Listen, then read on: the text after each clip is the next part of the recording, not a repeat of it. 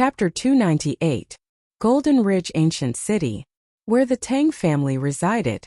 As the number one family in Golden Ridge Ancient City, the Tang family had branches all over the upper realm. However, the Tang family's real home was in a small world in Golden Ridge Ancient City. Very few cultivators knew about this. The Tang family entered the Dao through business and had a complicated network of relationships. This was well known in the upper realm. There was once a genius in the Tang family who was unparalleled in business. He was the one who developed an unremarkable family into the Tang family that many imperishable sects did not dare to underestimate. At this moment in the small world where the Tang family resided, this place was vast and boundless. Many living beings and cultivators came and went. Palaces and divine islands floated in the air. It was magnificent and ancient. In the most magnificent palace at the center, a tall, hale and hearty old man was slamming the table in front of him. He was not angry, but he gave off a dignified aura. A terrifying aura filled the air, as if it was going to destroy everything. He was the current head of the Tang family, Old Master Tang. On the table was the shadow recording stone sent by Yin Mei. What a fool! This Tang Tian only knows how to cause trouble for me all day long. He doesn't even know how to save me some trouble. Is he trying to anger me to death? Below him, the important figures of the Tang family kept quiet out of fear and did not dare to speak. When Old Master Tang was angry, anyone who dared to interrupt him would be punished with 3 months of confinement, even if they were the most favored descendant. Of all things, he just had to cause trouble for me. Is the Tang family's business going to fall on this unfilial descendant's shoulders in the future? Then Old Master Tang gradually calmed down. His eyes flashed and he snorted. How dare he scheme against my Tang family? Does this little girl from the Nine-Tailed Fox clan really think that I'm blind? When he said this, it caused an uproar among the Tang family's upper echelons. Everyone was filled with righteous indignation. Anyone with a discerning eye could see that this was a trap set by Yin Mei. But so what if they could see it? The witness at that time had already been disposed of by Yin Mei the moment she appeared, destroying the corpse and erasing all evidence. That shopkeeper Zhu, if he wasn't killed, then Yin Mei must have found someone to kill and hide him. Even if they wanted to trace the incident back then, they wouldn't be able to find anyone. He could only grit his teeth and swallow this matter. They were all smart people and had been in the business alliance for so many years. How could they not see through this? However, Yin Mei was backed by the immemorial royal family, so they couldn't say anything. After all, they had no evidence. It seems that this matter is just a small trick used by that little girl, the nine-tailed celestial fox, to fight with Tang Wan. She sent this shadow recording stone over to express her attitude. The Tang Old Master coldly snorted, quickly understanding Yin Mei's intentions. They naturally wouldn't interfere in such a small fight. Otherwise, it wouldn't be as simple as a fight between Yin Mei and Tang Wan. Even the Tang family had to back down when facing the far ancient imperial family. Father, do we have to swallow this loss by ourselves? The one who spoke was a middle-aged man named Tang Feng. He was the father of Tang Tian and Tang Wan. Although he was helpless about the matter caused by his son, there was nothing he could do.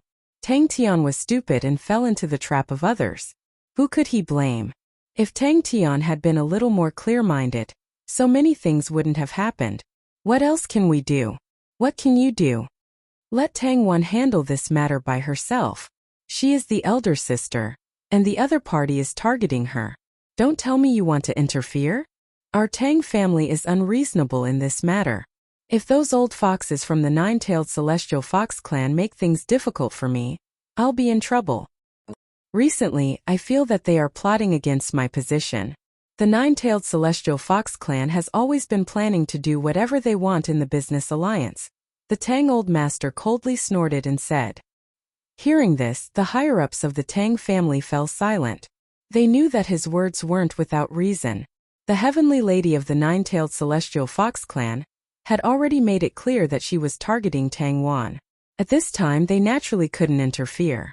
Otherwise, the situation would turn into a conflict between the Tang family and the Nine-Tailed Celestial Fox clan. The loss outweighed the gain. Then we don't care about the message from Wan Er? She said that this matter won't be simple. Tang Feng frowned and asked, unwilling to give up. How complicated can it be? At most, she'll give some of her benefits to the other party. Tang Wan is a very good girl. She wants the family to help her, but she won't give up any of her benefits. Don't I know her? The Tang old master waved his hand and asserted, she simply wants to grasp more power and have more right to speak. This old man has seen her goal in the last few years.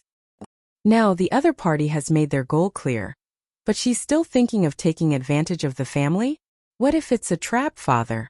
Tang Feng frowned. He trusted Tang Wan's intuition.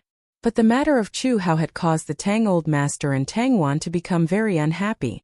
Now the Tang old master felt that Tang Wan was worried about Chu Hao. He didn't give her power because he was afraid that she would use it to help Chu Hao. Tell me, what trap can there be? The Tang old master sneered and asked. Tang Feng was at a loss for words. Yes. What trap could there be? Could it be that Yin Mei planned to harm Tang Wan?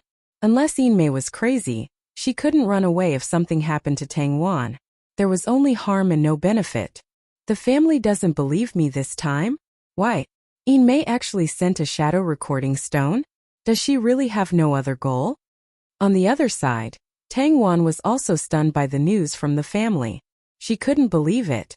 If her family had sent experts over this time, she would have had more confidence.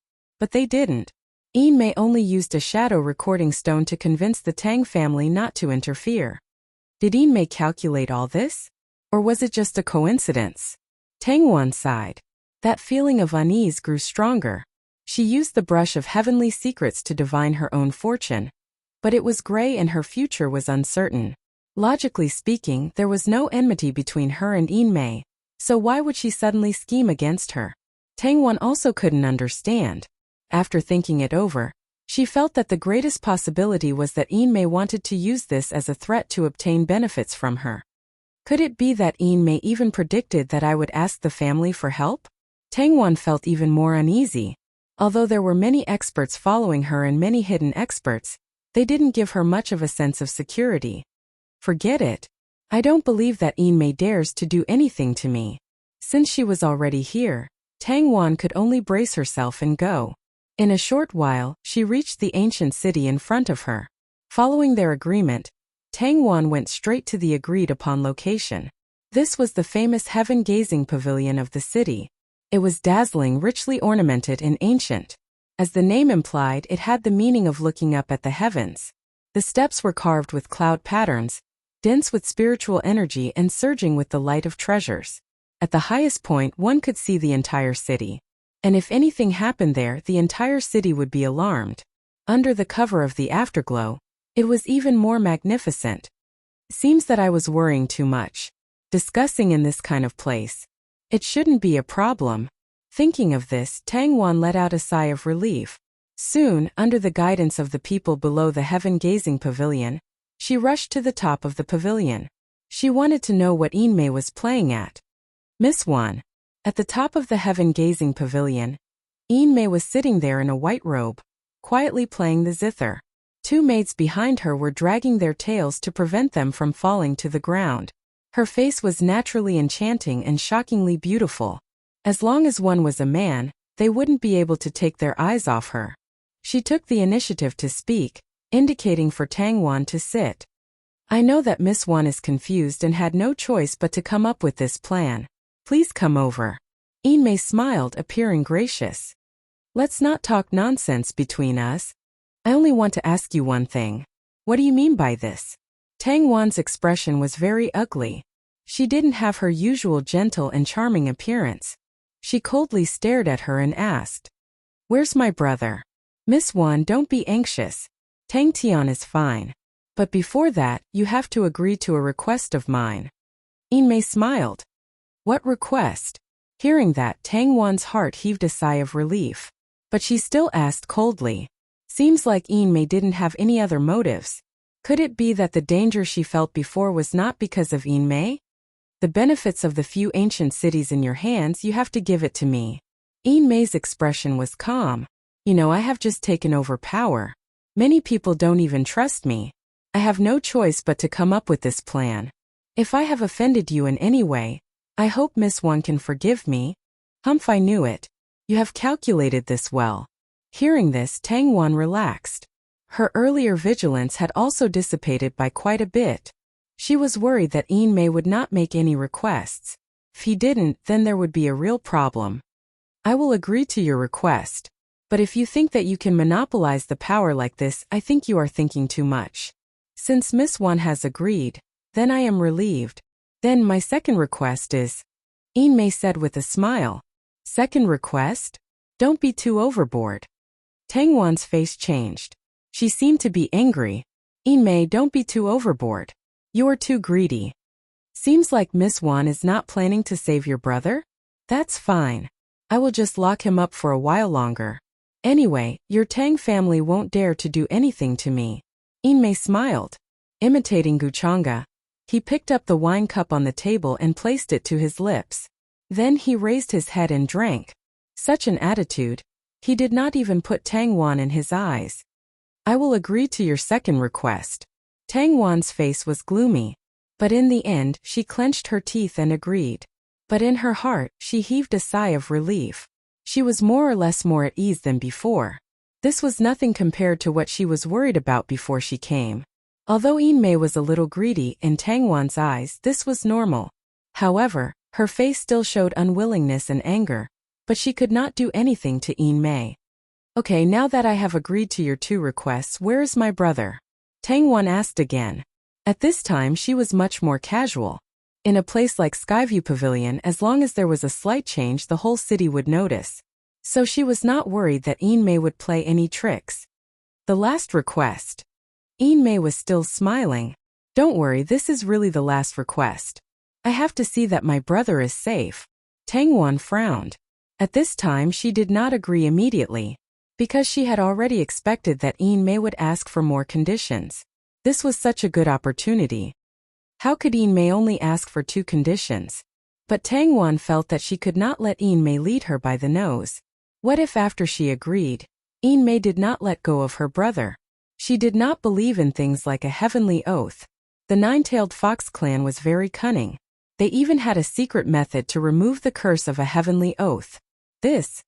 Hearing this, Yin Mei hesitated. She looked like she was in a difficult position. I understand. I, Tang Wan, swear with my Dao heart that if I agree to Yin Mei's conditions today, I will definitely agree to them. If I break this oath, I will be struck by lightning, and my body and soul will be destroyed. I will die a horrible death. Seeing Yin Mei's expression, Tang Wan sneered. How could she not understand? She was very straightforward. Sister Wan is really straightforward. I like it. Hearing this, Yin Mei could not help but smile. She even changed the way she addressed Tang Wan. Then come with me. As soon as she finished speaking, her figure flashed as she brought along her maidservant and directly left the Skyview Pavilion. At this time, Tang Wan did not have any doubts. After all, she was the one who asked to see Tang Tian. Could it be that Yin Mei had even agreed to this? She asked herself if her acting skills were okay. The words and expressions of the two just now perfectly matched all her previous speculations. Yin Mei did not look like she had ulterior motives at all. But just in case, Tang Wan was still brought along by the many experts behind her. Several absolute saints and 1 supreme saint were hidden. If anything happened, they would be alerted immediately. Tang Wan did not believe that something would happen when she was so vigilant. After that, he followed closely behind Yin Mei and quickly left the sky-gazing tower, heading towards the palaces and residences. Here, Tang Wan noticed that Yin Mei's figure landed in a courtyard. It was very quiet and elegant. She didn't hesitate for long before following after them. The large group of experts behind her was blocked outside by Yin Mei's maids. Miss, wait for me here. Tang Wan nodded calmly. She had a jade talisman hidden in her sleeve. If there was any danger, she could crush the jade talisman to inform the experts outside. They entered the courtyard. The decorations surprised Tang Wan. It looked very elegant. Whether it was the calligraphy, painting, or bamboo, they all gave off an elegant and otherworldly feeling. She was dazed and wondered if she had come to the wrong place. A person like Yin Mei, no matter how you looked at it, she was not elegant at all, right? Where's my brother? Seeing Yin Mei stop in front of the courtyard, Tang Wan frowned and asked, Come with me. Anyway, I won't mistreat your brother during this time. After all, I can't let him lose weight. Mei said casually and walked forward. Tang Wan saw that there seemed to be a dungeon in the depths of the courtyard. She was slightly relieved, but she did not take more than a few steps. Tang Wan's eyes widened. A terrifying cold air suddenly swept through her body, causing her soul to tremble. Her scalp was numb. How is this possible? At this moment her head was buzzing. Almost immediately she connected everything, the cause and effect and many other things. All of a sudden everything became clear. In front of the stone table, a young man was writing something with his head down. His attitude was natural and casual, and he was extraordinary. He gave off a sense of peace and harmony. In such an atmosphere, Tang Wan did not feel the slightest bit natural. Instead, her whole body was cold, and even her hands and feet were cold. She recognized the white-robed man in front of her. It was Wuxia, the one who caused her to suffer the backlash. 683. Why is he here? At this time, shouldn't he be in the ancient country of Vermilion Bird, in charge of the Immortal Academy? How could he be here? What is his relationship with Mei? Could it be that Mei's actions were all arranged and directed by him behind the scenes? Too many questions appeared in Tang Wan's mind, and she could not help but feel frightened. She subconsciously wanted to crush the jade talisman in her sleeve. However, the white-robed man in front of her suddenly raised his head, looked at her, and said casually, "Oh, Miss Wan, you're here? Wait a moment. But before that, I advise you to put down the jade talisman in your hand, because when you crush it, your brother may die." Wuxia's words did not have much of a threat. It sounded like a kind reminder. However, Tang Wan felt cold all over, and could not even hold the jade talisman firmly. That terrifying feeling of danger swept over her again. Also, let me remind you that in here the jade talisman can't be transmitted. Wuxia finally finished his last stroke and put away the brush with satisfaction. Mei beside him brought tea and handed it to him. "Wuxia, why are you here?" Tang Wan knew that she had fallen into a trap. At this time she calmed down, thinking that Wuxia could not be so bold as to kill her at this time. "Is it important that I'm here?" Wuxia drank the tea and looked at Tang Wan carefully. He smiled casually. "You do look the same." "What do you mean?" Tang Wan was puzzled by his words. She did not understand at all. "What do you mean by look the same?" "You don't need to understand." Wuxia did not have the intention to explain. He smiled casually. "You only need to know one thing. Today no one can save you. Even if Chu Hao grew wings and flew over, it would be useless." At this moment Tang Wan felt a terrifying killing intent, causing her body to feel cold. Was Wuxia really planning to kill her here? She did not dare to believe it. "Don't worry, I won't kill you. You're still useful to me." Wuxia smiled. As if he felt her fear, he waved his hand. The space in front of them seemed to be separated. A vast and supreme aura turned into a hazy fog, covering all directions. This scene caused Tang Wan's expression to change. She knew that this was the magical use of a space divine ability. It involved the extremely profound space law. Even those old monsters who studied this path painstakingly could not reach this level. Wuxia actually separated an independent space with a wave of his hand? This kind of method caused a storm to rise in her heart. Unless she could break this kind of rule, otherwise what happened here would definitely not be discovered by the outside world. "So you were the one who planned all of this behind my back? Why? How did you know?" Tang Wan's mouth revealed a bitter smile. She really did not expect to meet Wuxia in the end. She originally thought that she was careful enough when she helped Chu Hao. However, Wuxia still found out about it and took action in advance. "Know what? Is your relationship with Chu Hao? Or are you planning to deal with me together with Chu Hao?" Wuxia smiled casually, showing that he did not care. As a leak, you should have the awareness of a leak. There's no need to know too much. A pitch-black light appeared in his palm. In the end, it turned into a palm-sized bottle. There was a terrifying fog surrounding it. It was as if millions of demons were dancing together, causing chaos in the heavens. Just one look was enough to make one's heart palpitate. Chapter 299. Magic Bottle of Speed. The moment she saw the small black bottle, Mei's expression couldn't help but change slightly. She immediately recognized it. Even though it had been a long time, She still remembered how terrifying this bottle was and felt her heart palpitate. If she hadn't accidentally seen Guchanga use a forbidden demonic technique in the ruins, she wouldn't have such a deep relationship with Guchanga. Later on, as she revealed her true feelings, Guchanga removed the magic bottle of speed. However, that uncontrollable fear still remained in the depths of her soul and could not be erased. The terrifying thing about the magic bottle of speed was that it was impossible to guard against. As long as one's mind relaxed, it was very likely that they would be affected. Moreover, the degree to which it controlled one's mind was unfathomable. Even the old monsters who had the deepest understanding of the divine soul would not be able to detect anything. Even if they did, they would not be able to remove it. The only result was that one's divine soul would be destroyed. It seems that Master plans to directly control Tang Wan. However, Tang Wan has a strong personality and will not easily submit. Could it be that Master plans to kill Tang Wan here? Or does he have other motives? A thought flashed through Yin Mei's mind. She was curious about what Guchanga was going to do. Wang! The magic bottle of speed spewed out a terrifying light. It was hazy and black, as if there was a great Tao interweaving. Guchanga, what are you planning to do? My family knows that I came here today. If something happens to me, do you think Yin Mei won't be suspected? Seeing this scene, Tang Wan couldn't help but ask. Although she felt uneasy, even her divine soul couldn't help but tremble. After all, the bone-chilling cold had swept through her entire body. With her innate ability to foresee good and bad things, it was equivalent to being magnified hundreds of times. However, she still forced herself to remain calm. She knew that she couldn't panic at this time. The more she panicked, the more it would seem that she had no strength to resist. Look at how scared you are. I'm not a scourge. Guchanga casually smiled. The black light in his palm became denser and denser, as if it was the source of darkness that devoured everything in the world. This is only a small bottle. Why do you look like you're facing a great enemy? But I like the way you struggle in despair.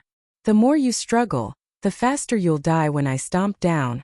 Although he was smiling casually, his words made Tang Wan's face turn pale and her limbs turn cold. She wasn't sure if she could break through Guchanga's space and send out a message for help, even if she used her strongest technique. But the only thing that was certain was that Guchanga's true face, which was hidden under his usual gentle appearance, was absolutely terrifying. From scheming against her younger brother to scheming against her, everything seemed to be perfect to her. She couldn't find a single flaw in the plan, because Guchanga had even calculated all of her thoughts. Just how terrifyingly shrewd was he? Even the heavenly lady of the nine-tailed fox clan called him master? What exactly had happened? No one had ever heard of such a thing before. What else was Guchanga hiding? Guchanga, what are you trying to do? Logically speaking, we have no enmity between us. The two of us have never met before. Is there some kind of misunderstanding? If there's a misunderstanding, it can be solved. I can swear on my Taoist heart that I won't tell anyone about what happened today. I can promise you anything you want as long as I have it. Tang Wan tried to calm herself down. She planned to use her usual methods to calm Guchanga down. After all, no matter how powerful Guchanga's methods were, he was just a young man. She had been in the business alliance for hundreds of years, and was confident that she had a good grasp of people's minds. At this moment, as long as Guchanga's goal was satisfied, he wouldn't do anything risky like killing her. Logically speaking, we have no enmity between us. But you're secretly helping Chu how to deal with me? As for what you have, do you think I need it? Seems like you're similar to Chu Hao. Both of you are so self-righteous. Guchanga smiled faintly with contempt and indifference. Tang Wan was the one who wanted to secretly help Chu how to deal with him. Now she was saying that they had no enmity between them. Tang Wan was stunned. She didn't expect Guchanga to say that. He directly said that she was self-righteous. Her expression turned ugly. She gritted her teeth and said, "Then what's your goal? Open your mind and let me plant the slave imprint. Of course you can choose to reject me. However, your brother might die today. You can take a gamble and see if I'll kill him or not." Guchanga was still smiling casually. The devil's bottle of passage in his hand was still emitting a terrifying black light. It seemed like it could drag all living things into eternal darkness. "Guchanga, if you kill my brother, The Tang family behind me won't let this go. Also, do you really think that my brother means a lot to me? You should know that what you're doing now can't be made public. Even if you have the longevity Gu family behind you, you can't be so reckless. Tang Wan said coldly. She seemed to have expected that Gu Chang'e would use her brother's safety to threaten her. Instead, she was unusually calm. However, Gu Chang'e wasn't surprised at all. He continued to smile faintly. No, I'm just giving an example. After all, I can use another method. I don't need to kill your brother. However, I can control him and let him return to the Tang family safely. From then on, he'll turn over a new leaf and become stronger. I can even help him and let him take over the Tang family. Then, one day when everyone in the Tang family is celebrating, I'll let him kill your parents, your grandfather, and all your relatives. What do you think of this method? I think it's quite interesting. Gu Chang'e, how can you be so despicable and shameless? Hearing this, Tang Wan's expression couldn't help but change. She felt a terrifying chill spread from her spine to her skull. She couldn't help but tremble. How could this be something a young prodigy should say? He was so sinister and despicable, yet he said it so calmly, as if he was telling the truth. She couldn't help but think along with Gu Chang'e's words. That scene made her shudder uncontrollably. Her entire body was cold, and she was terrified to the extreme. Now she could ignore Tang Tian, but she couldn't ignore her family and parents. I'm just giving an example. As for whether it will happen in the end, it's not up to me to decide. Gu Chang'e smiled. Now I'll give you a choice. However, my patience has never been good. Sacrifice yourself to save your entire family? Or do you plan to commit suicide and let your entire family accompany you? Gu Chang'e, I'll fight it out with you. Tang Wan was furious. Her expression was filled with hatred. Gu Chang'e's words seemed to have ignited her last bit of rationality. Boom! A dazzling light appeared on her body. It was like a painting appearing in the air. Mountains, rivers, insects, fish, and all kinds of people seemed to be coming to life. The laws of the Saint Realm condensed on these scenes. It was terrifying and dazzling, as if it wanted to break through this space. An ancient light gray brush was being activated by Tang Wan. It bloomed with dazzling light, as if it wanted to shatter everything. It seemed like an ancient existence was about to awaken. The two words, Heaven's Secret, were arranged in the air like stars. Some kind of consciousness was about to awaken. It was even more dazzling. At this moment, the power she displayed was close to the level of a quasi-supreme. One had to know that Tang Wan's cultivation was only at the Saint Realm. Do you really think you can break free? However, Gu Chang'e still had a faint smile on his face. He didn't seem to care at all. Suddenly, he slammed his palm forward. The terrifying power of the void instantly caused the nearby space to collapse. Even the power of the rules was distorted. This tyrannical power was simply unstoppable. It instantly tore apart the scenes that Tang Wan had condensed. The Heaven's Secret brush wailed. Some of the patterns on it were even worn away. It fell to the ground. Peerlessly powerful. This palm didn't stop. It was still pressing down. Puff! Tang Wan was in disbelief. She couldn't avoid it. With a groan, she flew backward while spitting out blood. The terrifying palm print slammed down, almost causing her body to collapse. If it wasn't for the fact that Gu Chang'e didn't want to kill her, the moment this palm fell, it was enough to make her explode. Then the misty space that Gu Chang'e had created just now spread out in all directions with a single thought from him. Not only did it not weaken, it became more and more stable. It was indestructible. Can't you recognize reality now? Gu Chang'e's voice still didn't have much emotion. He pressed his palm down again. Tang Wan coughed out blood again. Many of her bones were broken. She could barely stand. Gu Chang'e, just kill me. I won't agree to your request.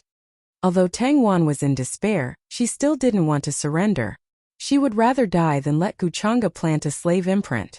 At that time, she would definitely be asked by Gu Chang'e to deal with Chu Hao. Seems like you think that I won't do anything to the Tang family? Gu Chang'e smiled. You have to think carefully. If you die here, the Tang family will take revenge on the Nine-Tailed Fox clan. All of your relatives will accompany you in the future. I only need to say one sentence and your so-called friends won't dare to help you. Do you think there's hope for revenge? You. Tang Wan gritted her teeth. In the next moment her eyes suddenly opened. Her face was pale. Gu Chang'e waved his hand. Tang Tian, who had fainted, was caught by him. Seems like this brother of yours is still useful, Gu Chang'e said casually. His palm reached for Tang Tian's glabella and passed through it easily. The soul was caught by him and could be crushed at any time. Do you think that if I use a little more strength, he will become a fool or die directly?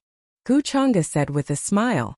Looking at his smile, Tang Wan felt chills all over her body. Her heart was filled with sadness, despair, hatred, and pain. In the end, it turned into unwillingness. She gritted her teeth and said, "Let go of my brother. Promise you. But you have to swear on your Tao heart and promise me one thing. Otherwise, I won't promise you even if my family dies with me." Gu Chang'e smiled and interrupted her. "No problem. You just don't kill Chu Hao, right? That's easy. I, Gu Chang'e, swear on my Tao heart today. If I break this oath, my Tao heart will collapse and I will go berserk. I will be destroyed by the heavens. What do you think?" Tang Wan saw that Gu Chang'e swore so quickly without hesitation. She was stunned and could not believe it. Her instincts told her that this matter was not so simple, but she could not find any loopholes.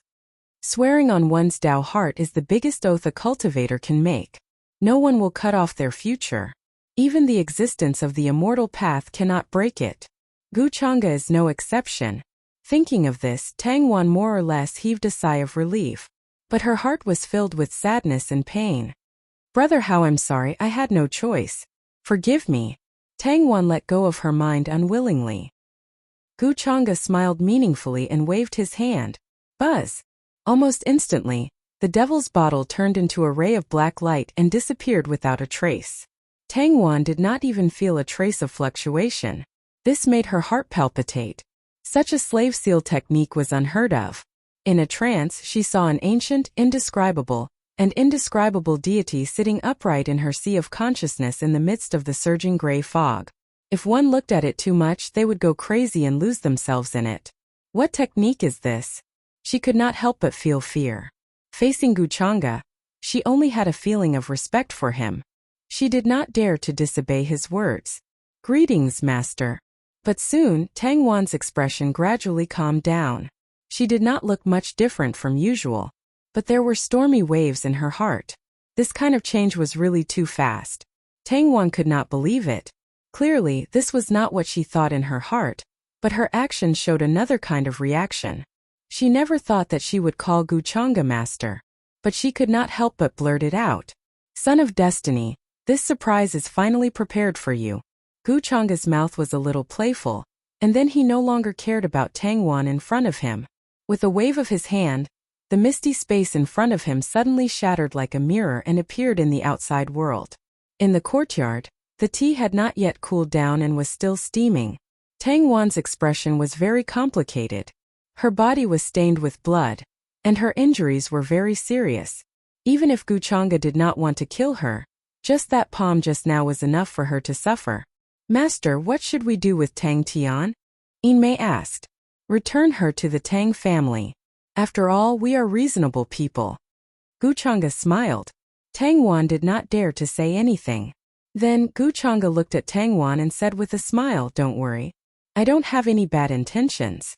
It's just that Chu Hao wants to deal with me, so he needs to prepare in advance. As long as he is obedient and does not provoke me, he will be fine as the so-called Vermilion Bird Prince. You are his childhood sweetheart, and he doesn't know about all this. I won't tell him either. Don't you think this is a good thing for everyone?" Tang Wan was stunned when she heard this. She thought carefully about what Gu Chang'e said, and it seemed to make sense. As long as Chu Hao did not provoke Gu Chang'e, and the conflict between Gu Chang'e and Chu Hao was not to the point of life and death. At that time, Chu Hao was humiliated by Gu Chang'e in front of everyone's eyes. This kind of thing. If she advised, maybe Chu Hao would bear with it and it would be over. If he still wanted to deal with Gu Chang'e, he would inevitably be killed by Gu Chang'e in the end. Chu Hao would not be able to win against Gu Chang'e. Tang Wan had deeply experienced the horror of Gu Chang'e's methods. However, she was not sure if Gu Chang'e really did not have any other plans for Chu Hao. Or was it just because of the conflict in the ancient kingdom of Vermilion Bird? All right, it's about time for me to leave. The calamity of absolute Yin is still waiting for me to solve it. After that, Guchanga told Yinmei a few more things and did not continue to stay here. He left the rest of the cleaning up to Yinmei. He was very assured. During this period of time, Guchanga was not in the ancient kingdom of Vermilion Bird. As time passed, it was inevitable that people would suspect. All in all, today's matter went smoothly and Guchanga was pleasantly surprised. This was because he realized that Tang Wan's appearance was more than 80% similar to the Taoist companion of Qin Wuya, the Taoist companion of his eldest senior brother, who came from the return of the Nine Heavens. At that time, in the image given by the system, the only 4 people who showed up in the Boundless Tao sect were Heavenly Lord Ziyang's previous life, Gu Xian'er's previous life, Qin Wuya's master and Taoist companion. Guchanga remembered very clearly. He was not very sure if Tang Wan was the reincarnation of that eldest senior brother's Taoist companion. Speaking of which, Tang Wan had quite a lot of fate points. However, compared to the real daughter of fate, she was still very far away. However, with this layer of similarity, it was convenient for him to plan many things. Otherwise, he would not have spent so much time talking. With Tang Wan's personality, if she did not let go of her mind, the devil bottle of speed would most likely fail. Although it was troublesome, the benefits were huge. Guchanga had already predicted the following situation. 2 children of fate fighting? No, it's 2 chives fighting each other. And I'm waiting to watch the show from the sidelines. This is more than wonderful. He did not choose to return through the teleportation formation. Instead, he hurried through the void. With his current speed, in this area he could travel 1,000,000 miles in a flash. It would not take long at all. Next door. Chapter 300. Yinmei. What is the relationship between you and Guchanga? On the other side, not long after Guchanga left, Tang Wan also breathed a sigh of relief. The incomparable pressure from before had finally disappeared. She felt as if she had just been fished out of ice water, and her hands and feet were still cold. This feeling made her heart palpitate and was unforgettable. So much so that in front of Guchanga, she didn't dare to speak casually, for fear that she would accidentally call him master. But at this moment, she couldn't help but ask Yinmei. She knew that now she and Yinmei were grasshoppers on the same rope. Tang Wan subconsciously felt that Yinmei should be like her. For some reason, she was forced by Guchanga. In the end, she had no choice but to submit and let him plant the slave mark. Just now, she was worried that Guchanga would make her do something that she was unwilling to but unable to refuse because of the slave mark. But Guchanga didn't and directly chose to leave. This more or less made Tang Wan breathe a sigh of relief. I am master's servant. What does this have to do with anything? Hearing this, Yinmei smiled casually. There was a faint smile on her flawless face. It was very moving. She witnessed the whole process of Guchanga forcing Tang Wan. Guchanga didn't ask her to retreat, which showed that he was very assured of her. This made Yinmei very happy. She was in a good mood, and the foxtail behind her couldn't help but sway gently.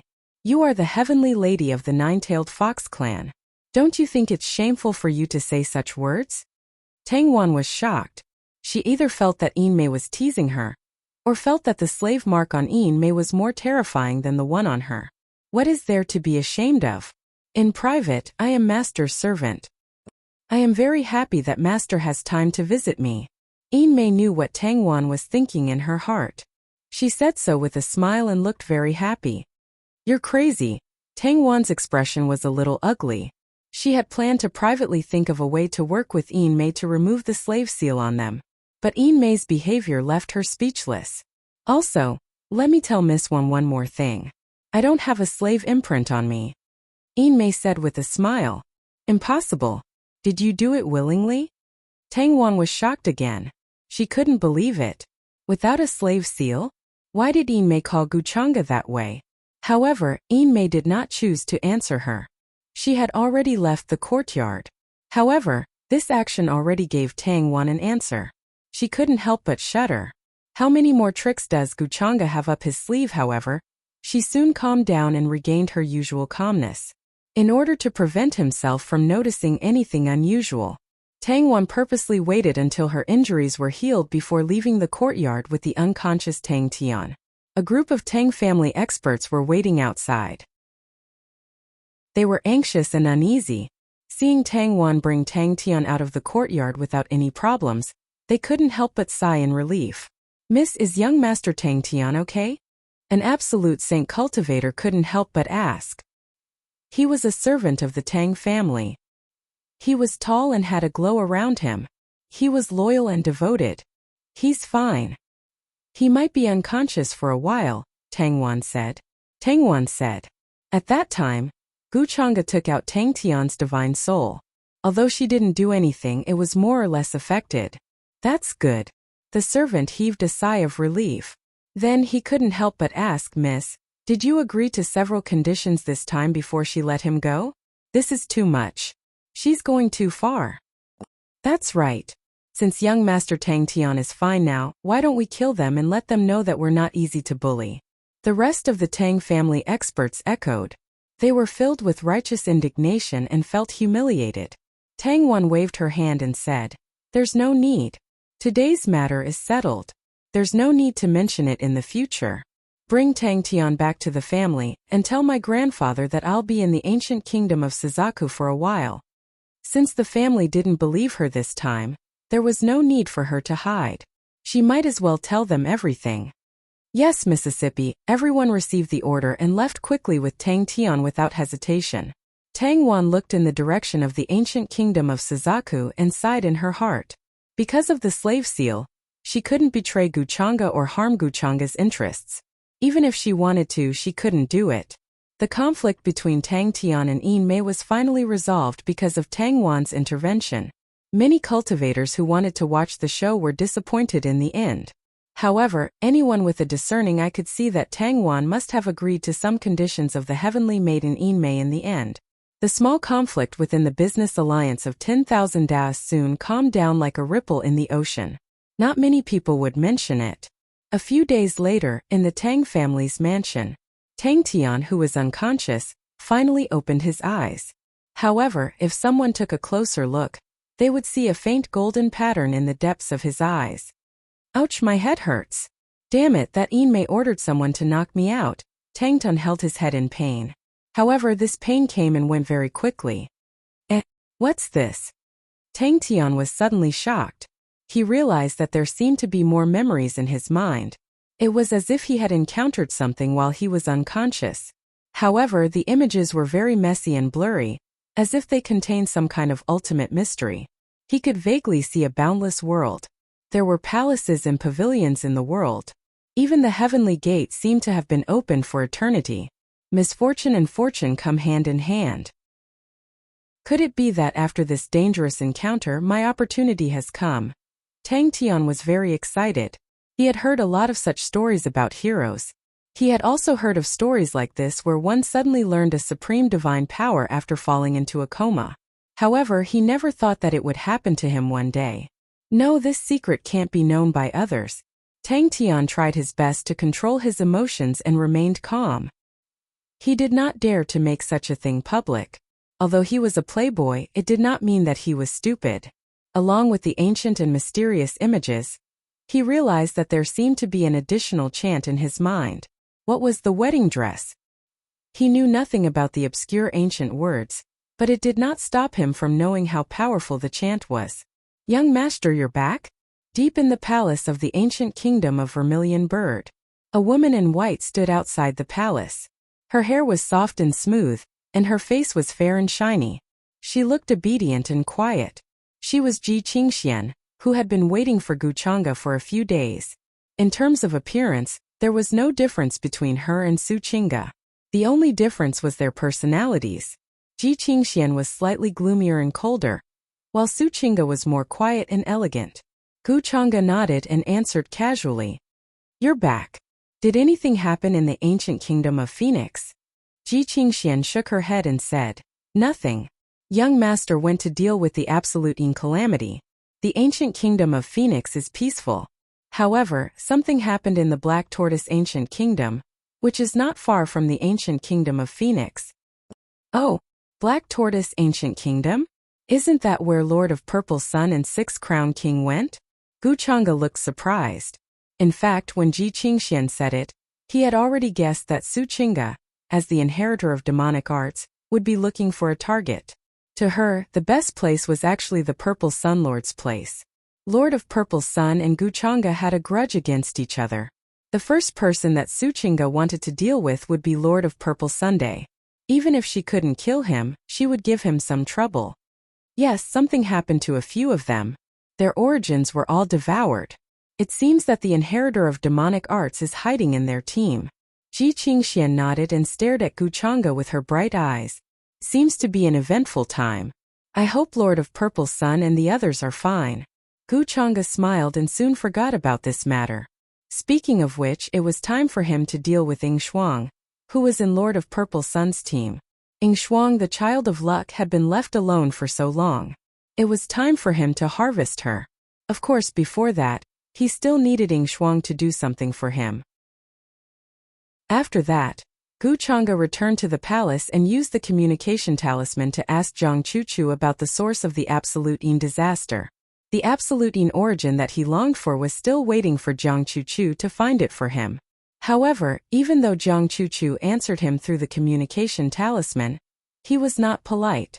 I didn't find it. His answer was concise and to the point. Guchanga smiled and quickly threw the message talisman aside, not caring much about it.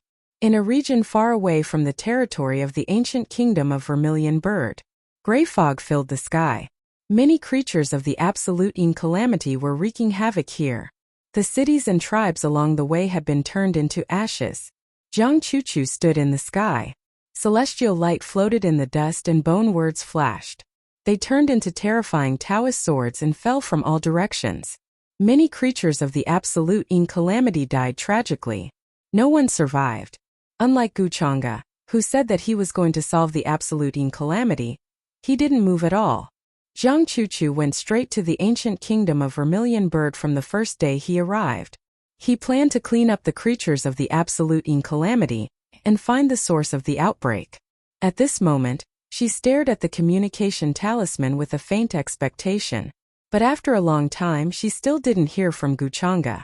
That made the expression in her eyes darken a lot. But soon she returned to normal. But the movement of her hands became more and more fierce and terrifying. The Taoist swords turned into thousands of Taoist swords and fell from the sky. It seemed that she had mistaken the creatures of the Absolute Yin calamity in front of her as Guchanga. But in the next moment, she felt that the communication talisman in her hand seemed to light up. Zhang Chuchu stopped killing the creatures of the Absolute Yin calamity for a moment. She looked at the communication talisman with a puzzled look. Then she heard Guchanga's voice. Be careful. It was also concise and to the point. Zhang Chuchu was stunned. She wondered if she had heard it wrong. He actually cared about her? She listened again. Yes, it was the voice of Guchanga. That annoying, despicable and shameless bastard. Zhang Chuchu felt her heart suddenly beat very fast. That sudden surprise caught her off guard. Yes. In the end she replied softly. But her eyes seemed to be sparkling as if starlight had fallen into them. It's all thanks to you, Hao. If it weren't for you, the entire ancient kingdom of Phoenix would have been destroyed. In the royal palace, the king of Phoenix said with an emotional expression. His words were full of regret. Now all the ancient kingdoms were in chaos. Who would have thought that the ancient kingdom of Phoenix, which was slightly weaker, would be the first to solve the crisis? Of course, it didn't mean that the Absolute Yin calamity was solved. But it was no longer as urgent and uneasy as it was in the first few days. They were afraid that the creatures of the Absolute Yin calamity would come and destroy the entire ancient kingdom of Phoenix. Father, you're too kind. It's what I should do. Chu Hao waved his hand and said with a calm expression. You still have to thank us. How are you've exhausted a lot in the past few days. Rest well, the king of Phoenix said with a smile. He was in a good mood. Chu Hao nodded. He was in a good mood too. Although he had been stopping the Absolute Yin calamity outside the ancient kingdom of Phoenix for the past few days, he had also been paying attention to the reclusive Wang family and the most supreme cave. Wang Zhao's death had infuriated the Wang family. But in this matter, Chu Hao didn't hesitate to offend Guchanga to protect Wang Xiao. That made the Wang family speechless. They couldn't find anything to blame. But they didn't dare to express any gratitude to Chu Hao. Moreover, there were even people in the Wang family who spread the word that Wang Xiao deserved it and that his death was not to be regretted. Such an act of burning the bridge after crossing the river made Chu Hao angry, but there was nothing he could do. Guchanga's background was too terrifying. Even the reclusive Wang family was very wary and didn't dare to have any thoughts of revenge. Chu Hao even learned that there were cultivators from the Wang family who planned to capture him and bring him to Guchanga as an apology. If it weren't for the intervention of the most supreme cave, there might have been cultivators from the Wang family who came. As for whether or not they could capture him, it didn't matter. What mattered was their attitude. Those things made Chu Hao even more angry and sullen. He almost pointed at the Wang family and scolded them for being shameless. In the end, it was his own wishful thinking.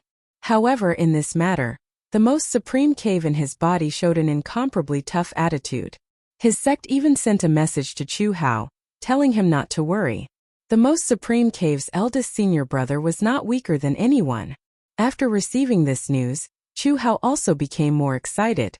My king, the group of geniuses from the Immortal Academy played a big role in resolving this disaster. I saw that they were very brave and fearless. They blocked many Yin creatures in the east. At this time, an old eunuch beside the Vermilion Bird King couldn't help but laugh.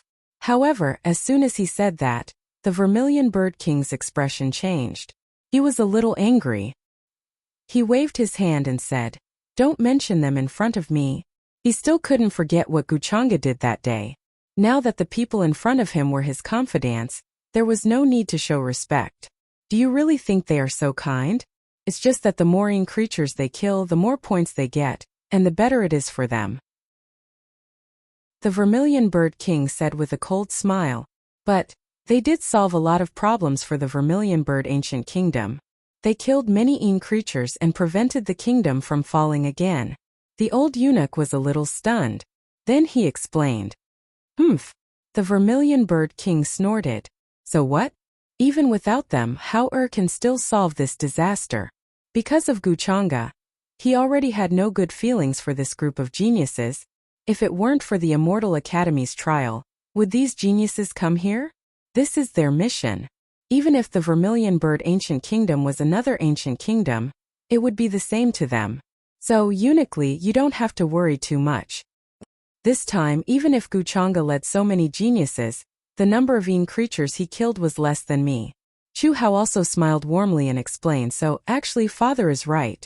Even without them, I can solve this problem by myself. As he was talking, the voice of a guard came from outside the palace. Third Prince Miss Wan requests an audience. 1. Chu Hao was stunned. Then he was overjoyed. He ignored the Vermilion Bird King beside him and went to welcome her. At the entrance of the palace, Tang Wan stood there with a smile on her face. Her clothes were fluttering in the wind. How come you have time to come here today? Chu Hao asked with a smile. I just solved a problem recently, so I have some time, Tang Wan said with a smile. I know. It's about your brother Tang Tian, right? Chu Hao had heard about this before. In his opinion, Tang Wan must have been schemed against by the so-called Heavenly Lady of the Nine-Tailed Fox clan. The problem has been solved. Tang Wan smiled and did not mention it. That's good. If you have been wronged, you must tell me, Chu Hao said. Tang Wan was stunned. Guchanga's figure suddenly appeared in her mind. She could not help but feel fear in her heart and did not dare to say anything. She waved her hand and said, Brother Chu Hao, don't worry. I haven't been wronged. That's good. Actually, I have something to discuss with Brother Chu Hao. Tang Wan chose her words carefully. Oh, what is it? Is it about dealing with Guchanga? Chu Hao asked. He still had the jade slip that Tang Wan gave him previously. It clearly listed the various sky prides who had a grudge against Guchanga and had conflicts with him. He subconsciously thought that Tang Wan was here to help him. He could not help but feel warm in his heart. Hearing that, Tang Wan suddenly sighed and said, It's indeed about Guchanga. Brother Chu Hao, I think you should bear with it for a while and wait for this matter to pass. Guchanga is too powerful. I'm worried that you, what? However, she was interrupted by Chu Hao before she could finish her sentence. He was in disbelief. What happened? Why did you suddenly say that? Could it be that the Tang clan behind you is pressuring you? Tang Wan did not have such an attitude a while ago. Or did she hear something? Tang Wan stared at him and said helplessly in the end, Brother Chu Hao, you can't win against Guchanga now. A wise man doesn't eat what's in front of him. Can you listen to me? Why don't you bear with the humiliation this time? She did not know how to say it. Guchanga meant that as long as Chu Hao did not provoke or obstruct him, he could not be bothered. In other words, Chu Hao only had to bear with it for a while and it would pass. Chu Hao did not have any advantage in front of Guchanga. Chapter 301. Outside the palace, Tang Wan stood there with a worried look on her face. She was persuading Chu Hao. Her dress was fluttering, and her snow-white skin was glowing. Chu Hao was stunned when he heard that. He could not react for a while. Tang Wan actually advised him to bear with it and let this matter pass. He really didn't believe that this sentence would come from Tang Wan's mouth. She even said confidently that as long as they worked together with Guchanga's enemies, they could find a way to wash away the humiliation. Although Chu Hao was proud, it did not mean that he was stupid. He knew how to bear with it. He would not be reckless when facing an enemy that he could not defeat. Although Guchanga had a strong background, it was not to the extent that he would choose to retreat. In terms of cultivation, he would soon reach the supreme realm. Even if Guchanga could use a supreme weapon, he was still a young junior. He was not a match for Chu Hao at all. If it was an ordinary man, he would be angry when he heard what his childhood friend said. However, Chu Hao was not. Many thoughts flashed through his mind. He calmed down quickly and did not suspect Tang Wan's motive. He knew Tang Wan's character very well. He knew that she would not harm him. He must have received some kind of news. Or you must have a reason for saying that. You know my character. It's okay if you ask me to bear with it. But you must tell me the reason. He took a deep breath and looked at Tang Wan with a clear gaze. During this period of time, he was not in the Vermilion Bird Palace. He was not sure what happened to Tang Wan. Could it be that Guchanga sensed something and forced her? However, during this period of time, Guchanga was also in the land of absolute calamity. He was leading the geniuses of the Immortal Academy to kill the absolute living beings. Where did he get the time? So what was the reason? Tang Wan sighed. She stood there with all kinds of thoughts in her mind. She could not tell Chu Hao about Guchanga. She told Chu Hao so straightforwardly because she knew him very well. She was not worried that he would misunderstand or get angry. Brother Chu Hao, you have to believe me. I won't harm you.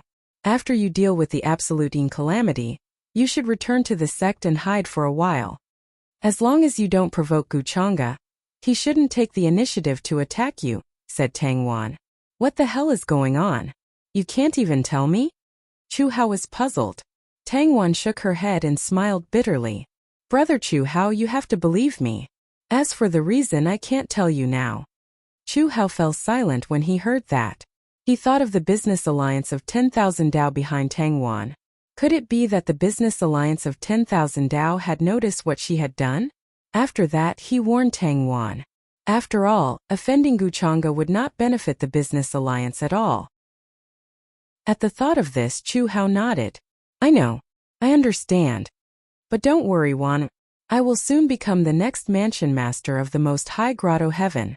At that time, the forces behind you won't be able to force you to do anything. He clenched his fists tightly. He had a great ambition in his heart. The ancient kingdom of Vermilion Bird was on the decline. It was only because it was weak that it was pressured by the various orthodoxies. After that, he would establish the supreme celestial dynasty. The 9 heavens would worship him and he would rule the heavens. Somehow, as if it had sensed Chu Hao's great ambition, his 9th heaven quasi-supreme spirit suddenly lit up with a dazzling golden light. Chu Hao was able to see a vague sign from it. What's this? Chu Hao was a little shocked. He saw that there seemed to be a ring of mysterious light appearing above his godly soul. Then the mysterious light turned into a small and weak sparrow. He witnessed the rise of the weak sparrow with his own eyes. It grew stronger step by step until it turned into a python. It was planning to turn into a dragon and soar into the 9 heavens. Chu Hao felt like he had become the little sparrow. He was witnessing its growth with his own eyes. One day, even the sparrow could turn into a dragon and soar into the sky. What's going on? This emotion. Could it be that it's asking me for help? Suddenly Chu Hao was stunned. His eyes widened as he thought he had sensed wrongly. He saw the sparrow's eyes. The pleading and crying for help in its eyes made Chu Hao's heart palpitate. How can I save you? He could not help but ask. However, in the next moment, Chu Hao was stunned. A terrifying bloody light bloomed in front of him. He saw a boundless black saber fall. The head of the little sparrow that was about to turn into a dragon was directly cut off from the middle. Blood spurted out like a fountain. At the moment when it dissipated, there were still traces of fear and despair in the sparrow's eyes. Vaguely, he saw the vague figure of a young man through the sparrow's eyes. Although the young man had a smile on his face and was as warm as the wind, there was no warmth in his eyes. Gu Chang'e. What does this mean? Chu Hao's scalp went numb. He had a feeling that the sparrow was closely related to him. Somehow, something very important was slipping away from him quickly. Could it be that his greatest enemy was destined to be Gu Chang'e? Brother Hao, what happened to you just now? Soon Tang Wan's voice made Chu Hao recover from his shock. He looked at Tang Wan and did not know what to say for a moment. Brother Hao, you should think about it carefully. I'll take my leave first. Seeing this, Tang Wan sighed. She knew that it was up to Chu Hao to decide. It was difficult for her to influence his choice. After that, Tang Wan left directly. However, unlike before, she did not need to use the spatial instrument to leave. Instead, she left directly from the palace's main gate. This scene made Chu Hao frown. He was a little confused. He knew Tang Wan's character very well. She was very cautious when dealing with people. Previously, she was very careful. No matter when she came or left, she would use the spatial instrument. She did not use the palace's main gate because she was worried that Gu Chang'e's people would notice her. It was impossible that she did not notice this because of her carelessness. This could only mean that Tang Wan felt that there was no need to be secretive and she could meet him openly. What's going on? Wan'er was so secretive today. She looked as if she had some difficulties and she was unwilling to tell me. Chu Hao had a bad feeling in his heart as he thought to himself. In the next moment he suddenly made up his mind. With his cultivation at the quasi-supreme realm, Tang Wan would not notice that he was following her secretly. If it was in the past with Chu Hao's character, he would not do such a thing. However, Tang Wan's behavior today made him feel very uneasy. It was obvious that she was hiding something from him, and she was unwilling to tell him. I'm sorry, Wan. I'm doing this for your own good. Virum. As he thought of this, Chu Hao regained his composure. He took a step forward and disappeared into the void. He followed closely behind Tang Wan. However, what made Chu Hao feel slightly relieved was that Tang Wan did not go anywhere else after leaving the palace. Instead, she returned to the commercial building, which was the business of the business alliance of the 10,000 Das. Could it be that I'm wrong? Chu Hao heaved a sigh of relief. Just as he was about to leave, his expression froze. The figure that was hiding in the void could not be hidden anymore. This was because when he scanned the area with his divine thought, he realized that Tang Wan had left through the back door of the commercial building and was heading in another direction. There were many pavilions and palaces there, and they looked extremely majestic. It was the temporary residence of the supreme talents from the Immortal Academy. When they first arrived, the Emperor of Vermilion Bird Country had specially arranged for them to stay so as not to offend them. Wan'er seems to be in a hurry. She doesn't look good. What's wrong? Why would she come to such a place? Normally, Chu Hao would definitely not come to such a place. This was because he could not stand the arrogant attitude of the group of young supreme talents. However, he had no choice but to step into that area now. With his cultivation at the quasi-supreme realm, Chu Hao did not believe that anyone would be able to discover his tracks easily. How could this be? Why would Wan'er come here to meet Gu Chang'e? However, Chu Hao's divine thought followed Tang Wan closely. When he saw the figure that he hated the most in the pavilion, he was stunned. His expression changed greatly as he found it hard to believe. After Tang Wan left him, she actually came here to meet Gu Chang'e? Chu Hao was infuriated. He subconsciously wanted to show himself and go forward to question them. However, his rationality told him otherwise. It was not the right time to move yet. Judging from Tang Wan's expression, she must have come here because she had no other choice. Damn it! It must be the family behind Wan, who forced her to come here to meet Gu Chang'e. Businessmen seek profit. The power and influence behind Gu Chang'e is unimaginable. The Tang family would definitely not give up such a good opportunity. Chu Hao's expression changed rapidly. He quickly figured it out and suppressed his anger. He wanted to see what exactly Tang Wan was hiding. The Uni Pavilion was located deep in the east of the Vermilion Bird Imperial capital. It was a pavilion built by the Business Alliance of 10,000 Das. It was usually used to entertain important guests. It was 33 floors high and was not open to the public. It was dazzling and magnificent. At the top floor, when Tang Wan arrived with a complicated expression, Gu Chang'e was writing something with his back facing her. It was as if he did not notice her arrival. However, the lady in white beside Gu Chang'e caught Tang Wan's attention. If it was not for her, the conflict between Gu Chang'e and Chu Hao would not have happened. Her appearance could be said to be a beauty that could bring calamity to a country. Tang Wan did not know why Gu Chang'e was looking for her, so she did not say anything. She really couldn't bring herself to call Gu Chang'e master in front of this woman in white. You don't have to call me that in front of others. However, I thought you would return to the Tang family directly and choose not to show yourself. Seems like you care a lot about Chu Hao. Don't worry, I will keep my word. As long as Chu Hao does not provoke me, I will not bother with him. Otherwise, you should know that it is as easy as stepping on an ant for me to step on him. Gu Chang'e finally spoke. However, he did not turn his head. He was still writing something and his tone was very casual. He did not care about Chu Hao at all. Tang Wan remained silent. She stood there and did not know what to say. She was more or less relieved that Gu Chang'e did not ask her to call him master directly. It was awkward and humiliating to call him that. Of course, Gu Chang'e was right. If she did not care about Chu Hao, she would not have come to remind him. However, Chu Hao was still hesitating and had not made a decision. What does Gu Chang'e mean? Where did he get the confidence to step on me?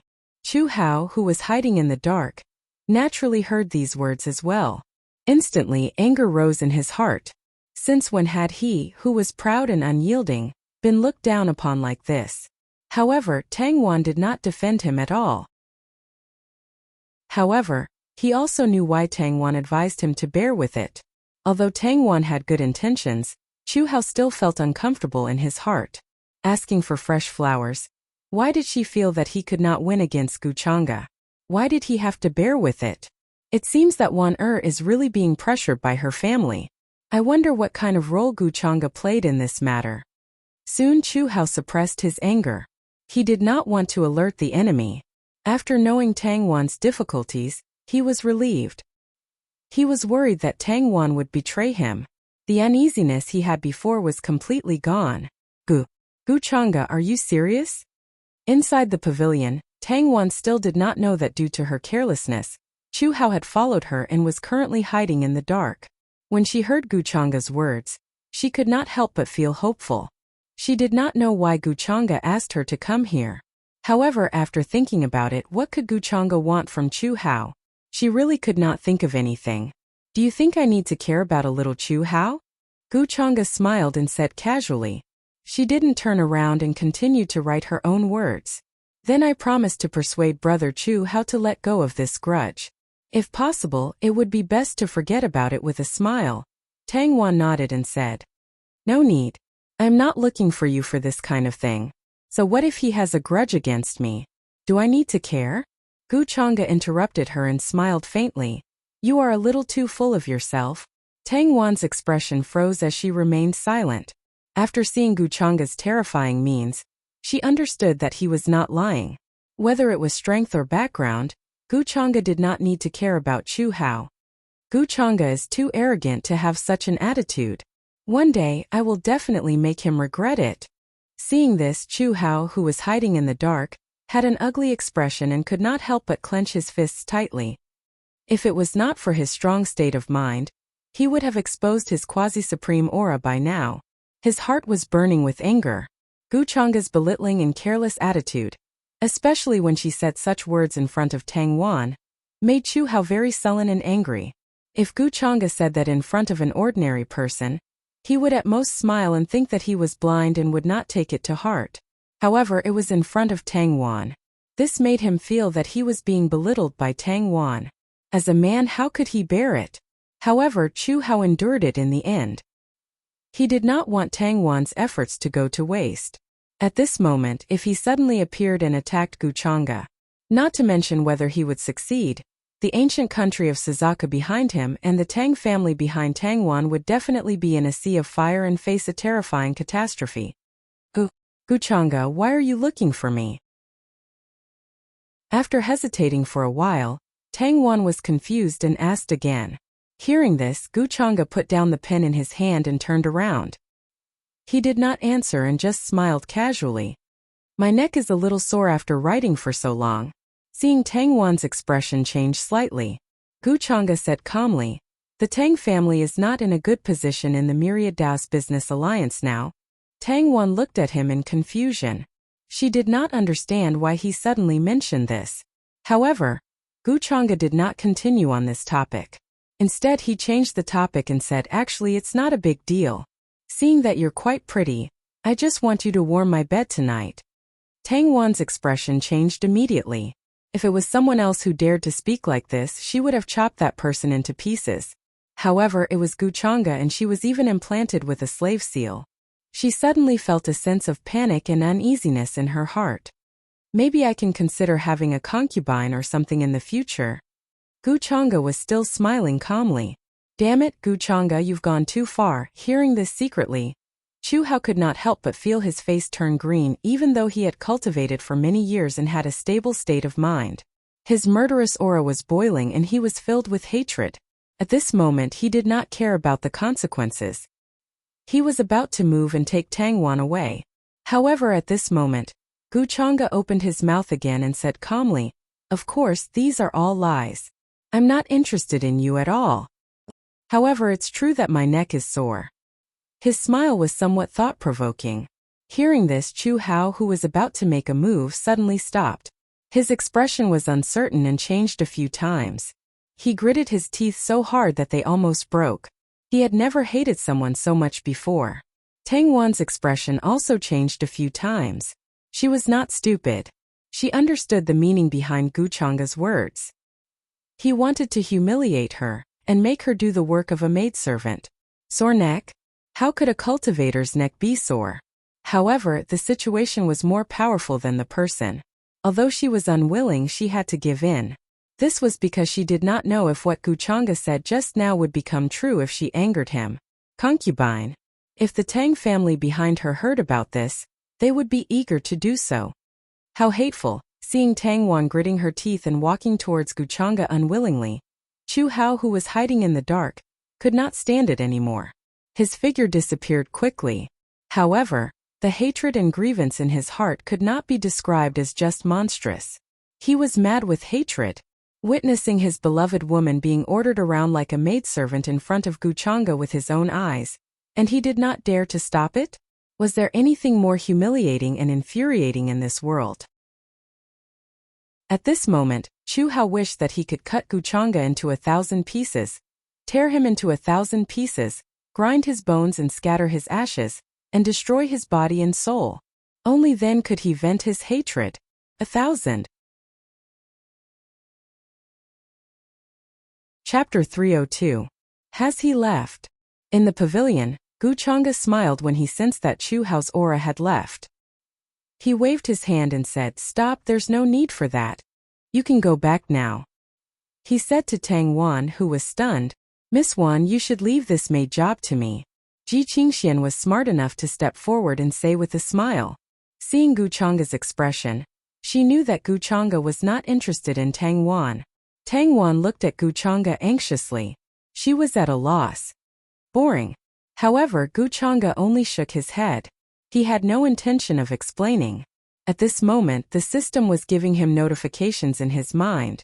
Harvesting destiny points and luck points was a pleasurable process. Of course, he knew that Chu Hao was not in a good mood. He even wanted to kill him. When Tang Wan came to the ancient kingdom of Vermilion Bird, Gu Chang'e had guessed that she would try to persuade Chu Hao. With Chu Hao's character, he would definitely be suspicious. After that, he would definitely follow her. If that was the case, Gu Chang'e would just help him and let him understand Tang Wan's good intentions. Of course, Gu Chang'e was just adding fuel to the fire with the help of others. He wanted to let Chu Hao know that Tang Wan did not betray him. At the same time, he wanted Tang Wan to feel that he had no other intentions towards Chu Hao. That was not difficult at all. As for what happened just now, he just wanted to take the opportunity to disrupt Chu Hao's state of mind. After all, he was the son of fortune. He was just luckier than ordinary people. He had all the flaws that he should have. However, what surprised Gu Chang'e was that Chu Hao was so tolerant. This allowed him to test Chu Hao's bottom line. Tang Wan was more tolerant than the ancient kingdom of Vermilion Bird behind him. As long as he did not do anything worse to Tang Wan, Chu Hao would be able to tolerate it. You're so tolerant. As expected of the green one, Gu Chang'e could not help but laugh. Don't worry, I will not tell Chu Hao about what happened today. I don't have that kind of bad taste. Gu Chang'e then gestured for Tang Wan to leave. As for how Chu Hao would face Tang Wan next, it was not something that he had to consider. There was no need for him to worry. After all, Chu Hao was the son of fate. He was a righteous person. Even if he witnessed everything with his own eyes, would he tell Tang Wan the truth? It was impossible. Chu Hao still had to pretend that he did not know anything. He had to wear the hat of an honest person firmly. Purple Sun Heaven Monarch has been jumping around for so long. It's time to make a move on him. After this matter was settled, Gu Chang'e began to consider the matter of Ziyang Sky Monarch. As the junior brother of the eldest senior brother, Qin Wuya, who had returned from the 9 heavens, he more or less had some use. Moreover, Gu Chang'e already had a plan to deal with Purple Sun Heaven Monarch from the very beginning. This involved him harvesting another leak. In addition, Su Qingge's recent appearance in Black Tortoise Ancient Country had brought a lot of trouble to Purple Sun Heaven Monarch. In addition, a spy reported that Ziyang Sky Monarch had noticed the traces of the inheritor of demonic arts and had chased her out of the territory of Black Tortoise Ancient Country. This gave Gu Chang'e the perfect opportunity to make a move. Su Qingge did not let him down at all. Gu Chang'e was considering if he should treat her better the next time he saw her. The Azure Dragon and Black Tortoise are very close to each other. Coincidentally, Ziyang Sky Monarch is not in Black Tortoise Ancient Country. After that, Gu Chang'e left again. However, this time he was even more secretive than before. First, he brought many followers to the place where the absolute calamity occurred. Then, he went deep into the Black Tortoise Ancient Country alone. Of course, on the way, he would definitely enter the void and choose to return. In this way, almost all the Sky Prides knew that he was leading many followers to kill the living beings of Absolute Een. It was necessary to have such an obvious alibi. Even if no one dared to doubt him, Gu Chang'e liked to arrange everything flawlessly without leaving any loopholes. At the same time, Black Tortoise Ancient Country, which was not far from Vermilion Bird Ancient Country, was not peaceful. Many young Sky Prides were in danger. They were worried and did not dare to act alone. The appearance of the inheritor of demonic arts had already killed several Sky Prides. The way they died was almost the same. Their source energy was completely devoured, and no trace was left behind. All these proved that the inheritor of demonic arts had indeed infiltrated their group. Many young Sky Prides who followed Six Crown King and Ziyang Sky Monarch were regretting. It was needless to say how powerful the inheritor of demonic arts was. That was a ruthless person who could escape unscathed from Gu Chang'e. Even Ziyang Sky Monarch might not be a match for the inheritor of demonic arts. At this moment, in a quiet mansion, immortal chi was faintly discernible and spiritual chi was dense. The artificial mountains and spiritual ponds were almost liquefied. Not far away in the herbal field, there were all kinds of immortal herbs and sacred herbs. Multicolored light intertwined and filled the air. It was exceptionally dazzling. Many auspicious beasts were foraging in the herbal field. Occasionally, they would look up at the gray-robed youth sitting cross-legged on a bluestone not far away. Six Crown King's original name was Jun Yao. After revealing his true appearance, he looked extremely ordinary. Compared to that dazzling exceptional sky pride who suppressed his peers for 6 generations, there was a great difference. Only there were extremely few cultivators who knew his true name, let alone those who saw his true appearance. It was because the sky prides of the same generation as him had long disappeared. They either passed away in meditation or were long buried in their past struggles. Even those who survived from that era were all old ancestors of their clans, their seniority incredibly ancient. He was an ancient who did not fit in with this great era. For the sake of becoming number 1, he didn't hesitate to seal himself several times, all for the sake of finding the most powerful opponent. In this world he once again felt battle intent from Wuxia. "Dao brother said that you were framed? I don't believe these words," Six Crown King said with a faint smile. In front of him there was an extremely valiant-looking young man standing there. The valiant young man was tall and large, his hair seemingly burning. However, golden symbols flickered within his eyes, making him look like a divine child of the sun. This was Ying Shuang, who had disguised himself and infiltrated Purple Sun Heaven Monarch's group. He originally planned to find an opportunity to find Purple Sun Heaven Monarch and cooperate with him to deal with Wuxia. But now many young sky prides of the Black Tortoise ancient country had been secretly harmed by the inheritor of the demonic arts, their source energy being devoured. His plan could not help but be disrupted and come to an end. Ying Shuang also did not know what method Wuxia had used to make a move in the Black Tortoise ancient country, and throw the blame on him. Logically speaking, Wuxia was currently in the Vermilion Bird ancient country. How could he have come to the Black Tortoise ancient country to commit murder when many young sky prides had met with mishaps? During this period of time, many people had begun to search for the inheritor of the demonic arts.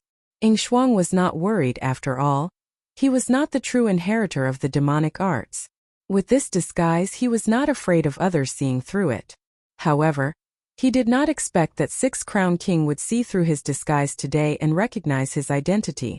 This caused Ying Shuang to feel uneasy. He had no choice but to brace himself and follow Six Crown King to his residence. "Then what do I have to do to make you believe me?" Ying Shuang asked in a low voice, golden runes flickering in his eyes. Even if he was an imposter, he still displayed the dignity of a Prince Ying. "You said that the true inheritor of the demonic arts is actually Wuxia? What is the evidence?" "According to my understanding, Wuxia is currently in the Vermilion Bird ancient country. Although it is not very far from the Black Tortoise ancient country, to come here and commit murder? Do you think he can do it?" Six Crown King said indifferently. His appearance was very ordinary, but his tone was very calm and confident. There was an unquestionable bearing. "I don't know how he did it, but the person who framed me is definitely Wuxia," Ying Shuang said in a low voice. Ying Shuang said in a deep voice. Regarding this point she had never doubted it. Other than Wuxia, he could not find anyone who would do this to him. Of course, in the Absolutine battlefield, Wuxia had sent out several great saints to put on a show in front of everyone. From then on he could not shake off this black pot. Words have no proof. "In my opinion, you are the biggest suspect." Six Crown King smiled faintly, appearing incomparably confident. "However, don't worry, I won't expose you. As the inheritor of the demonic arts, you better not disappoint me. Right now, you are still too weak and are not my opponent. I hope you can grow to the day when I have the will to fight." After saying this, he waved his hand. Layers of resplendent runes spread out like a rain of light. In the next instant, Ying Shuang's figure disappeared, appearing outside the residence. So strong. This kind of method caused Ying Shuang's expression to change greatly. He was very shocked. This was another monster. His strength was definitely above Purple Sun Sky Monarch's. His mood was somewhat gloomy. After his identity was exposed, he insisted that he was the inheritor of the demonic arts. He did not even give him half a chance to explain. After leaving the residence, Ying Shuang strolled around the streets of the Black Tortoise Imperial capital. His expression was not good. He found that Elder Mo no longer cared about him recently. He almost did not appear again. "I heard that Purple Sun Sky Monarch has left to search for the inheritor of the demonic arts. If it is really Wuxia, then Purple Sun Sky Monarch might not be able to survive. His expression became more and more serious. In this way he would have one less partner. Wouldn't the matter of dealing with Guchanga be far away? Suddenly Ing Shuang's expression changed.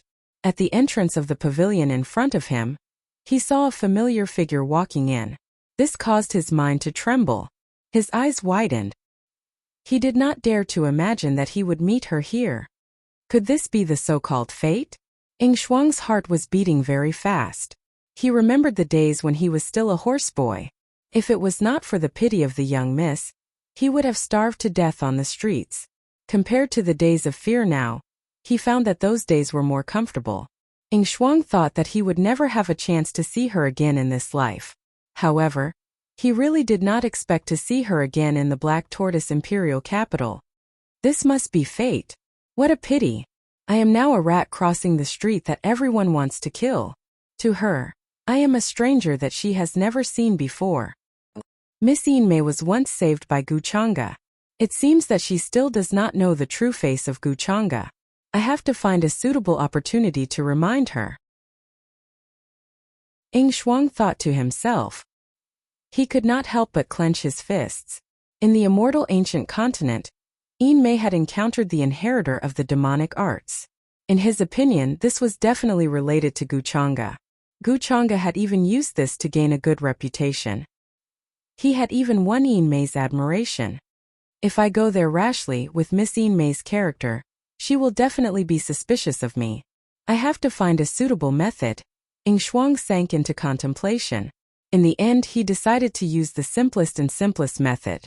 After all, when he was still feeding servant Ma, he remembered a lot of Yinmei's likes and dispositions. He knew what she liked. As long as he used this method, he believed that he could become familiar with Yinmei. Thinking of this, Ing Shuang walked toward the pavilion in front of him. He wanted to see the reason why Yinmei came to the Black Tortoise ancient country. Miss, there is a young heaven's pride following you. Hearing the maid's reminder, Yinmei smiled and waved her hand. Don't worry. Let him follow me. I want to see what his purpose is. Although she said so, she could not help but remember Guchanga's order. This should be the pitiful scapegoat of Prince Ing. Yinmei's smile was somewhat pitiful. Of course, in the eyes of others, it was not strange. She seemed to be choosing something with the servant girl beside her. In the ancient Azure Dragon City, the sky was dark. In a stone room, Gu Xianer frowned deeply. He was currently studying a bone book in his hands. There were many strange symbols hanging down from it, and they were like small golden suns. They were incomparably brilliant. She muttered to herself in distress. Will this invincible Vajradharma body turn a person into that kind of golden bronze statue that looks like it's made of gold? When he thought of what he had become in the end, she couldn't bring herself to practice it. After all, her ethereal image had turned into a golden bronze statue in the blink of an eye. Guchanga might not even recognize her. Gu Xianer couldn't help but sigh. In the end, he could only accept the bone book and give up on practicing. Of course, she definitely wouldn't throw it away. When the time came, she would just casually put it on the ground and it would attract a large number of cultivators. After all, this was a supreme-level body refining technique. She couldn't figure it out. How did she get such an opportunity in this trial? Instead, it was Qing Xiaoi's Green Moon Dao incantation that moved Gu Xianer a little.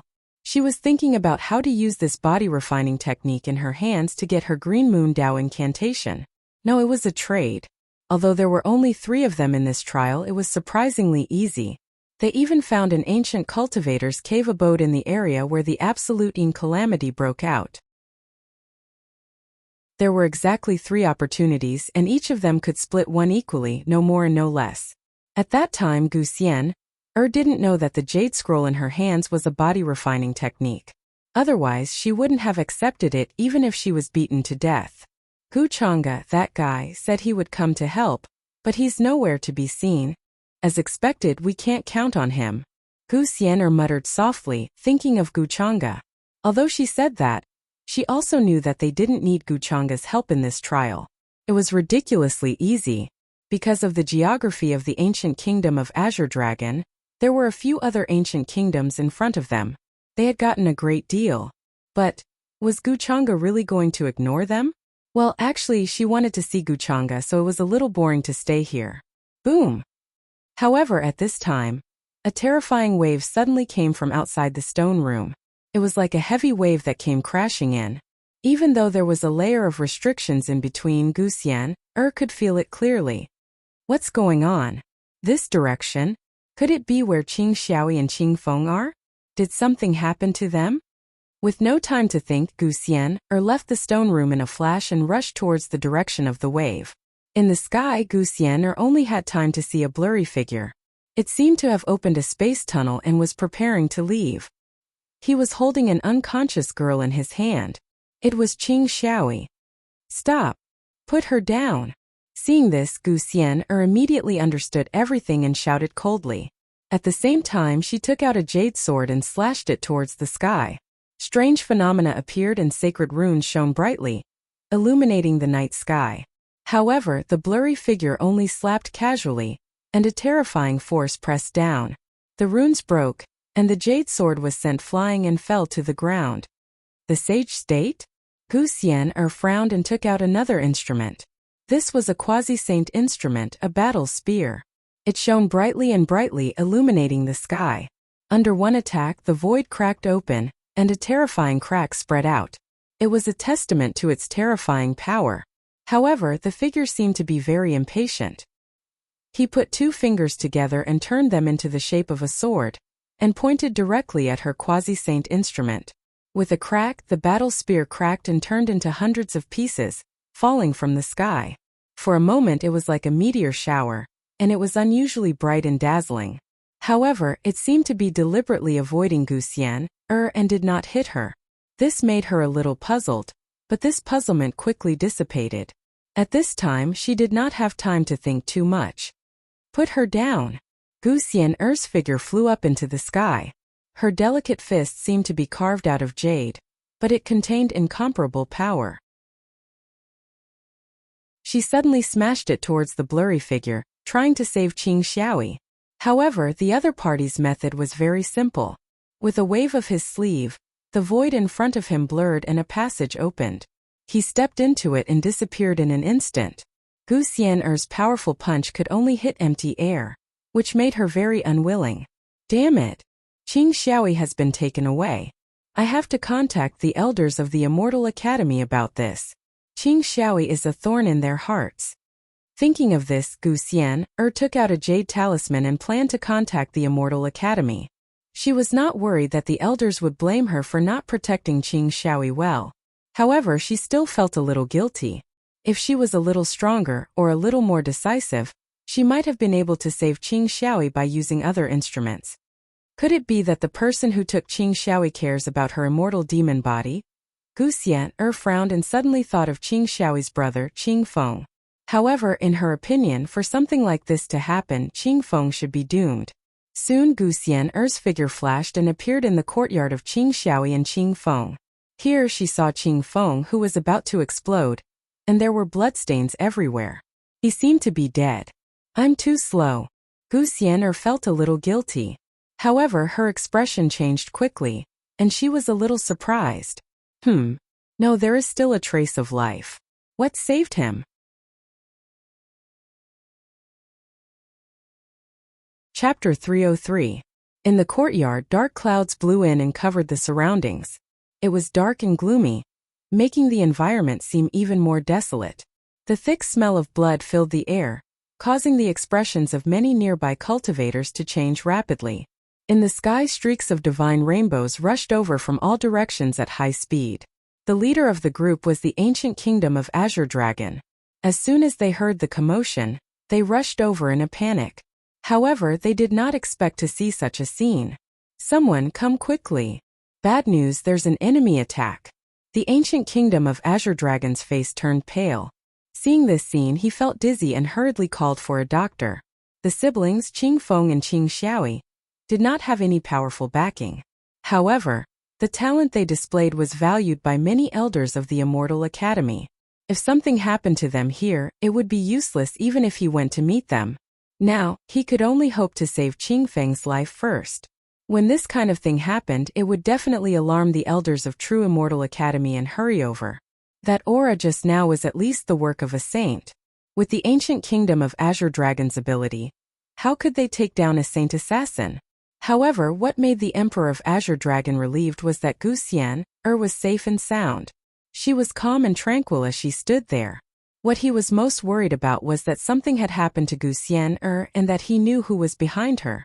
If she was hurt in the slightest, even the destruction of the entire ancient kingdom of Azure Dragon would not be enough to appease that person's anger. Miss Yen, it's good that you're fine. The Emperor of Azure Dragon revealed a relieved smile. Wuxia nodded but did not reply. Runes flickered in her eyes.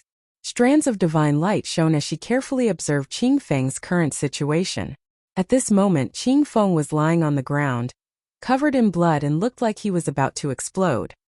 His vitality was also extremely weak, like a candle in the autumn wind that could be extinguished at any time. However, there was a hazy light that was protecting his heart, meridians and divine soul. If not for Wuxia's strong perception, she would have thought that he was already dead. What is that? Wuxia was puzzled and shocked. She looked over and saw a bottle-like object glowing faintly in Qing Feng's arms. The patterns were extremely simple and unadorned, and there were even traces of rust. Although it was stained with blood, it still looked extraordinary. Could it be that this God 21 secret bottle saved Qing Feng's life? Wuxia's shock was not unreasonable. The mysterious man who had kidnapped Qing Xiaoyi was very powerful. He was at least in the saint realm. Her quasi-sage level battle spear could fight at least a sage level existence after being activated by her. However, with a casual flick of the mysterious person's finger, it was shattered into pieces. With such terrifying strength, he was definitely not a simple saint. In the end, Qing Feng had only been on the path of cultivation for a short while. His strength was not even at the almighty realm. Not to mention a palm strike from a sage, even a wisp of pressure would not be able to withstand it and would directly explode. Although the mysterious man's aura is at the saint stage, his strength is definitely not at the saint stage. It's most likely an ancient freak. Wuxia guessed. How could an ordinary sage realm cultivator have such strength? Moreover, what puzzled her was that after the mysterious man attacked, he seemed to be deliberately avoiding her. Could it be someone she knew? But which acquaintance would come and kidnap Qing Xiaoyi? Immortal demon body origin? Could it be someone related to the inheritor of demonic arts? Recently, I heard that an inheritor of demonic arts has appeared in the Black Tortoise ancient country. It seems that Qing Xiaoyi is most likely dead this time. Wuxia sighed. Her heart was filled with doubts. She could only wait and see if Qing Feng would know anything after being saved. Otherwise, if Qing Xiaoyi was lost, it would be difficult to find her. However, this is a good opportunity to tell Guchanga about this matter. Back then, in front of all the elders, he solemnly guaranteed the safety of Qing Xiaoyi and her brother. But now, one of the siblings is seriously injured and the other's life is uncertain. Could it be Guchanga's enemy who did this? She guessed in her heart. However, without evidence, it was hard to say. After that, a group of doctors from the Azure Dragon ancient country rushed over, intending to treat Qing Feng first. Speaking of which, Qing Feng's injuries were extremely fatal. It was obvious that the mysterious man was determined to kill him. However, to be able to withstand a saint's palm strike and survive, and still have a glimmer of life left, shocked all the doctors. His heart and veins were protected by a mysterious force. His soul was almost destroyed, but in the end it was still protected by that force. This is really strange. They were very surprised. They had seen many injuries, but this was the first time they had seen such a situation. He had just returned from the gates of hell. If it wasn't for his incredible luck, then he was not destined to die. Even the heavens could not bear to take him away. This little bottle is a little strange. There were some sharp-eyed people who saw the quaint little bottle in Qing Feng's arms. However, they did not think too much about it. They did not have Wuxia's eyesight and naturally could not see through the mysteries of this little bottle. Wuxia did not think too much about it. Although she was stingy, and loved to take advantage of others, it did not mean that she would take advantage of the situation. At this moment, she was mainly worried about the safety of Qing Xiaoyi and Qing Feng. She was the leader of this trial in the ancient kingdom of Azure Dragon. As the senior sister, she could not even protect the two of them. This made the proud and arrogant her feel a little uncomfortable. If it was Gu Chang'e, nothing would have happened to Qing Xiaoyi and Qing Feng. That mysterious man might not even have been able to escape. I am still too weak. She was a little disheartened. Previously, she had been defeated repeatedly by Gu Chang'e. She did not expect that she would not even be able to take down a mysterious man. Gu Xian suspected that the teachers in the Peach Village were lying to her. They actually said that with her strength, she could easily defeat those of the same generation and become invincible. Even she herself did not believe this. After hesitating for a while, she still took the initiative to send a message to Gu Chang'e. She hoped that Gu Chang'e could come up with a solution. But soon the communication amulet lit up. The moment she told Gu Chang'e about what happened here, Gu Chang'e sent a message back. Gu Xian was a little surprised. Normally, Gu Chang'e would not be so concerned about something. Why are you so useless? You can't even take care of two people. However, she did not expect Gu Chang'e's first sentence to be a scolding. Gu Xian was a little angry. She almost threw the communication amulet in her hand away. Shouldn't he be concerned about her at this time? However, Gu Chang'e actually scolded her. I'll be there soon. However, when she heard Gu Chang'e's next sentence, she gave up and snorted. I'm just telling you about this. Who asked you to come? If you could save me some trouble, I wouldn't have gone through so much trouble. After saying this, Gu Chang'e crushed the communication amulet in his hand. Naturally, he could not hear Gu Xian's endless chatter. He glanced at the unconscious Qing Xiaoyi in his hand. Then the space in front of him blurred again. He stepped into it and soon disappeared from the territory of the ancient kingdom of Azure Dragon. From Gu Xian, he found out that Qing Feng was not dead. Of course, this was all part of his plan. If he killed Qing Feng now, who would testify against him later? When he killed Qing Feng, he deliberately held back. On one hand, he was worried that he would accidentally kill Qing Feng. Of course, Gu Chang'e knew that he had the heaven-wielding bottle. That item was Qing Feng's life-changing divine weapon. It should be able to protect him at a critical moment and save his life at the same time. For this game of chess, he had rushed over from the ancient kingdom of Vermilion Bird without stopping. However, with his current speed, it would not take him much time. After all, he had just seen Ying Shuang in the Black Tortoise royal capital on the day Qing Xiaoyi was abducted. Even if Ying Shuang had wings on her back and could travel through the void, it was impossible for her to abduct Qing Xiaoyi in such a short time. Therefore, he did not think the rumors about the inheritor of the demonic arts were true. The real culprit was someone else. It was not the inheritor of the demonic arts, but it should be related to him. It is said that the Purple Sun Sovereign went to chase after the inheritor of the demonic arts. However, Ying Shuang did not leave the Black Tortoise royal capital. Then who is the person he was chasing? Interesting. So the two of them are in cahoots. No wonder Ying Shuang is so daring. The Purple Sun Sovereign's golden cicada shell shedding technique has reached perfection. Junyao smiled. Then he closed his eyes and did not continue to care. He had seen through everything, but he was too lazy to point it out. The inheritor of the demonic arts, Ying Shuang, was so capable. She had actually joined hands with the Purple Sun Sovereign in secret. He had underestimated Ying Shuang. With such ability, no wonder she was able to escape unscathed from Gu Chang'e. At this time, everyone is in the dark. I just don't know if Gu Chang'e can see through all of this, Junyao murmured. He had a little bit of expectation in his heart. If Gu Chang'e couldn't even see through this, then he would be a little disappointed. In his opinion, this great enemy was only SOSO. Inheritor of the demonic arts? Could it be that he wants to push the blame to me again? No, Six Crown King saw me personally that day. He can definitely prove that I did not do it. On the other side, as the scapegoat, Ying Shuang naturally received this news as well. At the beginning, he was also very shocked. But after he reacted, his expression became incomparably ugly. After all, according to the rumors, everyone suspected that this was done by the inheritor of the demonic arts. In other words, he had become the scapegoat again. Gu Chang'e, I have no enmity with him. Why is he trying to frame me time and time again? Even if the Six Crown King knows that I did not do it, so what? Thinking of this, Shuang was incomparably sullen, angry and unwilling. He clenched his fists tightly, but there was nothing he could do about this. He could not even defend himself. You have been following my young miss these past few days? Is there something you want to do? However, at this moment, a woman's cold voice rang in Shuang's ears. He suddenly regained his senses and looked at the beautiful girl who was walking over. Shuang was momentarily stunned. Only now did he react. Right now he was standing next to a street stall.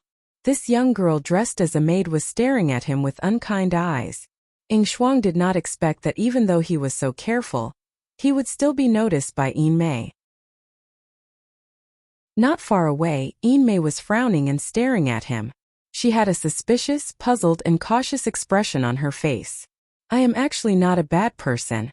Shuang smiled in a simple and honest manner, rubbing his nose.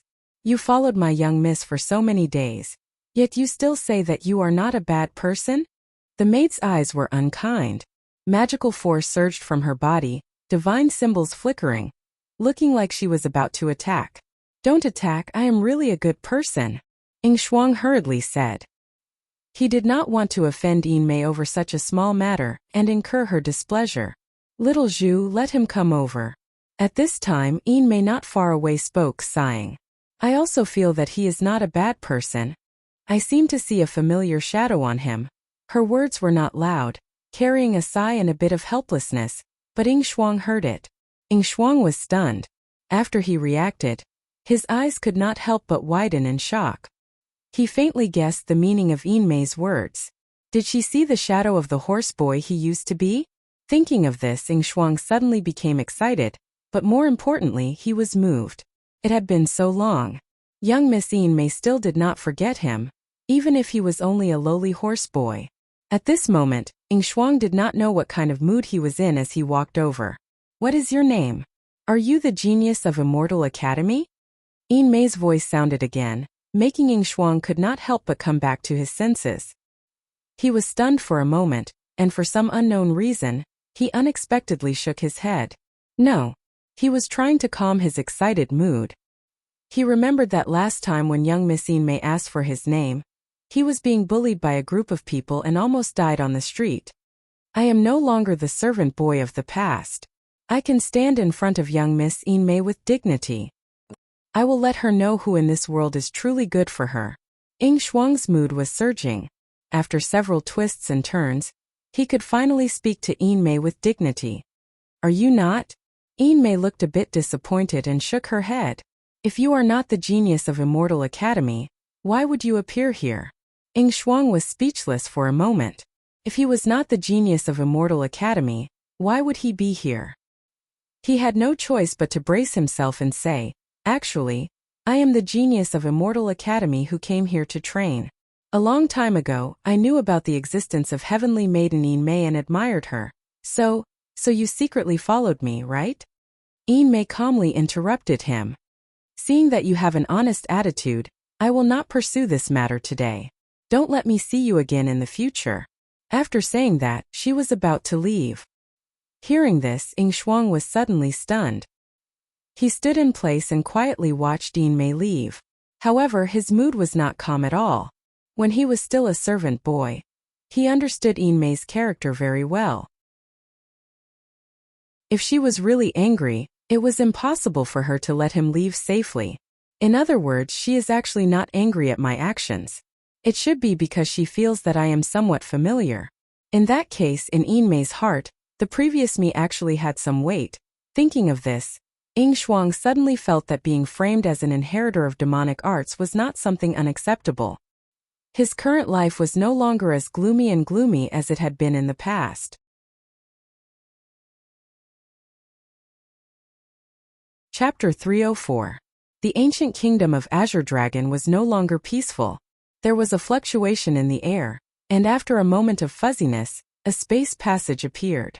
The elders of the Immortal Academy who had received the news finally broke through space and rushed over. There were 3 of them, 2 men and 1 woman, and all of them were extremely old. Guxian the king of Azure Dragon, and the others had been waiting for a long time at the entrance of the palace. 3 people came? Gu Xian'er was slightly surprised. She glanced at the sky in the distance, but still didn't see Guchanga. Greetings to the elders. The king of Azure Dragon and the others hurried forward to greet them. No need to be so polite. The old woman waved her hand and said lightly. She was called Granny Yinhua. She wore flowery clothes and held a dragon-headed walking stick. Her silver hair was neatly combed, and not a strand of hair was out of place. At this moment her face was very ugly. She had originally thought highly of Qing Xiaoi, and had even fought with the other elders over her. When she suddenly heard this news, she didn't know how to react for a long time. She couldn't imagine who would be so bold as to kidnap Qing Xiaoi during the trial. The other two elders felt the same as Granny Yinhua. Although they were extremely shocked, worried and angry, they didn't dare to blame Gu Xian'er. Although Gu Xian'er didn't protect her as the senior sister, Guchanga was behind her. Who would dare to blame her? However, they didn't treat her well either. Gu Xian'er naturally knew the reason, but she didn't bother to say anything. She looked cold. She had done everything she could. In order to save Qing Feng, she had even sacrificed a few precious sacred medicines.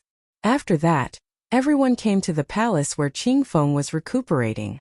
With the help of many old doctors in the ancient kingdom of Azure Dragon, Qing Feng was still breathing, but he was still unconscious.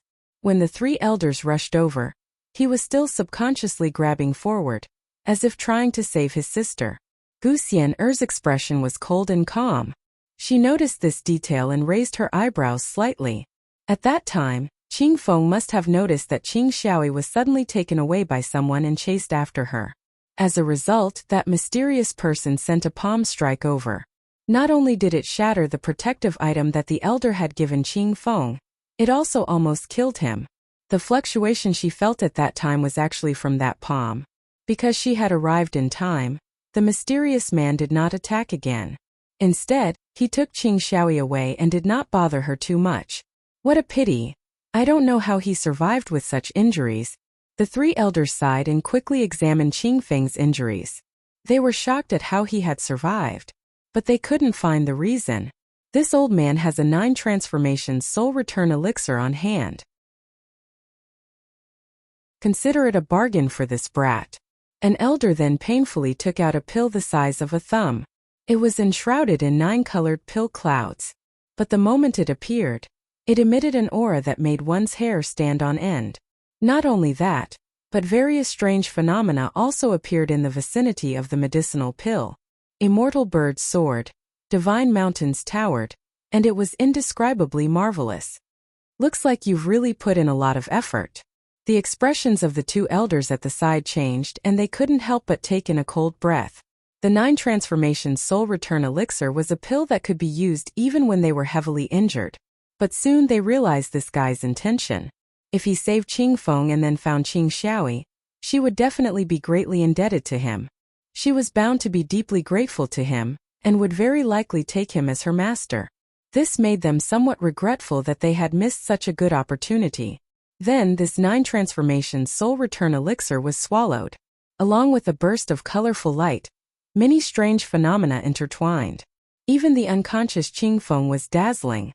This 9 transformations soul return elixir is indeed miraculous. This elder couldn't help but reveal a joyful expression. Although it was painful, it was good that it was effective. At this moment, Qing Feng's weakened state was recovering at a speed visible to the naked eye. Even his pale and bloodless face gradually became rosy and lustrous, as expected of the 9 transformations soul return elixir. With such effects, it really is called a life-saving elixir. Granny Yinhua couldn't help but praise. On the other hand, Gu Xian'er noticed that there seemed to be a strange pattern flashing across Qing Feng's simple and unadorned little bottle. Very soon this elixir was swallowed. Qing Feng coughed out a mouthful of dirty blood. His ruptured organs and bones began to heal. Divine light intertwined and turned into a purple immortal aura that drowned him, causing his complexion to become better. Sister, let go of my sister. Qing Feng suddenly opened his eyes and subconsciously shouted. He wanted to get up, but because he tore his wounds he felt a piercing pain. His face turned pale and cold sweat flowed down his face. At this moment he finally realized that he was no longer in the courtyard that night. He actually came back to life. Seeing this scene, Wuxia couldn't help but let out a sigh of relief. The other elders at the side also let out a sigh of relief. The elder who took out the 9 transformations soul return elixir couldn't help but smile. Good. It's not a loss. Little sister has been kidnapped. However, Qing Feng was in a daze, as if he didn't notice them. He couldn't help but mutter, feeling incomparably uneasy, panicked and worried. Seeing this, Granny Yinhua frowned. Her soul has been frightened. She needs to calm down and recuperate for a while. However, as she spoke, she waved her sleeve, and a ball of hazy light landed on Qing Feng. Qing Feng, who was still in a daze, gradually recovered and became calm. This was the heart-calming mantra. Thank you, elders and senior sister Xian, for saving my life. Qing Feng calmed down. He knew that this was not the time to talk nonsense, so he began to narrate what happened that night. He finished cultivating and was preparing to sleep. However, he suddenly felt a strange fluctuation coming from his sister's courtyard next door. Of course, this fluctuation wasn't felt by him, but by the heaven-wielding bottle. Therefore, he immediately sensed that something was wrong. When he rushed over, he happened to see a mysterious person. His entire body was covered in pitch-black runes, and his face couldn't be seen clearly. He was grabbing the unconscious Qing Xiaoyi and was about to leave. This scene made his eyes pop out of their sockets. Without thinking, he wanted to go and save Qing Xiaoyi.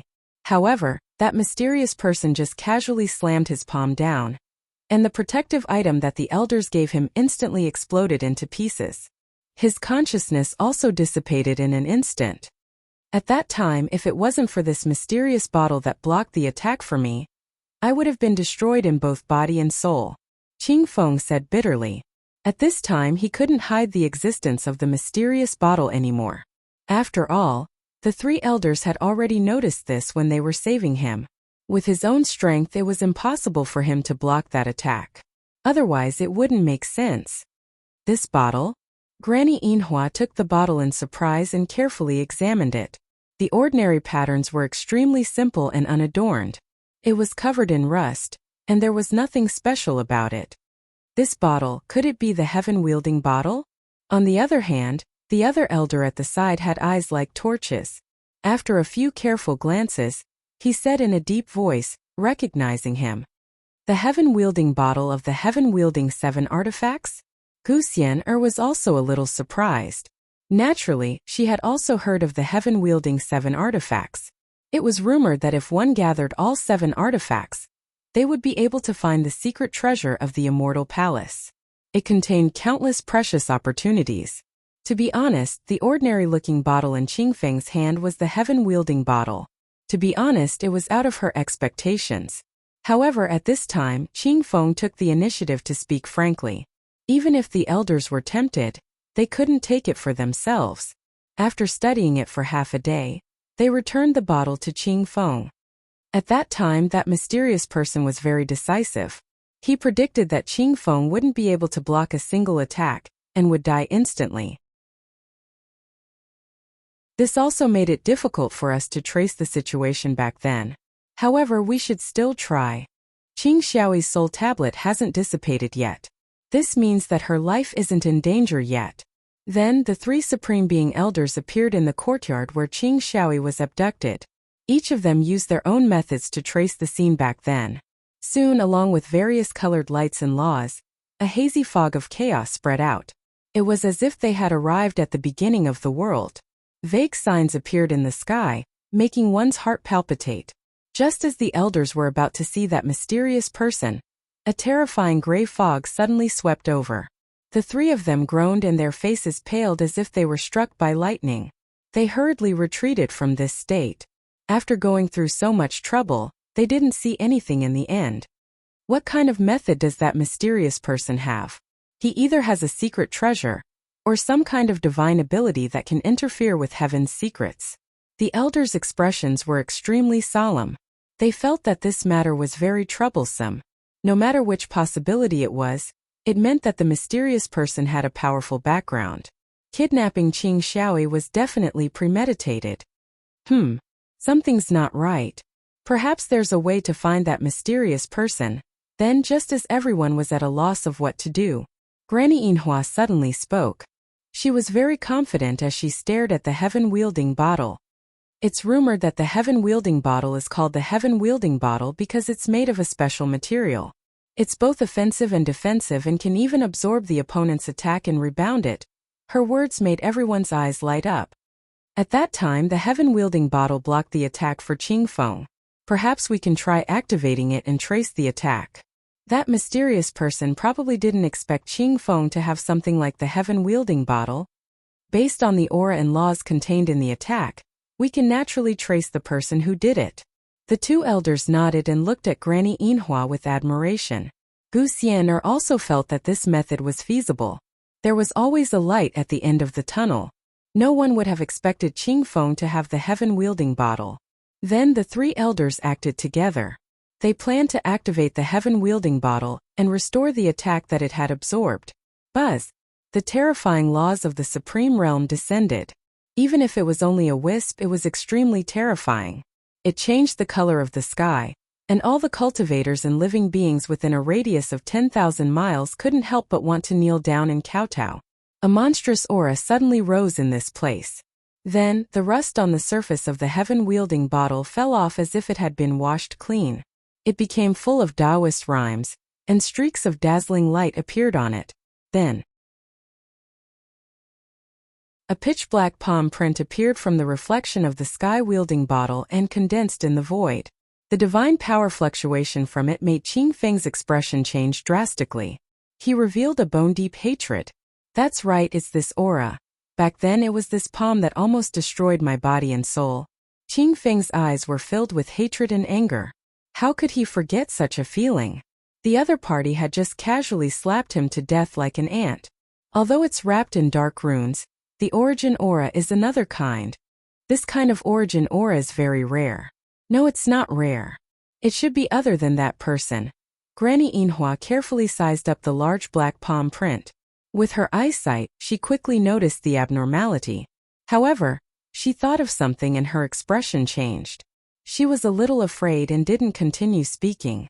The other elder's expression also changed abruptly. Then he chose to shut up. He was a little flustered and was forcing himself to calm down. How is this possible? The last elder's expression was uncertain. He glanced at Qingfeng and sighed deeply. He seemed to be very conflicted and helpless. What's going on? Elders, why are you suddenly like this? Qingfeng, who was originally full of anticipation, was suddenly stunned. Looking at the three elders' expressions, uneasiness rose in his heart. Could it be that the person who kidnapped Qing Xiaoyi was not simple? Why were they so afraid that they couldn't say anything? Or did they not dare to believe it?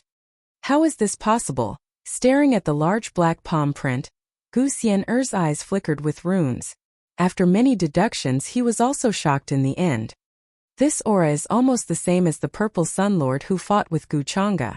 This kind of primordial energy, other than him, no one else should be able to use it, right? After a moment of silence, she took the initiative to speak. Her voice was cold and calm. Gu Xian'er glanced at the elders who kept silent and continued. It seems that the three elders should have seen through it as well. The Purple Sun Lord's identity was a disciple of the Immortal Academy.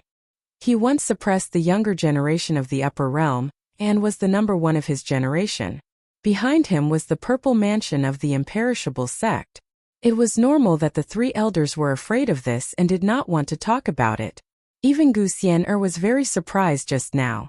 She wondered if the Purple Sun Lord was wrongly accused. However, thinking about it carefully, she also wondered if it was an ancient freak who did it. Moreover, the other party deliberately avoided her. Thinking back to how Ziyang Lord of Heaven had pursued her, Gu Xian'er finally figured it out. Why would the Purple Sun Lord kidnap Qing Xiaoyi? Gu Xian'er could not understand, but she had already said it. The three elders looked at each other. There was fear in their eyes, but they did not say much. The Purple Mansion was powerful and mysterious. There was no need to say more. This time, the Purple Mansion specially sent an extremely old freak who was in the Immortal Academy. He thought highly of the Purple Sun Lord and planned to protect him. That old freak was not someone they could compare to. It was rumored that after that person failed to achieve Dao, he cut off his own blade. However, he could return to his peak at any time. His strength was unfathomable. Although they suspected the Purple Sun Lord, they did not dare to say much. They did not dare to think deeper. Why would he kidnap Qing Xiaoyi if he did not have any enmity with her? After all, no sequence disciple had a simple background. Their background was not to be underestimated. Senior Xianer, what should we do? Qing Feng's face turned pale. He was not stupid at all. After hearing Gu Xian'er's words and seeing the change in attitude of the elders, did it not mean anything? The Purple Sun Lord was an ancient freak who had the Purple Mansion behind him. Not only did he have a powerful background, but his strength was also unfathomable. He and Qing Xiaoyi had no power or influence. They were only chosen by the elders because of their talents. However, would they offend the Purple Sun Lord because of this? Offend the Purple Mansion behind him? Was it worth it? Gu Xian'er was also stunned. She quickly thought about the Purple Sun Lord's intentions in her mind. What was the reason for him to kidnap Qing Xiaoyi? Could it be that it was the same as last time? First, he kidnapped Qing Xiaoyi, set up a trap, and then let her go and claim that he was the one who found her. Or was it to gain her favor? This possibility was not high.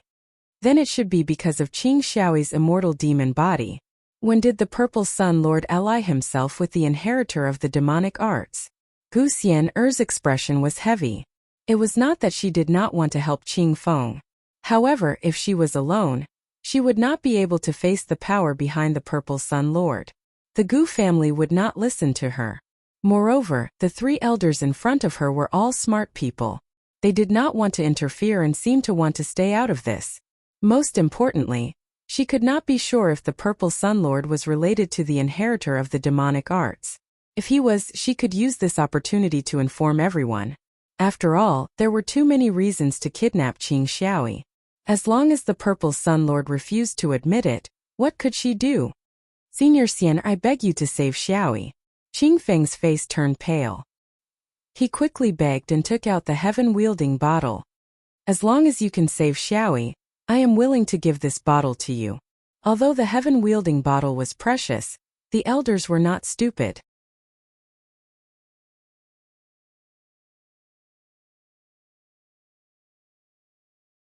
Chapter 305. Outside the courtyard, Guchanga slowly walked in. He was tall and had a handsome face. With a warm smile, he gave people a sense of transcendence, like a spring breeze. The followers behind him were not simple either. There were people from all races. There were people from the immemorial royal family who were surrounded by lightning. There were also people from the ancient family with golden horns on their heads. Their auras were powerful and surging. The king of the ancient kingdom of Azure Dragon, who was leading the way, turned pale. They were very nervous and fearful. This was the first time they felt such a terrifying aura from the strongest person in the younger generation. Even as he walked beside Guchanga, he felt his entire body tense up. It was difficult for him to relax. After all, he was the ruler of an ancient country. Humph! Gu Xian'er glanced at Guchanga and snorted.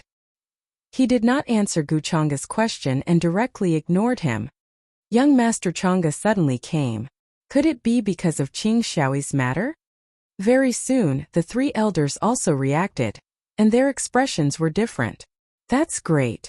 It's young Master Changa. At this moment, Qing Feng was also very excited. It was as if he had seen his savior. After glancing at the ancient weapon in Guchanga's hand, Grandma Silverflower nodded in realization. Then she could not help but ask curiously. Young Master Changa actually came by concealing his aura. Could it be that he was worried about being noticed? This ancient weapon had the effect of concealing one's aura. They did not sense it carefully just now, so they did not notice Guchanga's arrival. That was also why. However, they could not figure out why Guchanga came with an ancient weapon that could conceal his aura. Could it be that he was afraid that others would find out his whereabouts? No, I came for this girl. Guchanga looked at Gu Xian'er, who had a cold expression and did not want to bother with him. He smiled and said, I wanted to give her a surprise, but I didn't expect to hear her talking behind my back. Nonsense. Hearing this, Gu Xian'er glared at him angrily. When had he ever spoken ill of Guchanga behind his back, framing her as soon as they met?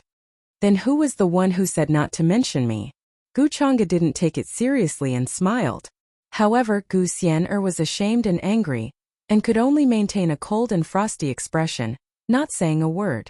She really did not expect that Guchanga would hear her words. What did he mean by wanting to give her a surprise? He was obviously planning to sneak over to scare her, and find an excuse to bully her. Guchanga was truly a vicious and hateful person. Elders, what do you think I'm trying to do? Why don't we first listen to your results in secret before we discuss?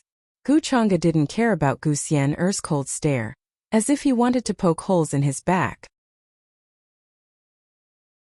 He walked towards the three elders and asked with a smile. The expressions of the elders froze. At this moment they couldn't help but take a step back. 687 They didn't dare to be as casual with Guchanga as they were with Gu Xian'er. It seems that young Master Changa has already heard what happened? Grandma Silverflower took a deep breath and said helplessly. Before this matter was settled, it was indeed not good for them to offend Lord of Purple Sunday. Although they were supreme beings, they didn't have much confidence in front of Lord of Purple Sun, who was destined to surpass them in the future. Most importantly, they couldn't afford to offend the Purple Mansion sect. To put it bluntly, no matter how talented Qing Xiaoyi was, she wouldn't be able to go against the Purple Mansion sect even if she matured. Not to mention that she hadn't matured yet. She didn't have any backing. Who would protect her at all costs because of such an uncertain factor? It was too presumptuous to say that Lord of Purple Sun was related to the inheritor of demonic arts just because of the kidnapping of Qing Xiaoyi. There was no evidence.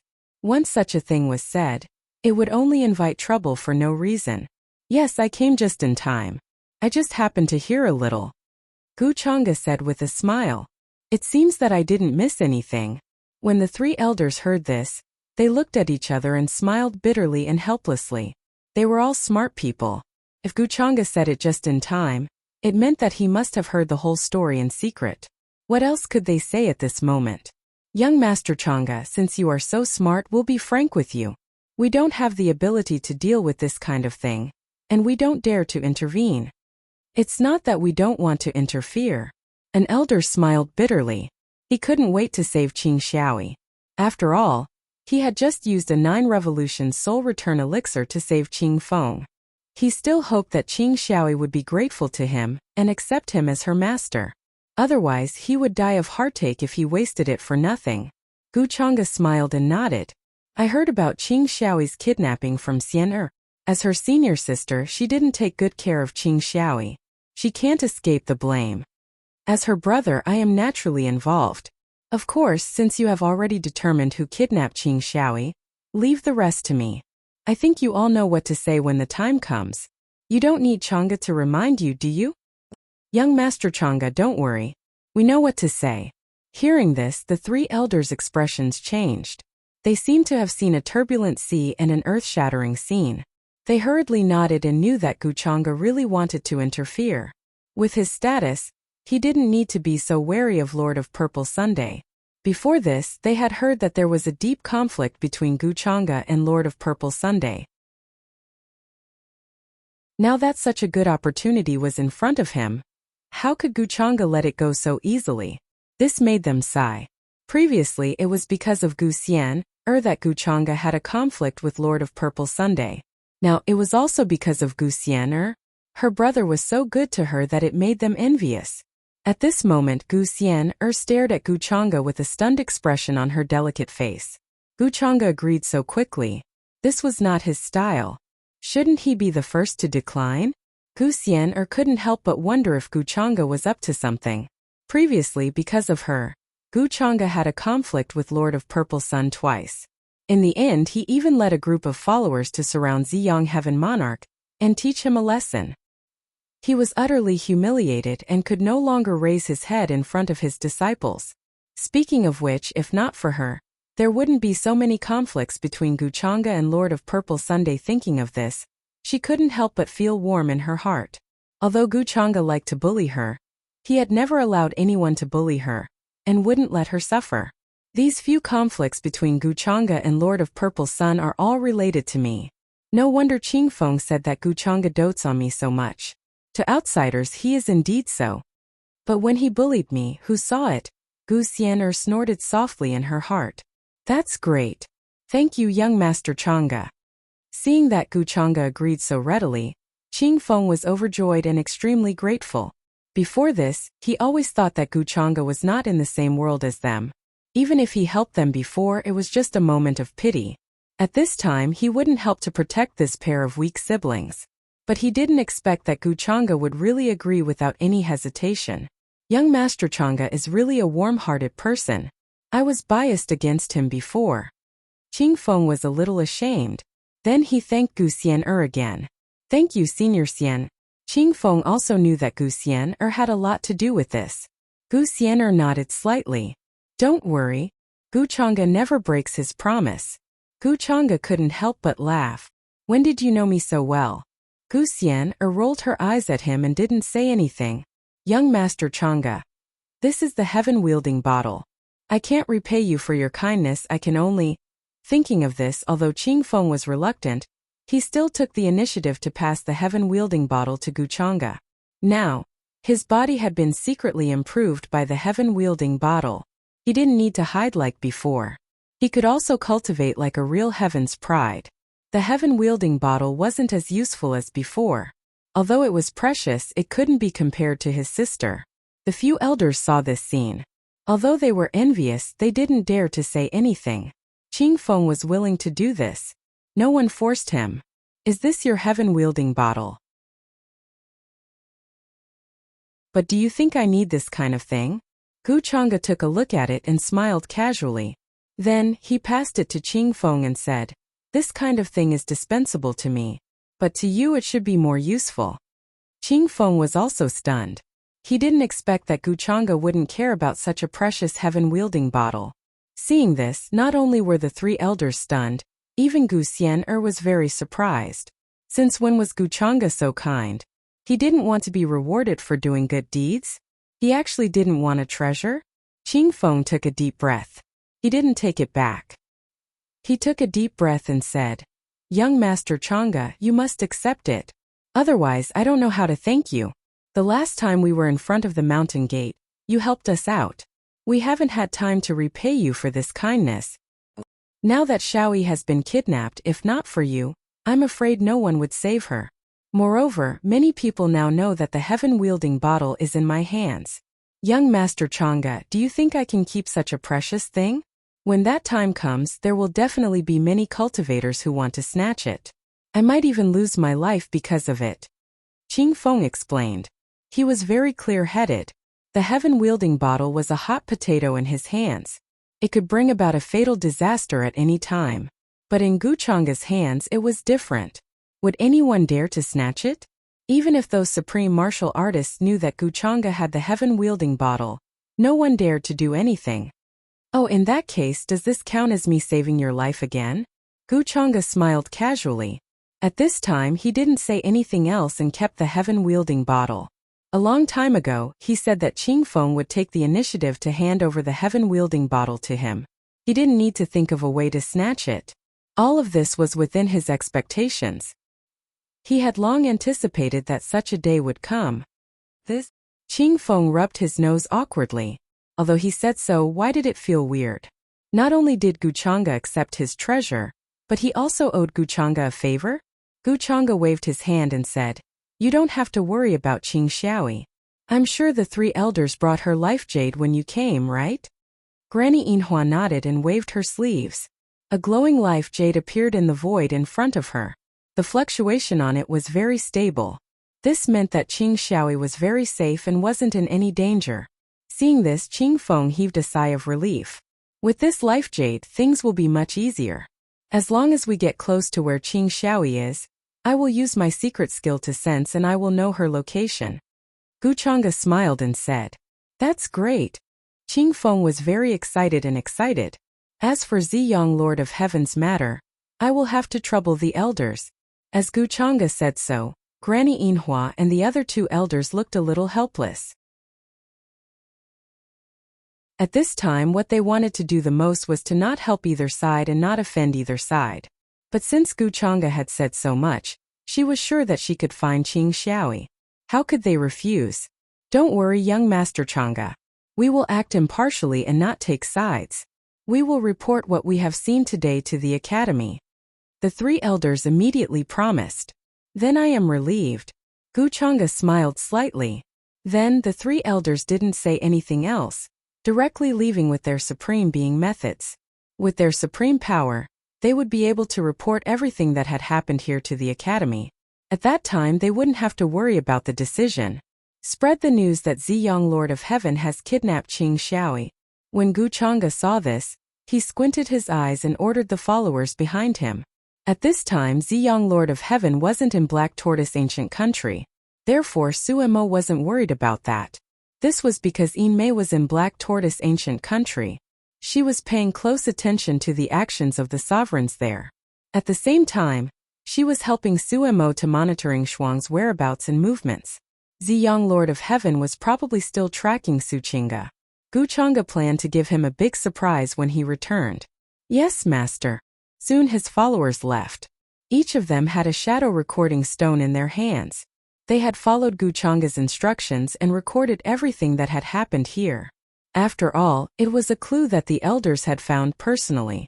If Gu Chang'e went out without any evidence, it was very likely that people would think that he was framing Heaven Monarch Ziyang. Of course, he was indeed framing Heaven Monarch Ziyang. Now, even if the elders didn't want to make this matter public, it was impossible. Since the three elders had said so personally, even if Ziyang Lord of Heaven wanted to clear his name, he couldn't do anything. Soon Qingfeng tactfully left. Only Gu Chang'e and Gu Xian'er were left in the courtyard. Gu Xian'er glanced at the composed Gu Chang'e. Suddenly he felt a little flustered. However, he still maintained his cool and calm expression. Don't pretend in front of me. You have nothing to do with floating immortal qi. Gu Chang'e laughed casually and broke the silence between the two. I'm not pretending. What are you laughing at? Gu Xian'er glared at him angrily. Only in front of Gu Chang'e, she couldn't be as calm as usual. Her state of mind was disturbed by him every time. I'm laughing at you. You're quite a troublemaker. I'm hoping that you'll behave yourself and cause less trouble for me. Gu Chang'e found a stone stool and sat down. He picked up the teacup on it and started drinking. I don't want you to care. Gu Xian'er had a look of disdain. Then, seeing his action, her delicate and flawless face became angry. Put down the teacup. That's for me to drink tea with. No wonder it tastes so bad. Gu Chang'e calmly put down the teacup that she had just taken a sip from. Have you been heaty recently? You're the one who's hot. I think you just want to drink the tea that I've drunk. Gu Xian'er snorted.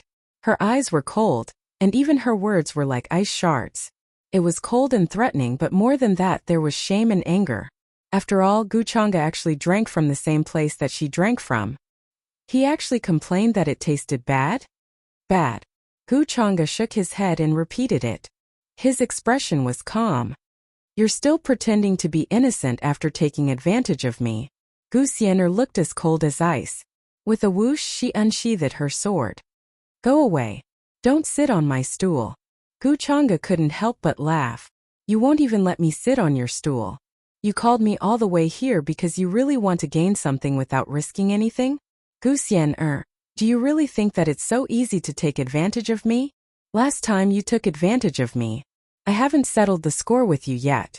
Hearing this, Gu Xian'er finally couldn't keep a straight face. She waved her delicate fists angrily.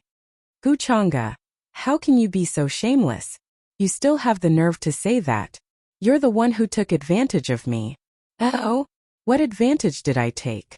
I solve your problems every day. Do you think that I don't have enough problems? Gu Chang'e said casually. He suddenly got up and closed in on her step by step. Boom!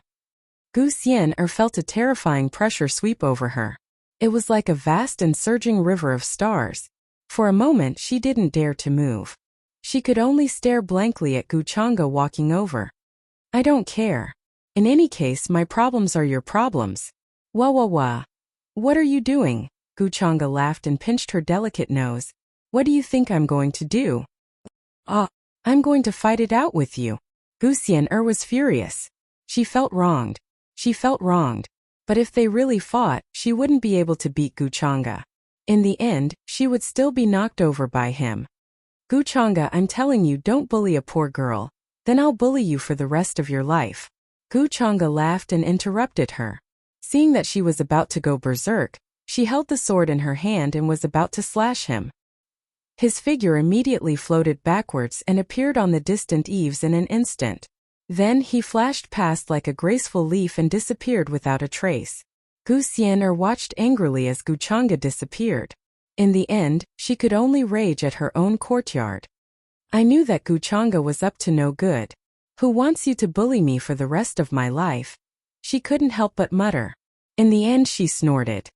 If you wish.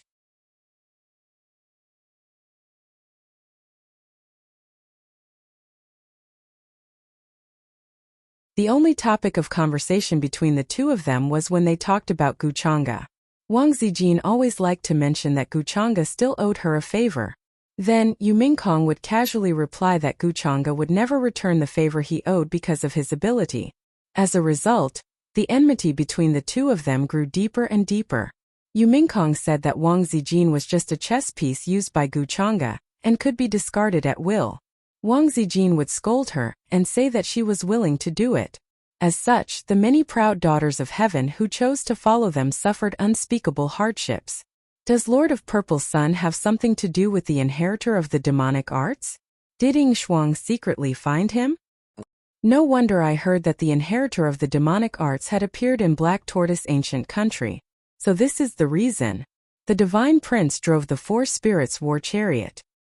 His eyes were like heavenly blades and he was in high spirits. Runes flickered, and his figure was tall and straight. Amiba. This time, I will go with the divine prince to subdue the demons. The golden cicada Buddhist child rode a golden-winged roc and said solemnly. His golden nine-headed lion didn't leave with him this time. It stayed in the Immortal Academy. There were many talented people behind the two of them. Both the divine prince and the golden cicada Buddhist child wanted to find the inheritor of the demonic arts. One of them wanted to wash away the humiliation of Heavenly Emperor Mountain, while the other wanted to eliminate the demonic arts. In the various ancient countries, many talented people were discussing this matter. They were extremely shocked and couldn't calm down for a long time. Who would have thought that Qing Feng would have the heaven-wielding bottle? He's so lucky. He's not destined to die. Yeah. When Lord of Purple Sun made his move, he probably didn't expect this to happen. In the end he let that guy live. I heard that this matter alarmed young Master Chang'e. He rushed to the ancient kingdom of Azure Dragon at night. He didn't even care about the ancient kingdom of Phoenix. After all, Gu Xian'er is there. It's normal for young Master Chang'e to rush there. I heard that if he didn't rush there, the elders wouldn't have announced this matter to the public. After all, it's related to Lord of Purple Sunday. It's normal for the elders to be afraid. It's all thanks to young Master Chang'e that we know about this matter. Otherwise, we might have been kept in the dark. Some of the talented people sighed. No matter what, this matter was confirmed by the elders. Even if Lord of Purple Sun wanted to deny it, it would be useless. Many of the talented people noticed that Lord of Purple Sun hadn't been in the ancient kingdom of Black Tortoise for a while. He claimed that he had gone to find the inheritor of the demonic arts. Who would have thought that this was just a trick? In the end, he went to the ancient kingdom of Azure Dragon and kidnapped Qing Xiaoyi, who had the immortal demonic body. Why did Lord of Purple Sun kidnap Qing Xiaoyi? There were many guesses. The most shocking one was that Lord of Purple Sun was actually related to the inheritor of the demonic arts. In other words, they were secretly working together. He kidnapped Qing Xiaoyi to help the inheritor of the demonic arts collect the source of the talented people. Of course, there were other theories. They said that Lord of Purple Sun was actually taking revenge on Guchanga for humiliating him. Because that day in front of the elders of True Immortal Academy, Guchanga had solemnly promised that she would take care of Qing Xiaoyi and Qing Feng when the time came. Now that something had happened to Qing Xiaoyi, how was Guchanga going to explain himself to the elders? What he had said that day was a slap to his own face in the end. Many of the talented people guessed that Lord of Purple Sun had such a motive. In short, there were all kinds of rumors and theories. However, No one suspected that Lord of Purple Sun was wrongly accused. Even the disciples of the Purple Mansion sect were shocked. They found it hard to believe, but they couldn't defend themselves. If the rumors were false, why didn't Lord of Purple Sun come out to defend himself? The current saintess of the Purple Mansion sect was called Ziyan. Her face was covered with a veil, and her purple hair was like silk. She frowned and planned to inform Lord of Purple Sun through the messaging charm. However, she wasn't sure if Lord of Purple Sun was wrongly accused. However, after she sent the message, there was no response. It was like a stone sinking into the sea. This made her feel uneasy. Could it be that Lord of Purple Sun was really like this? Was he hiding in some secret corner? Ancient Kingdom of Black Tortoise. Inside the mansion, Six-Crown King, who was meditating on a rock, opened his eyes. When he heard the report from his subordinate, he couldn't help but sigh in admiration. As expected of Guchanga, he discovered the truth so quickly. At the start, he was still a bit worried that he might have overestimated Guchanga. He was worried that Guchanga would be kept in the dark. However, he never expected that Guchanga would discover the truth so quickly. Although this process relied on the heaven-wielding bottle and had a bit of luck, it was still enough to prove Guchanga's ability. Six-Crown King wasn't disappointed. "Sir, did you already know that it was Lord of Purple Sun?" Hearing Six-Crown King's words, his subordinate at the side asked with a shocked expression. He felt incomparable admiration and reverence for Six-Crown King. Normally, he wouldn't doubt his words. He didn't expect that when the outside world was in an uproar over this news, Six-Crown King would actually act like he already knew. "Of course I know." Six-Crown King smiled. He was very confident and calm, but he didn't explain too much. As expected of the Great One. When the subordinate heard this, his eyes were full of reverence, not doubting the truth of Six-Crown King's words at all. In his heart, Six-Crown King's words were no different from laws and rules. After that, the subordinate took his leave. Soon the news spread out from his mouth. From the very start, Six-Crown King actually already knew that it was Lord of Purple Sun who kidnapped Qing Xiaoi. Even before Guchanga. This news quickly shook the entire Black Tortoise ancient country. Now that Lord of Purple Sun wasn't here, Six-Crown King was the backbone of the many true Immortal Academy's heaven prides. Moreover, Six-Crown King's might was far more terrifying than Lord of Purple Sun's. When these words were spoken, it immediately stirred up great waves. He knew before young Master Chang'e? How is that possible? Then why didn't he say anything before? Was he pretending to be mysterious, or did he have some other goal? Many heaven prides began to speculate, but no one doubted the truth of Six-Crown King's words. Instead, they began to imagine all sorts of possibilities. Could it be that Six-Crown King had long been on guard against Lord of Purple Sun? Or rather, what did Six-Crown King know? Could it be that he had always known about Lord of Purple Sun's actions? In short, all sorts of rumors and news spread. The matter of Lord of Purple Sun kidnapping Qing Xiaoi had become common knowledge. Because of this, Guchanga led many followers all the way from the Azure Dragon ancient country to Black Tortoise ancient country. Many heaven prides also gathered their gazes. Even Yu Mingkong, Wang Zijin, the heavenly phoenix maiden, and the others who seemed aloof from worldly affairs, also paid attention. Rumble. In the sky, divine rainbows appeared one after another, resplendent and dazzling, illuminating the surroundings. Cultivators rushed over from all directions, riding on clouds and mist. Many heaven prides rode on various Dharma artifacts and mounts, rushing to Black Tortoise ancient country. They had all heard that Guchanga had rushed here, so they wanted to join in the fun. At the same time, they also wanted to know why Lord of Purple Sun kidnapped Qing Xiaoi. Could it be that it was really related to the inheritor of demonic arts? In an instant, the situation in Black Tortoise ancient country changed, and everyone's attention was focused on it. Cultivators came and went on the streets. The heaven prides of various races gathered, and it was extremely lively. Many primordial beings were powerful and had become mounts to pull carriages. A tall young man whose hair seemed to be on fire was walking in this place. It was Ying Shuang. Lord of Purple Sun went to kidnap Qing Xiaoi. He didn't go after Guchanga. But why did he do that? Ying Shuang was confused when he heard the news. As the scapegoat of the inheritor of demonic arts, he was especially concerned about such things. In the end, he couldn't figure out why Lord of Purple Sun would do that. However, if it was related to the inheritor of demonic arts, it was related to the true inheritor of demonic arts, Guchanga. It had nothing to do with him, who was the scapegoat. Sooner or later, I will reveal everything that Guchanga has done to the world. Everything that he has done to frame me will be returned in full. Ing Shuang clenched his fists. Hatred flashed in his eyes, but he hid it well. The person he hated the most was undoubtedly Guchanga. I have something to do today. I wonder why Yin Mei invited me to the tea house? Is it because of what happened these days? Soon Ing Shuang put this matter to the back of his mind. He couldn't help but smile.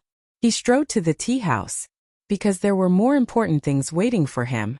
Under his persistent pestering, Yin Mei finally didn't chase him away like before, asking for fresh flowers.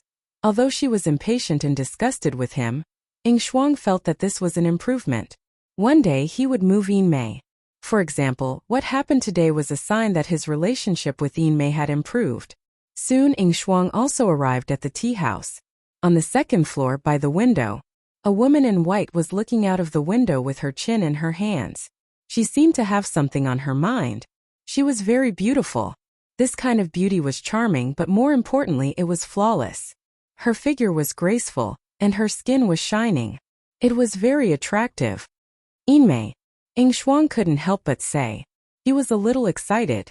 He tried to calm himself down, but he couldn't. Because Yin Mei was too beautiful. When he was still a servant, he could only look at her secretly. He couldn't look at her openly like now. You're here. Yin Mei frowned and said lightly, do you know why I'm looking for you? Well, Ing Shuang was stunned. He didn't expect Yin Mei to be so straightforward. At this time he definitely shook his head. No. Really? Yin Mei looked at his expression. It was a little thought-provoking. Then she continued to drink. But I know what you're interested in.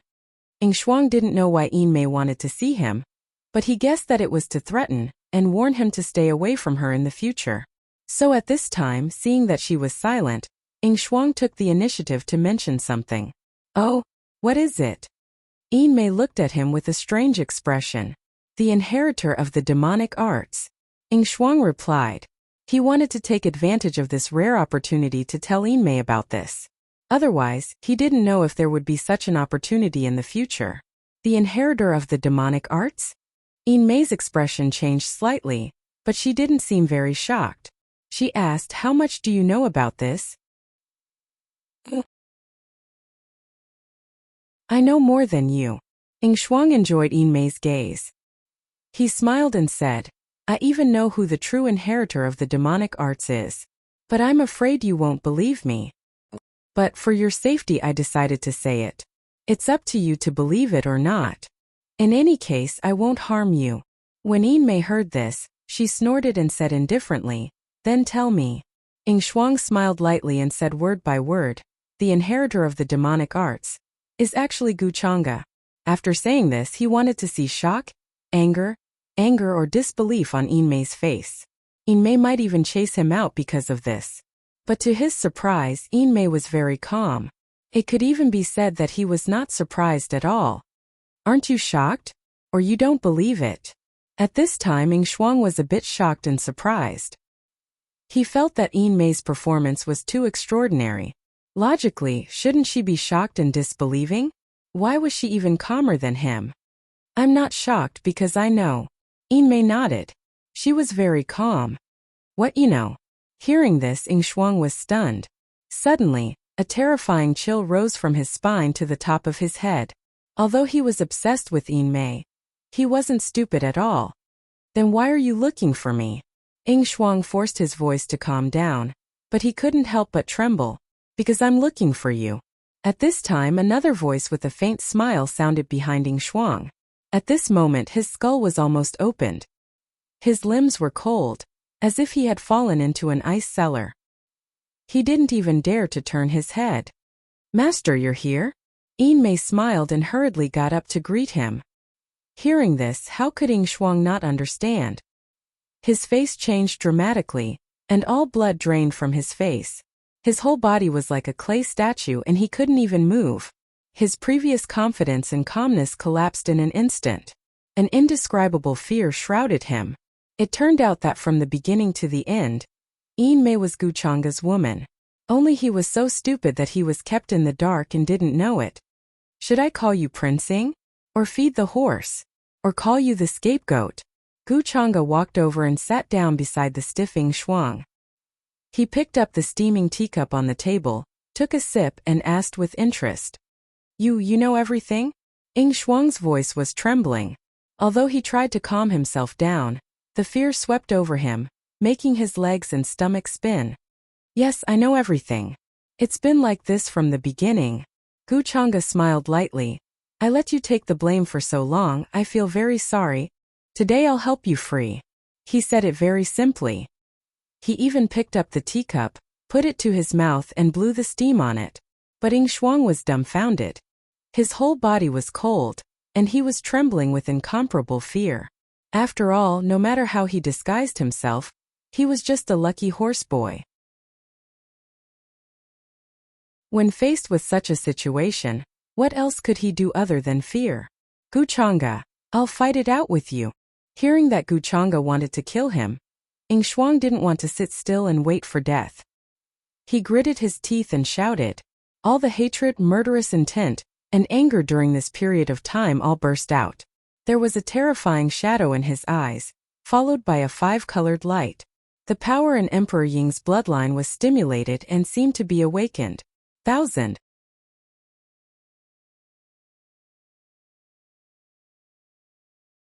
Chapter 307. Buzz. This was a surging power vast and shocking. It was even more powerful than what Ing Shuang usually displayed. An ancient and heavy power was awakened in his bloodline. As five-colored light gushed out from his eyes, a terrifying shadow condensed behind him. It seemed like a peerless heavenly emperor was standing there, with a majestic aura that could swallow mountains and rivers. The entire tea house trembled as if it was about to collapse. At this moment his whole body seemed to be burning. Even his hair was dazzling. His eyes were like heavenly swords making clanging sounds. I was waiting for you to make a move. Guchanga was not surprised at all. He smiled and put down the teacup in his hand calmly. Yin-mei, who was behind him, immediately understood what Guchanga meant. She took a step forward and waved her hand. Streaks of dazzling divine light fell in front of Ing Shuang like a waterfall. It looked extremely dazzling. There was a ray of light that soared into the sky and shone out from here. However, these waterfalls were not very powerful. Before they could get close to Ing Shuang, they broke. Ing Shuang's control of his own power was not as simple as before. With just a wave of his hand, he blocked Yin-mei's attack and sent Yin-mei flying. Then her white dress was stained with blood. She fell out of the tea house. Ing Shuang was a little stunned. He did not expect Yin-mei to be so weak. She could not withstand a casual attack from him. Many geniuses and cultivators outside were still in shock. They were wondering why there was such a shocking aura. Suddenly, they saw a figure flying out of the tea house. She spat out blood and fell. Before they could react, they saw the terrifying aura erupting from the tea house. Layers of buildings exploded into ashes. That is, the heavenly maiden Yin-mei of the nine-tailed fox clan. A sharp-eyed Heaven's Pride recognized Yin-mei's figure immediately and exclaimed in shock. What happened? Why did the heavenly maiden Yin-mei suddenly get injured and fall? Was she fighting with someone just now? Many geniuses were shocked. Who would suddenly fight with Yin-mei at this time? What happened to the heavenly maiden Yin-mei? Why does she look so pale and flustered? Some Heaven's favorites noticed Yin-mei's pale and bloodless face. They couldn't help but feel pity for her. However, he quickly realized that it was probably the nine-tailed fox clan's unique bewitchment technique. When their lives were in danger, they would take the initiative to reveal it. It could be considered as their unique life-saving method. This could only mean that the heavenly maiden Yin-mei was on the brink of death. Damn it! He even dared to lay his hands on someone as beautiful as the heavenly maiden Yin-mei. Could the person opposite her be an inheritor of the demonic arts? Some of the young geniuses were enraged.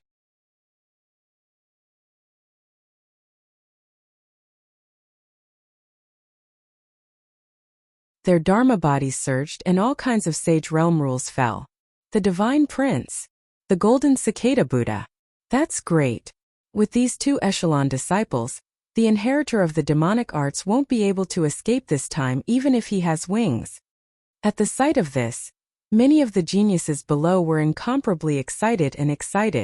The few sky prides who had been cowering just now also roared and rushed forward, as if they had a deep hatred for the inheritor of the demonic arts. Damn it! Guchanga and Yin Mei, what a vicious plan.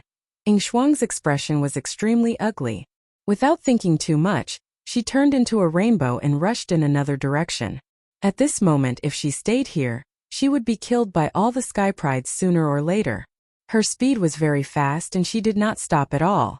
However, the Divine Prince and the Golden Cicada Buddha did not fall behind at all. Their feet moved and various runes flashed under their feet. They both used their own extreme speed skills and chased after her. It is indeed that Ying Shuang. Stop right there. Today, I will kill you and wash away the humiliation of the Heavenly Emperor Mountain. The Divine Prince stared at Ying Shuang in front of him.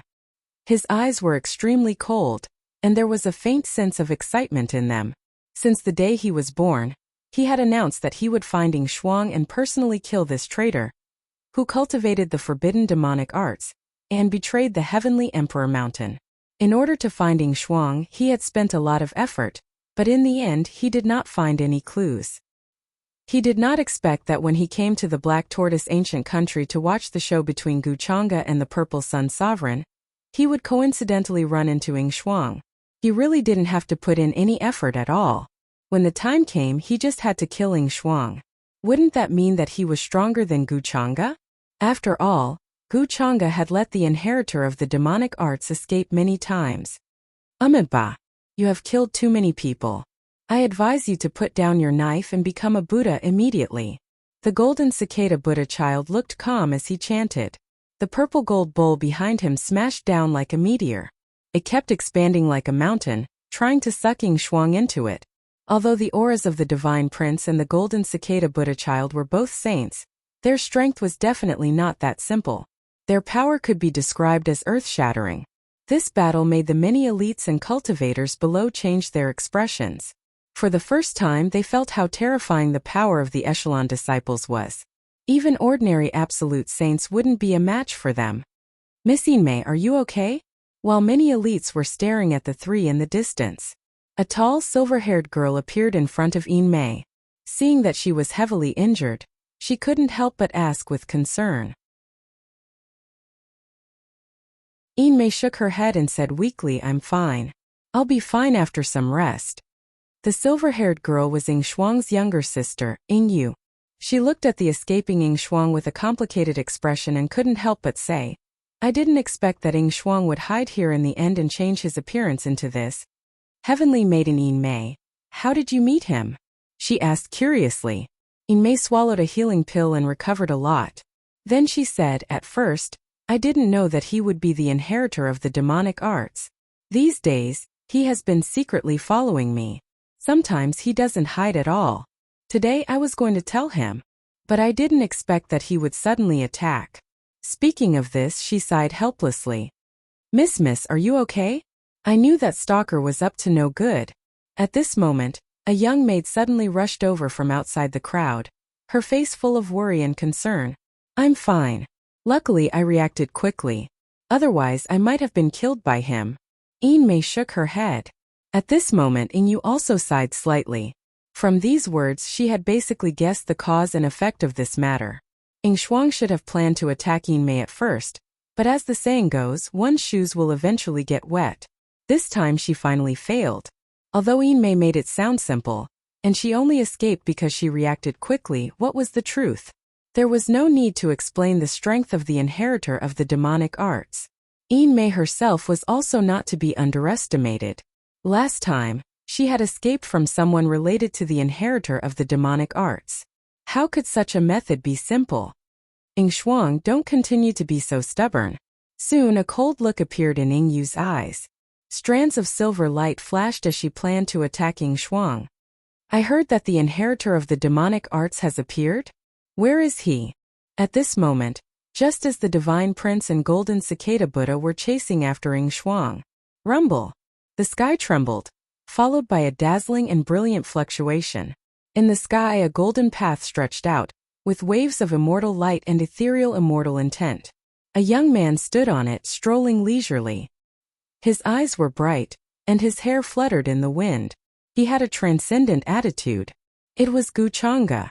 Senior brother Chang'e. Yinmei was stunned. Then, she shouted in his direction with a calm smile on her face. Daoist Chang'e. Yu was a little surprised. Then, she hurriedly greeted. I didn't expect Daoist Chang'e to arrive in such a timely manner. Gu Chang'e smiled. I just happened to hear this subordinate's message, so I came first. It seems that the inheritor of the demonic arts has not left Black Tortoise ancient country. He chose not to chase after Ing Shuang. Instead, he landed beside Yinmei and asked with surprise and concern, Junior sister Yinmei, what happened? You seem to be heavily injured. Cough, cough, cough. Hearing this, Yinmei couldn't help but cough up a mouthful of blood. It stained her dress, making her look even paler and more pitiful. Her legs went soft, and she seemed to be on the verge of collapsing.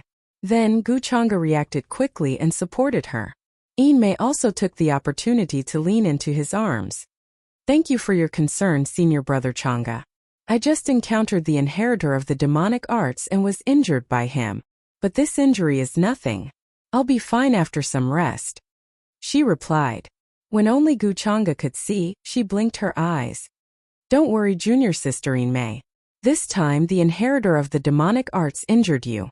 I will definitely seek justice for you. Gu Chang'e breathed a sigh of relief. Then, his eyes were cold and murderous as he promised. She really is a vixen. Yu noticed Yinmei's little action and couldn't help but purse her lips. She could see that Yinmei was more or less interested in Gu Chang'e. Her complexion was quite good just now, but when Gu Chang'e arrived, she suddenly became so weak that she couldn't even stand properly. However, she didn't mention it. Boom! After that, Gu Chang'e didn't spend much time talking about the past.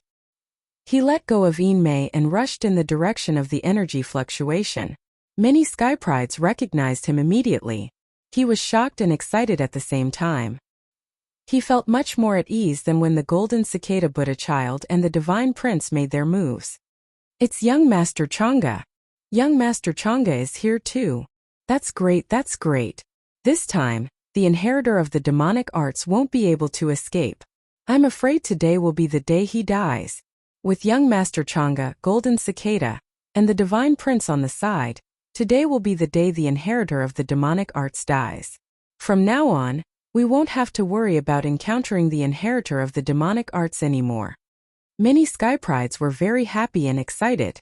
They followed behind, wanting to witness this battle with their own eyes. Gu Chang'e? You deserve to be called the number one of the younger generation. Ing Shuang also noticed Gu Chang'e, who was following behind. She cursed in her heart, but she was even faster. If it wasn't for Gu Chang'e, how could he have been exposed? Now, Gu Chang'e was chasing after him as if he didn't know anything.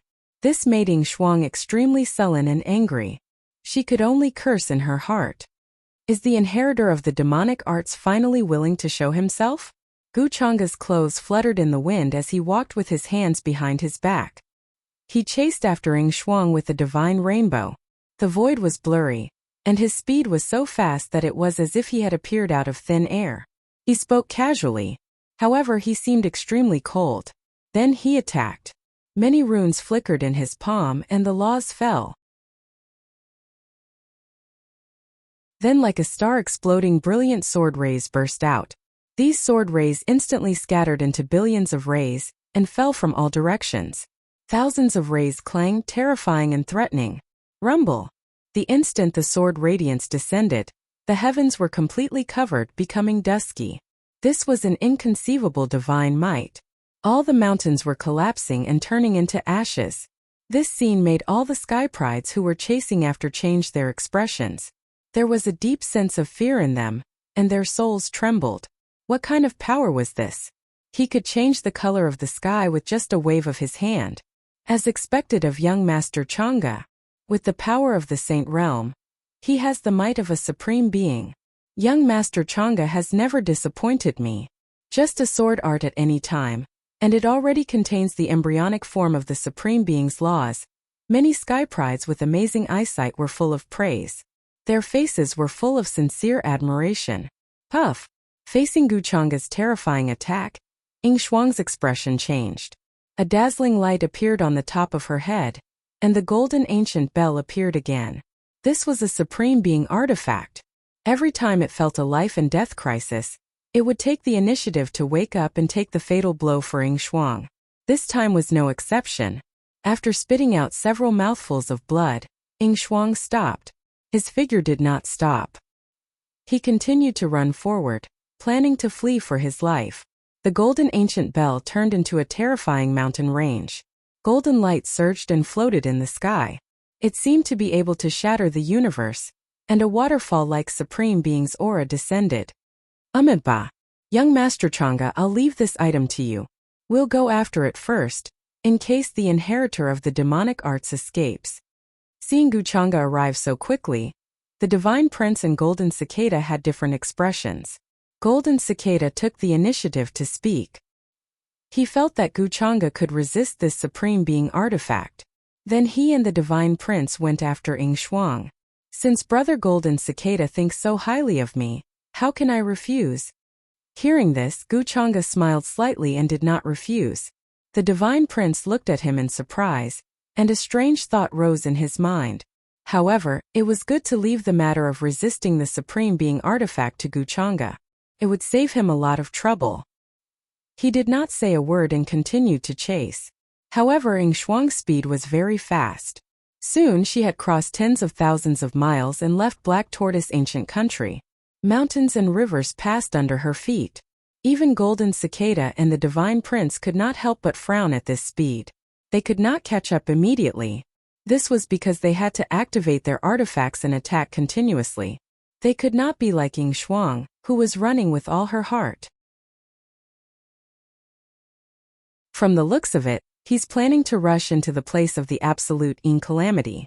The gray fog ahead is filled with a large amount of absolute Yin qi. If we rush in recklessly, we might lose him. Why don't we split up? Split up and chase? The Divine Prince's eyes flashed as he asked. Golden Cicada nodded in agreement.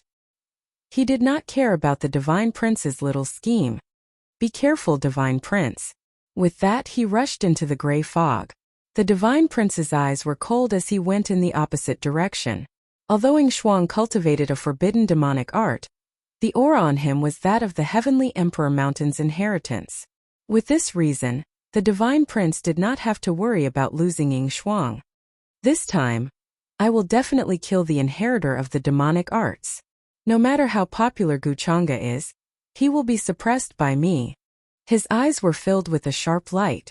Although he knew that the inheritor of the demonic arts was not easy to deal with, he was still very confident and was not very worried. Golden Cicada and the Divine Prince are both chasing into the absolute Yin fog separately. Isn't this too dangerous? Yeah, at this time it's better to stay together. Young Master Chang'e is left behind to fight against that supreme artifact. When the many geniuses who were following behind saw this scene, their expressions changed slightly. They were somewhat worried. They did not dare to chase in casually.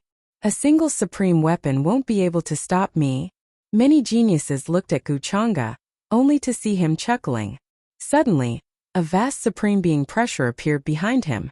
It was like an endless mountain and river slowly rising there.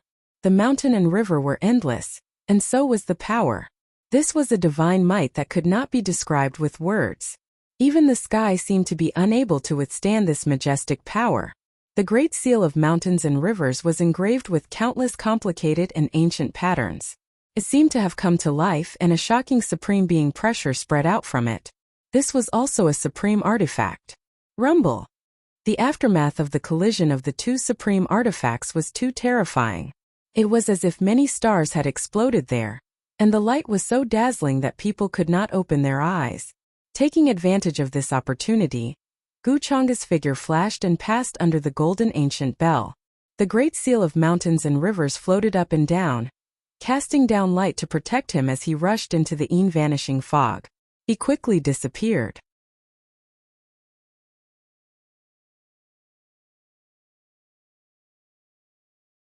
Chapter 308.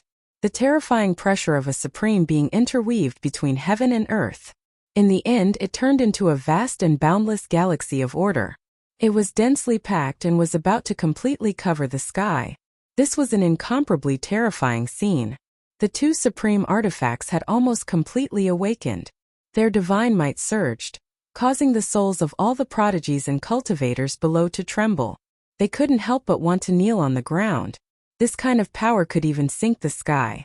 If a wisp of it leaked out, it was enough to destroy everyone below. Some prodigies' faces turned pale as they hurriedly retreated. The inheritor of the demonic arts has a supreme artifact in his hand, and it's the kind that can be awakened at any time. No wonder he's so fearless. Even if he's discovered, he can kill everyone and then escape Yao Yao. After all, even the elders of the Immortal Academy can't recognize his disguise. This time, the inheritor of the demonic arts will definitely be killed. He won't be able to escape. Many prodigies' eyes were filled with hatred and anger. Although they couldn't directly charge over like the Divine Prince, Golden Cicada Buddha, and the others. However, they were near the Een Absolute Fog, blocking all the exits. At that time, if the inheritor of the demonic arts wanted to escape, he could only go deep into the Een Absolute Land. Buzz! In the sky, all kinds of runes trembled, turning into a whistling power that was like a mountain and sea.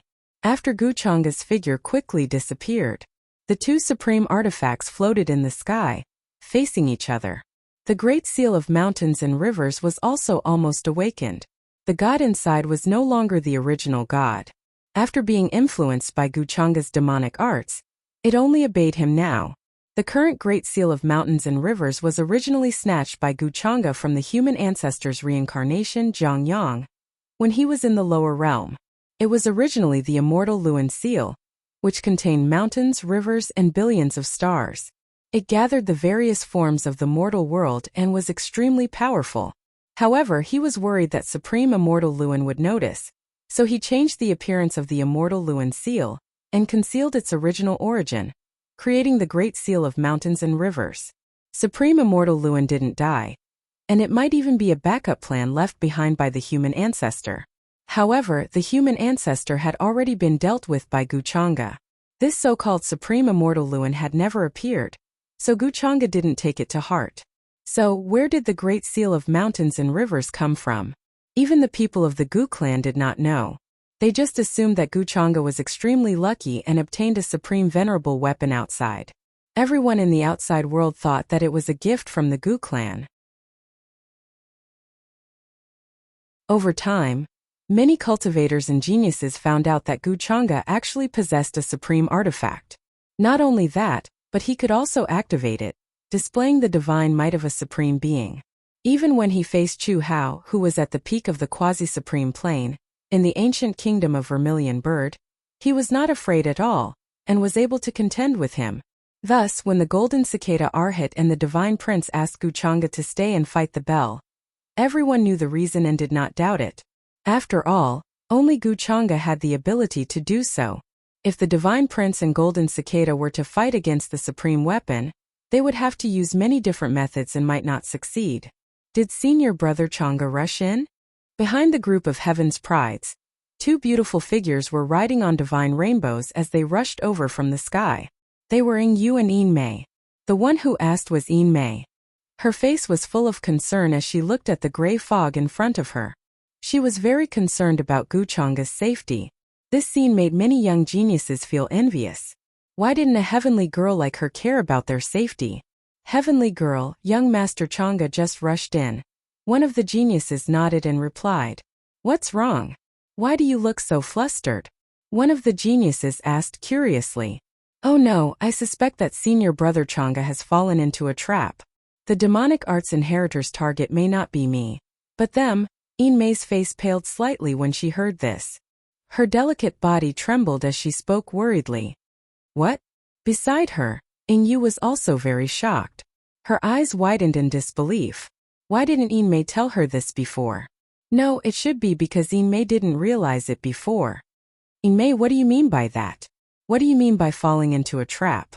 She couldn't help but ask in a low voice. Hearing this, all the geniuses' expressions changed. Their eyes were filled with fear and confusion. Guchanga and the other two fell into a trap? Young Master Changa's plan was flawless.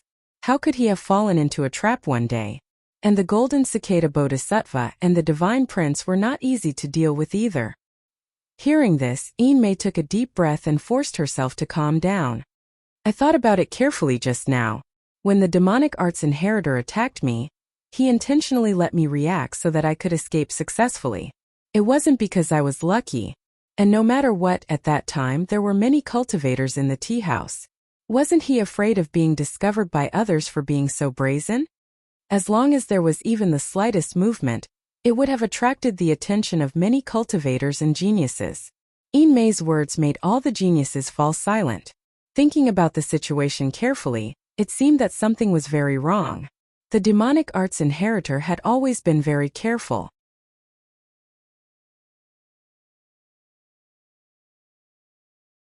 This made them envious and emotional. However, they didn't dare to act rashly. At this time, we can only wait for the Academy's elders to come. Some geniuses fell silent and sighed. Young Master Changa and the Divine Prince are not simple people. There shouldn't be a problem. The gray fog filled the sky, accompanied by many terminating living beings. However, they couldn't even get close to Guchanga. With a casual wave of his hand, the void collapsed and a terrifying palm print appeared. Everything within a 10-mile radius was annihilated. If this was a domain, it was actually the use of void rules. Before the extreme spirits could even get close to this area, they all exploded with popping sounds, their bodies and souls destroyed.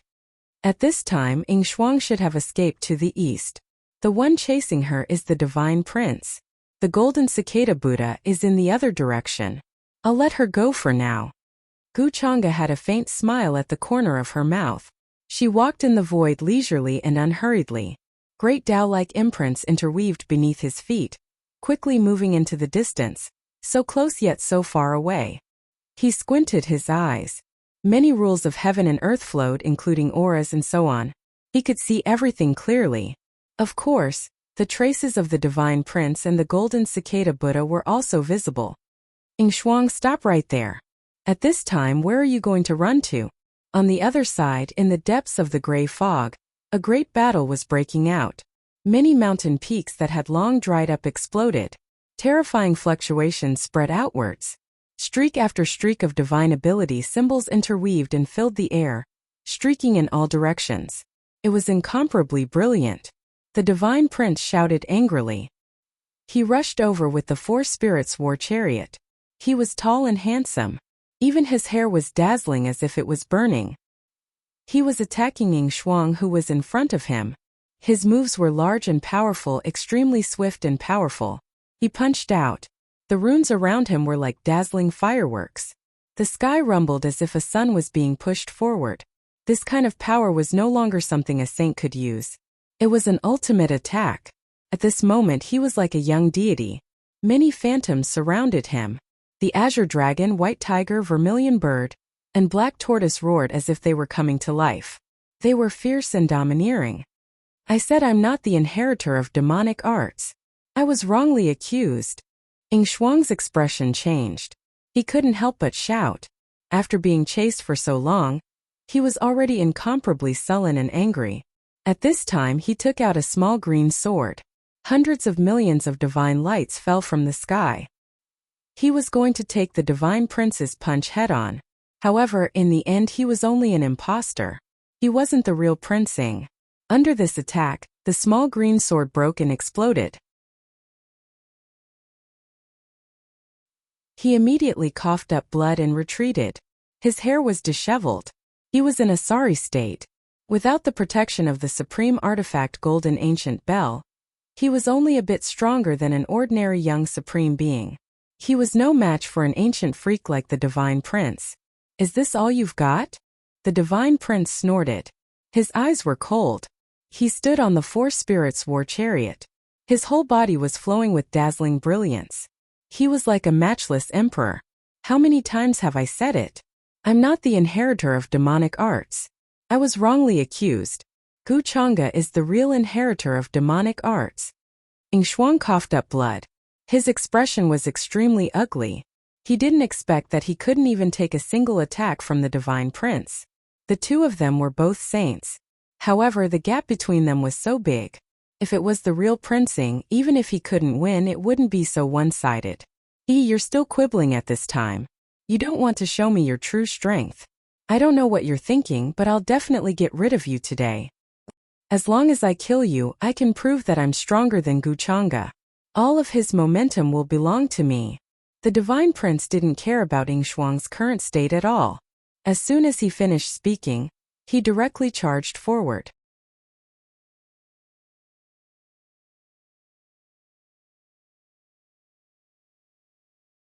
Chapter 309. Multicolored blood condensed in his palm, turning into a multicolored spear. It was incomparably sharp. It tore through the sky and pressed down, wanting to kill Yingxuang. Damn it! You still don't believe me? Yingxuang's expression was extremely unsightly. Multicolored blood mist began to rise from his body. This was something like the blood of a deity. After all, he was the son of the Divine Prince, the Heavenly Emperor. Needless to say, the power of this kind of bloodline made the void tremble, carrying a terrifying burning power. Puff! In the next moment, the two of them clashed together. It was as if two asteroids had collided. However, Yingxuang's body shook violently. He coughed out blood directly. His arms spasmed and almost exploded. That spear had passed through an unparalleled power, almost tearing his internal organs apart. Therefore, Yingxuang was very decisive. He retreated rapidly like a rock spreading its wings. He was swift and powerful. He didn't want to fight anymore. Where do you think you're going? Where is the demonic art you cultivate? Why haven't you used it yet? Are you looking down on me? The Divine Prince snorted coldly. He drove the four spirits' war chariot to chase after him. However, his expression soon changed. He said with shock and anger, Guchanga, why are you here? The inheritor of the demonic art is my prey. Are you trying to take advantage of me? Yingxuang, who was running away, also changed his expression. He even turned pale with fright. He felt cold from head to toe as if he had seen a ghost. He had never thought that ripples would appear in the void before him. Then Guchanga walked out with a smile. His eyes were calm and deep. His clothes fluttered in the wind. He was extraordinary and refined. Why aren't you running anymore? Guchanga looked at the pale and frightened Yingxuang. He couldn't help but smile. As for the Divine Prince who was chasing after him on the four spirits' war chariot, he completely ignored him. Guchanga, I have no enmity with you. Why do you want to frame me again and again? Yingxuang felt cold from head to toe. His limbs were cold and his spirit was trembling. He forced himself to calm down, but his voice was shaking. He had never felt as terrified and desperate as today. Wasn't Guchanga fighting against the golden ancient bell? Why did he suddenly rush here? No enmity? No, there is enmity. Guchanga was still smiling casually. Don't forget who you are. We are mortal enemies. Yingxuang's face paled in despair. She gritted her teeth and said, why? He was just jealous of Guchanga's identity and wanted to take everything away from him. However, he had never told anyone about this. How did Guchanga find out? Guchanga, what is the meaning of this? Yingxuang is my prey. In the distance, the Divine Prince snorted coldly and drove the four spirits' war chariot closer. He still hadn't figured out the current situation. Although he felt that Guchanga's appearance was too sudden, he didn't think too deeply about it. In his opinion, it was Guchanga who wanted to take advantage of Yingxuang after seeing her severely injured. How could there be such a good thing in this world? What do I mean? Can't you see it now? Guchanga glanced at him casually and smiled. However, since Yingxuang is your prey, I will leave her to you. Don't worry, I won't interfere. After saying that, his figure floated, and his white robe fluttered as he retreated to the other side. The Divine Prince frowned. His instinct told him that this situation was a bit strange. Could it be that Yingxuang was right? That he was wrongly accused? However, in the next moment, a divine rainbow appeared under Yingxuang's feet. Just as she was about to escape, his expression changed. Without thinking too much, he immediately chased after her. Who? The fist wind swept over, and Ying Shuang was blown away like a leaf. Blood spurted out of her mouth. Who knew how many of her bones were broken? She fell to the ground and couldn't get up immediately. What a trash. I didn't expect that you couldn't even take a punch from me. If you are still pretending at this time, don't blame me for being ruthless. The divine prince snorted coldly and quickly closed in. The five-colored spear condensed in his hand again, wanting to pierce Ying Shuang into the ground. However, in the next moment his expression suddenly changed. It was as if he was struck by lightning. Puff! Blood splashed out like a dazzling flower of blood, blossoming on his body. A slender white hand pierced through his back and tore him apart. The terrifying wound was like a torn piece of cloth, almost penetrating the front and back. Gu Chang'e's figure appeared behind him. There was a faint smile on his face. Gu Chang'e, you, the divine prince groaned and turned around. His face suddenly paled and he couldn't believe it. At the critical moment, Gu Chang'e suddenly attacked him. Shouldn't he be dealing with Ying Shuang? However, his reaction was fast. He spat out a sparkling and translucent divine sand from his mouth. In the blink of an eye, it turned into the size of a mountain. Like a shield, it bombarded Gu Chang'e behind him. Do you think it will work? Gu Chang'e didn't care and smiled. A terrifying sword ray gushed out from his fingers. It was almost as if it was made of divine gold, and it tore the divine prince apart. The multicolored blood of the gods fell from the sky with a crystalline intent. The mountain-sized divine sand was slapped down by his other hand, and it instantly exploded with a bang, turning into fine powder that filled the sky and drifted down. Gu Chang'e, why are you doing this? The divine prince kept vomiting blood. His face was extremely pale and frightened. His body was about to explode. His bones and organs had been torn apart by the sword qi. There was also a sword ray that was hard to resist. It was constantly eating away at his vitality, making it difficult for his injuries to heal. His scalp was numb. His back was full of cold air. His divine soul was almost frozen. Is what Ying Shuang said true? He suddenly reacted. He wasn't stupid. Before, he just didn't understand and didn't think so much. Now, he thought about Ying Shuang's frightened expression and Gu Chang'e's actions. He finally understood. Ying Shuang didn't lie. It turned out that everything was controlled by Gu Chang'e behind the scenes. Gu Chang'e was the real inheritor of demonic arts.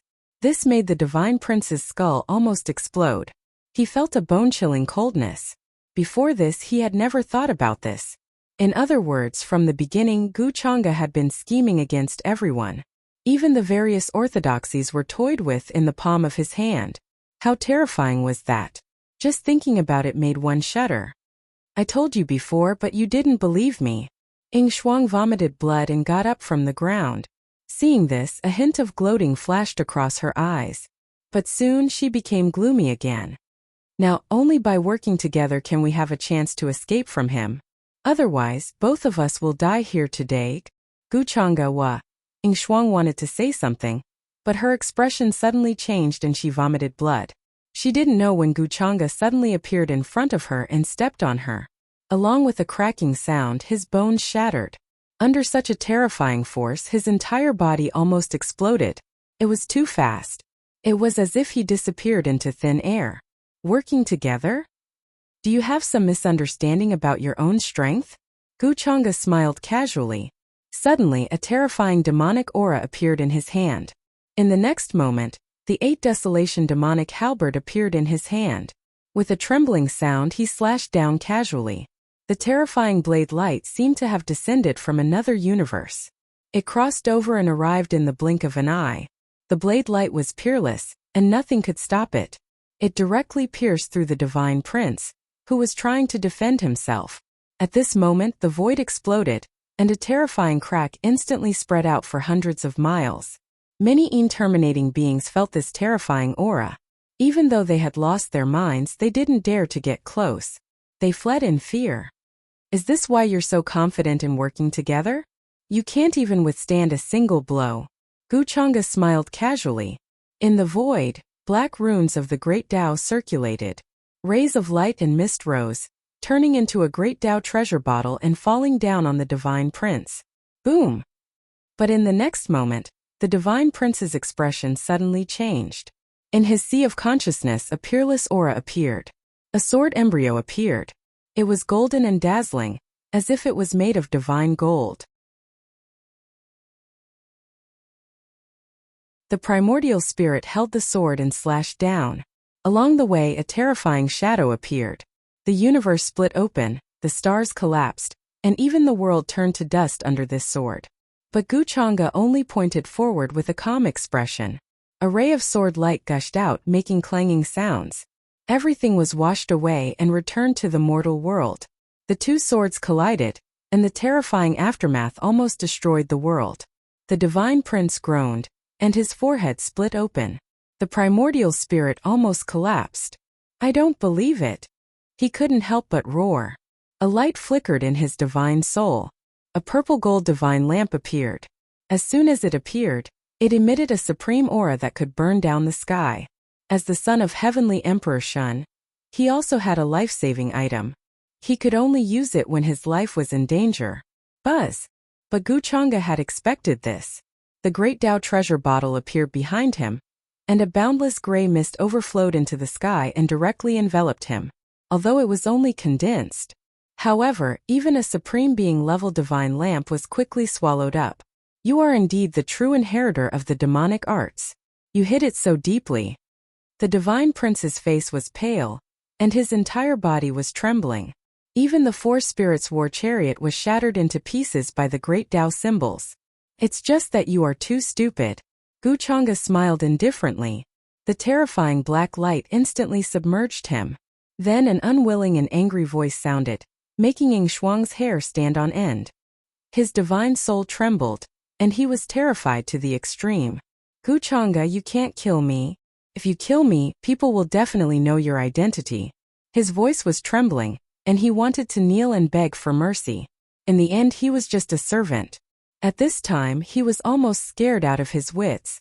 "That's not necessarily true." Guchanga smiled casually. Then he reached out with his palm, and with a pew sound he was directly slapped to death, his body and soul destroyed. At the last moment, Ying Shuang was still planning to beg for mercy. He was full of despair and fear. Of course, before this, Guchanga had already plundered the providence points of the so-called Son of Providence of the possession style. Just in case, Guchanga still kept the wisp of soul that was connected to the soul lamp in his divine soul. At the same time, the system notification sounded. Ding! Killed the Son of Destiny, triggering the rules of the drop of fate points.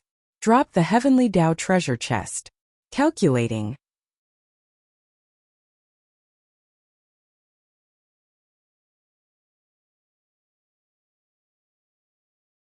Chapter 310. Gray fog billowed, and the runes of the Great Tao interweaved in the void, forming a Great Tao treasure bottle that devoured the origin of the Divine Prince's bloodline. Many inherited abhijnas flashed quickly in Guchanga's mind, like flickering lights and passing shadows. He squinted his eyes slightly. He didn't care much about these celestial techniques that were originally inherited from the Heavenly Emperor of God. The supreme divine lamp floated in the air for a while. A ray of fire could burn the sky, but it quickly dimmed. The artifact spirit deity let out a roar of unease and fear, but it disappeared in a few breaths' time. Even though it was just a Great Tao treasure bottle formed by the runes of the Great Tao, under Guchanga's current strength, it contained terrifying divine power. Without a true user of the supreme artifact, even if the artifact spirit within was awakened, it would be like a rootless duckweed. It wouldn't be able to resist for long. I wonder what kind of Heavenly Tao reward will be dropped this time. Guchanga stood in the void, his white robe fluttering as he muttered to himself. He looked like he had just done something simple. Then he cleaned up the traces in front of him, and created the feeling of a terrifying battle. Especially the aura of the various demonic techniques, which filled every inch of the void. As long as a cultivator stepped in here, they would feel chills all over their body, and their hair would stand on end. Fear, palpitations, chills, terror. This place had turned into a terrifying area like hell. Not only was the aura of Yin terminating, but there was also a strong aura of forbidden demonic techniques. It was like a black hole in the universe that could swallow anything. At this time, as long as an elder came and used tracing methods to investigate, They would feel like their soul was frozen. It couldn't be investigated, it couldn't be found. Of course, the most important thing was that they could feel the intensity of the battle. They even had a feeling that even if they had participated, they wouldn't have been able to escape alive. If that's the case, who knows what happened? No, only I know what happened. Guchanga couldn't help but laugh, and then looked at the golden treasure chest in his hand. The moment he killed Ing Shuang, the system notified him. Even the mission that Guchanga accepted to kill the Child of Fate was completed. He didn't really care about fate points and fate points. He just wanted to know what the Heavenly Dao reward chest would be this time. However, compared to the faint purple treasure chest he had obtained when he killed the human ancestor, this one was a little shabby. Of course, he was not surprised. After all, not every child of Providence was like the human ancestor. Apart from having good luck, what else could a child of Providence possess? He couldn't even use the most basic strength of the body's original owner. Do you want to open the Heavenly Dao treasure chest? Activate. A strange look flashed across Guchanga's eyes. As the dazzling golden brilliance blossomed before his eyes, a crown enshrouded in grayish-brown divine light jumped out and flickered within. Strands of aura that symbolized misfortune condensed and manifested inside. They coiled up and down. They were strange and ancient, and had a natural aura of the Tao. Gray crown of providence? Guchanga raised his eyebrows slightly and quickly understood the function of the gray crown of providence. Speaking of which, it was fundamentally different from the purple crown of providence that he obtained when he killed the human ancestor's reincarnation. That was because the purple crown of providence could reverse one's providence. It could significantly increase the user's providence in a short period of time. It was equivalent to the Son of Heaven. However, there was a limit to the number of times the purple crown of providence could be used. Once the limit was exceeded, it would shatter and explode. Until now, Guchanga had not found a suitable time to use the purple crown of providence. The gray crown of providence in front of him had the opposite effect. It could cause the user's providence to fall to the lowest point in a short period of time. It was the same for the Child of Providence, who was known as the Son of Heaven. There was no mention of any counteracting function. The original Prince-ing was also an unlucky person. The son of the emperor was possessed by a horse feeder. It was indeed considered lucky. That's why this thing dropped for me. Guchanga's smile was somewhat thought-provoking. This kind of thing sounded quite useless. However, it was not the case. The introduction of the gray crown of providence said that any existence could work. That naturally included those powerful cultivators who had surpassed the supremacy realm. Those powerful existences were even more sensitive to the providence of heaven and earth, and would easily deduce and calculate. With the gray crown of providence, one might be able to directly take him away when he was in seclusion. For Guchanga, this was a good thing to kill and rob. Providence itself was elusive and difficult to find. Even a supremacy would be very wary of such means. They would not know who was secretly harming them. Then, he put away the gray crown of providence and glanced at the providence points and destiny points he had obtained this time. He had obtained about 30,000 providence points. He could exchange them for a lot of transcendence bones.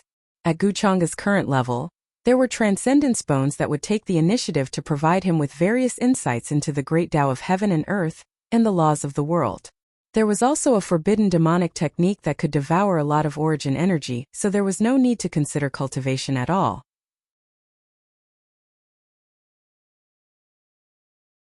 Other people broke through by comprehending in seclusion.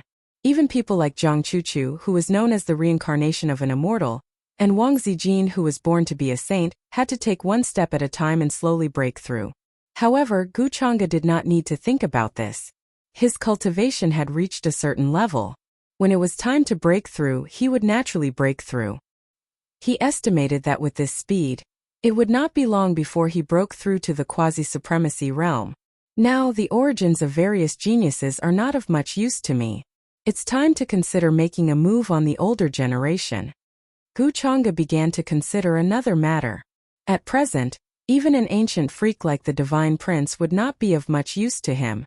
To him it would not be of much use. He would rather benefit less from it than Ing Shuang, who was a child of destiny. Therefore, his cultivation had to be held back. He did not forget that the system had mentioned the red-clothed female demon before. Calculating the time that he had obtained from Yu Mingkong, she would be born soon. A place like the demon burial abyss was a place that even supremacies were not willing to go near. Gu Chang'e combined with his previous memories. When he was a demon master, his cultivation was indescribable. However, the extent to which he could destroy the heavens with a single hand had far surpassed the concept of being an immortal. The red-clothed female demon could take a blow from the halberd and not die. She was only sent into the demon burial abyss. Was this not shocking enough? As for whether he had shown mercy at that time, this was not clear. However, the red-clothed female demon was definitely terrifying. A hatred that cannot be erased even in the deepest depths of hell. Every time Gu Chang'e muttered this sentence, the red-clothed figure would appear in front of him. Although he had a plan in mind, it was hard to say if it would work.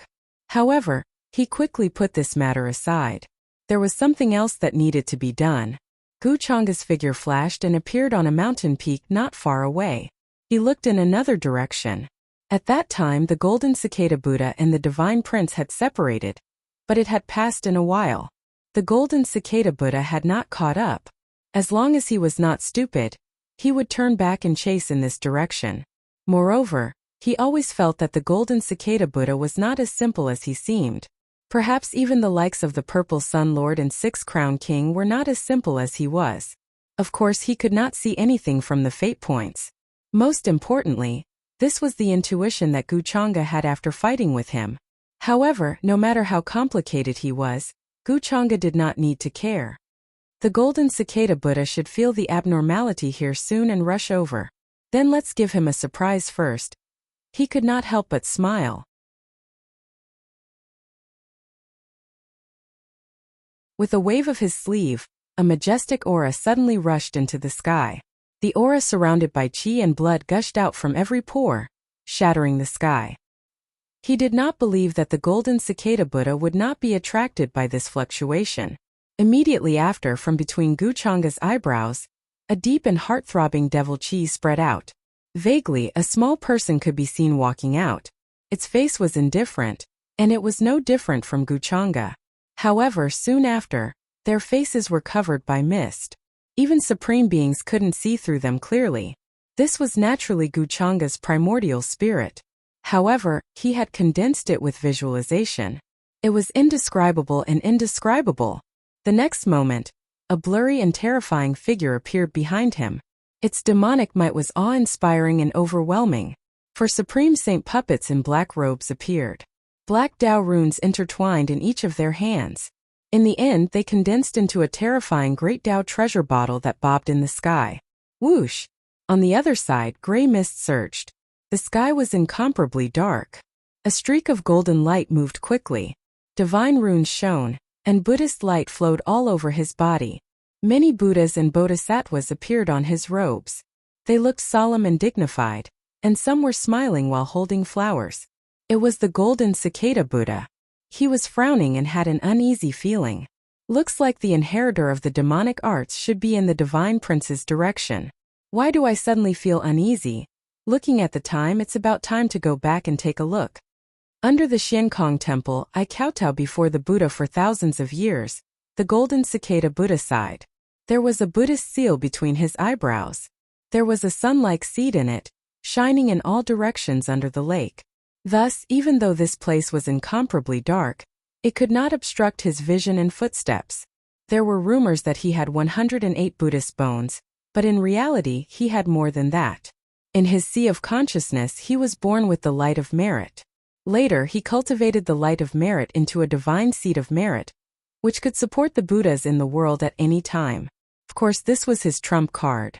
He rarely showed it in front of others. Even when he fought with Gu Chang'e in front of the True Immortal Academy, he did not show it. I'm afraid the Divine Prince is in trouble. The inheritor of the demonic arts led us all the way here. His intention is obvious. The golden cicada Buddha shook his head slightly and sighed. He looked like he was bemoaning the state of the universe and pitying the fate of mankind. Asking for fresh flowers, it was not that he did not know what the Divine Prince was thinking. He just did not say it out loud. On the other hand, the inheritor of the demonic arts was very powerful. Although he had a Buddhist heart, it did not mean that he was stupid. Killing demons and defending the Tao were all words and deeds. He had a Buddhist heart, which could illuminate mountains and rivers. Naturally, the layers of mysteries could not escape his eyes. After that, the golden cicada Buddha's figure turned into a Buddhist light that illuminated the sky.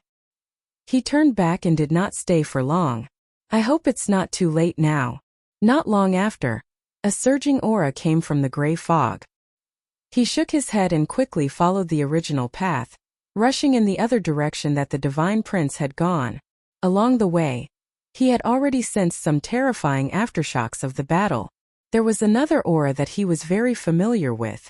When they fought in front of the True Immortal Academy, the golden cicada Buddha had already remembered Guchanga's aura. Naturally, he would not mistake it now. Thus he was stunned for a moment. He did not expect that Guchanga would be one step ahead of him. Guchanga is already here. Did he leave his supreme weapon outside? I didn't expect that even he would be tricked. The inheritor of the demonic arts purposely blocked the way with his supreme weapon. He wants to kill us. Amitabha. I hope that the divine prince and young master Changa are fine. The golden cicada Buddha was slightly stunned. His figure appeared in a mountain range. He traversed the area.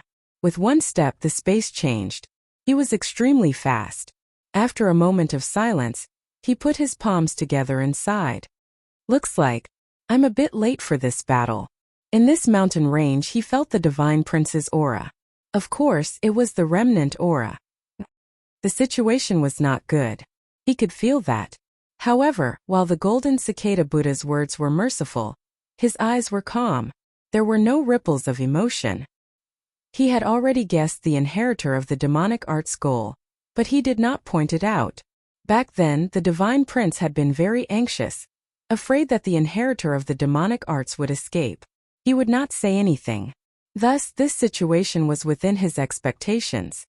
He has the heart to subdue demons, but he does not have the power to subdue demons. He overestimates himself. The golden cicada Buddha moved. His monk robes fluttered as he rushed toward the mountain range ahead. If his senses were correct, there had been a battle there. However, when golden cicada Buddha's child arrived and saw the situation, he was immediately shaken. Even with his Buddhist heart, he was somewhat shaken. Guchanga. To think that he would be in such a sorry state. A ripple of emotion appeared on his calm face, but it quickly returned to its original state. High up in the sky, a gray fog overflowed into the heavens. Terrifying laws and order descended, covering everything and surging violently. It was pitch black like the Milky Way, thick and heavy. A pitch black bottle formed by great Tao runes floated there. It seemed to want to suck in the world. A blurry figure was shrouded in black fog. His face could not be seen clearly. He stood under the bottle, his expression cold and mocking. For great stage experts stood towering by his side, and numerous talisman markings appeared in their hands as they firmly sealed off the surroundings. Every inch of the void was filled with an aura that made one's heart palpitate. The golden cicada Buddha could not help but feel a chill run down his spine. What kind of battle had happened here? Just the remnants of the battle were enough to make one's soul tremble. Guchanga, you've been chasing me for so long. Have you ever thought that such a day would come? The figure shrouded in black fog in the sky could not help but laugh coldly. He was extremely proud and his chill filled the sky. His face was covered by fog, but the golden cicada Buddha could tell from his aura that it was Prince Ing Shuang.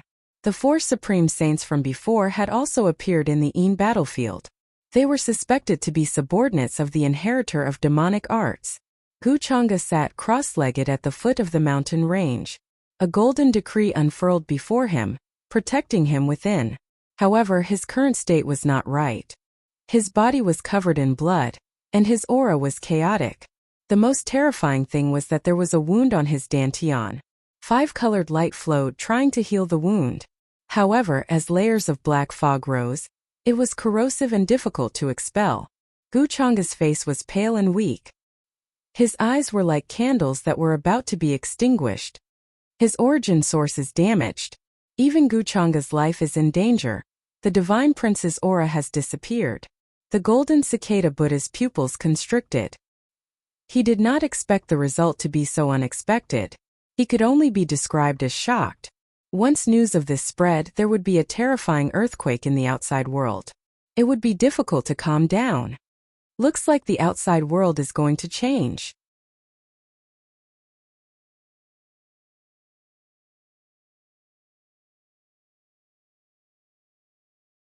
Chapter 311. At the same time, in the outside world wherein absolute mist surged, streaks of divine rainbow light rushed over from various mountain peaks. They were all heavenly geniuses and cultivators. After hearing the news, they quickly rushed over. In that instant, this place became incomparably lively. The heavenly geniuses of several ancient countries all gathered here.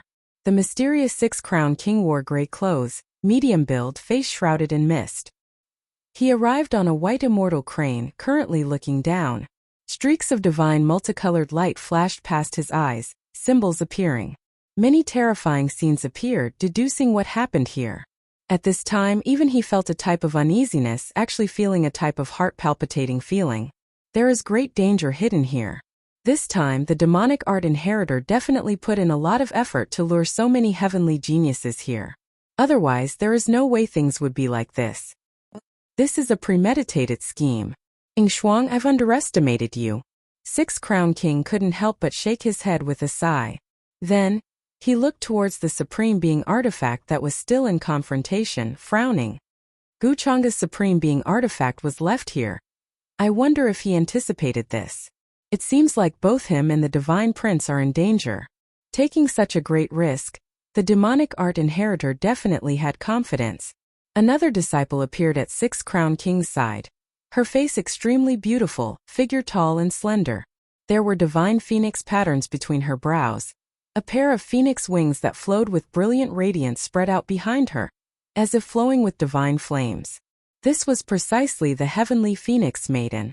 She also hurried here, but just like Six-Crown King, she felt restraining fear towards the methods inside, not choosing to enter.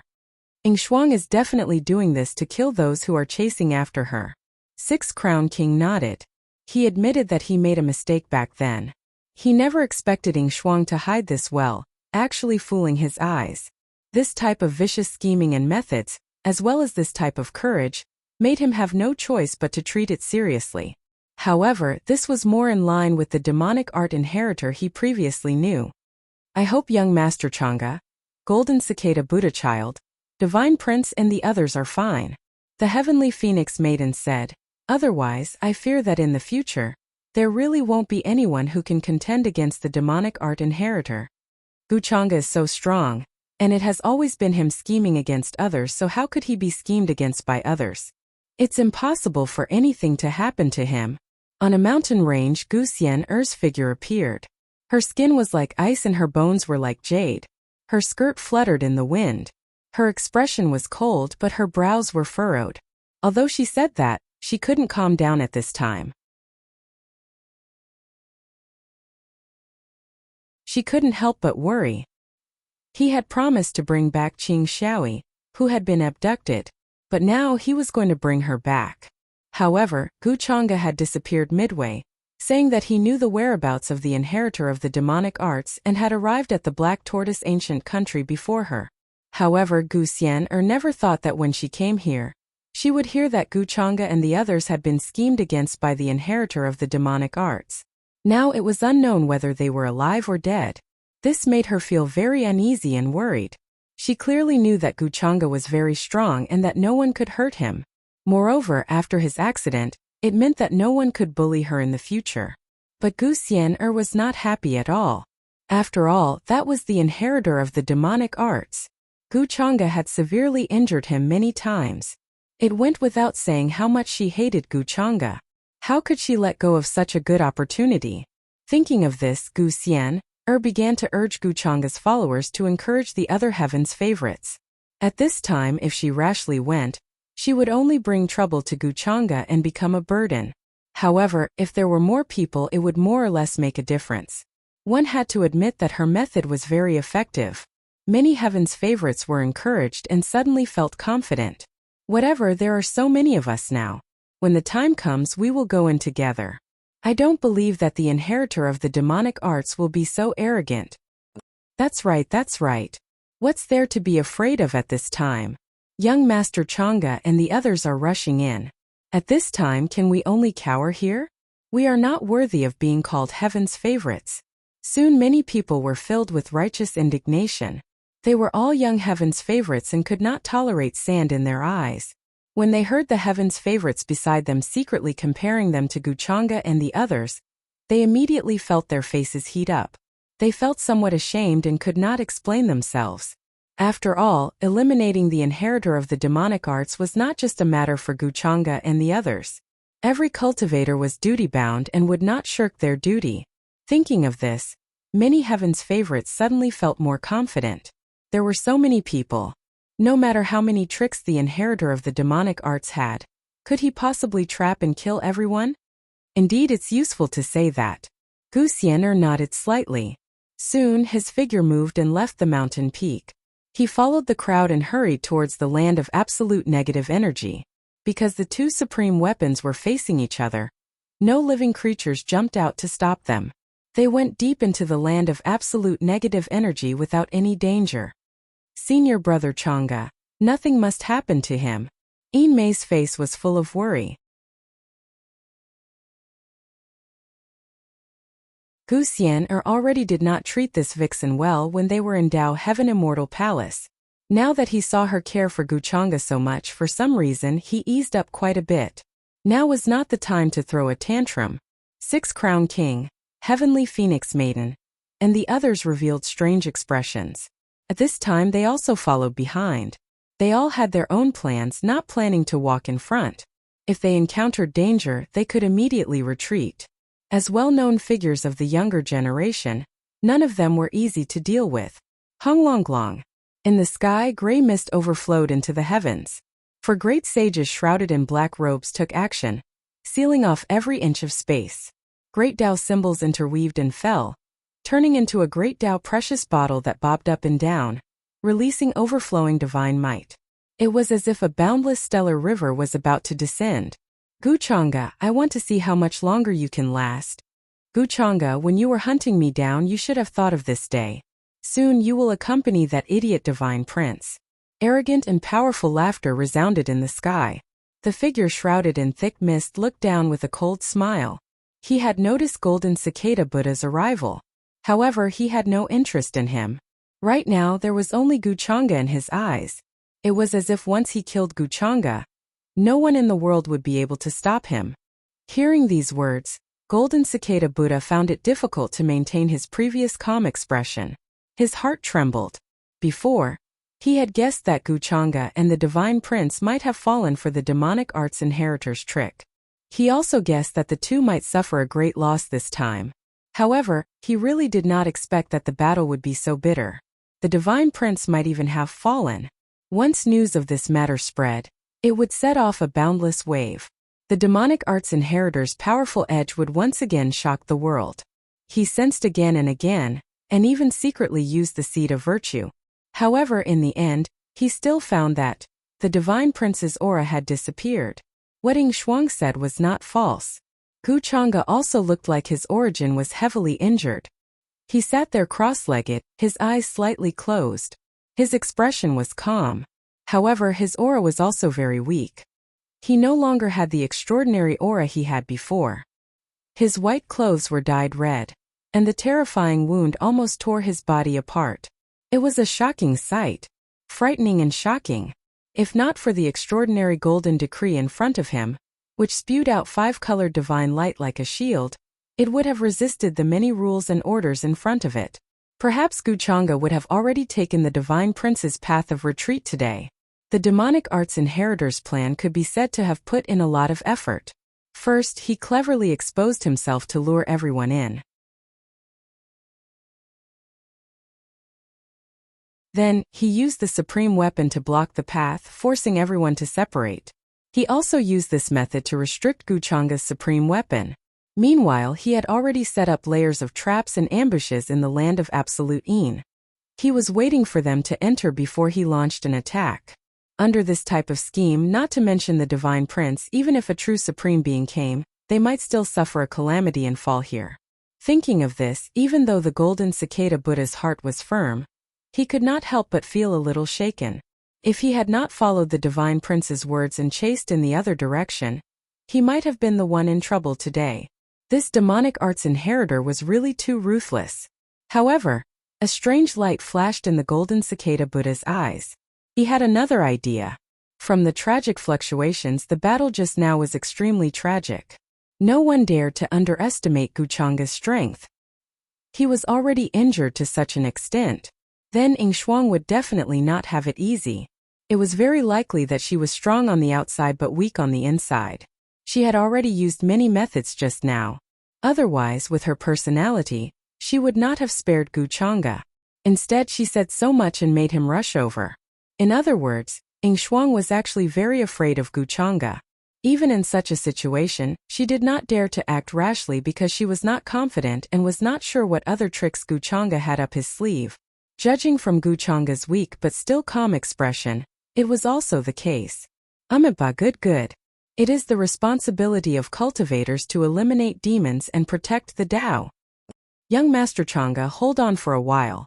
I'll take care of the demonic arts inheritor now. The Golden Cicada Buddha said with a smile and chanted the name of Buddha. Then he stepped forward and appeared in midair. Looking at the figure shrouded in gray fog, he directly attacked to investigate the situation. Demonic arts inheritor, don't be so arrogant. Today I will eliminate evil for the people. After saying that, a dazzling light appeared behind him. Phantoms of Buddhas, Bodhisattvas, and Vajras appeared. With a single thought, all kinds of Buddhist techniques were launched forward to attack. At the same time, a purple gold bowl appeared and enlarged in the sky like a thunder tribulation pool. In it, dense lightning flashed and crackled. All kinds of terrifying true thunder appeared, exuding an extremely dangerous aura. Golden Cicada Buddha, you came at the right time. Hearing this, Guchanga also looked over. His words were calm, and there was no excitement or the slightest hint of being saved. Unfortunately, you're still one step too late. The Divine Prince has already been killed by the demonic arts inheritor.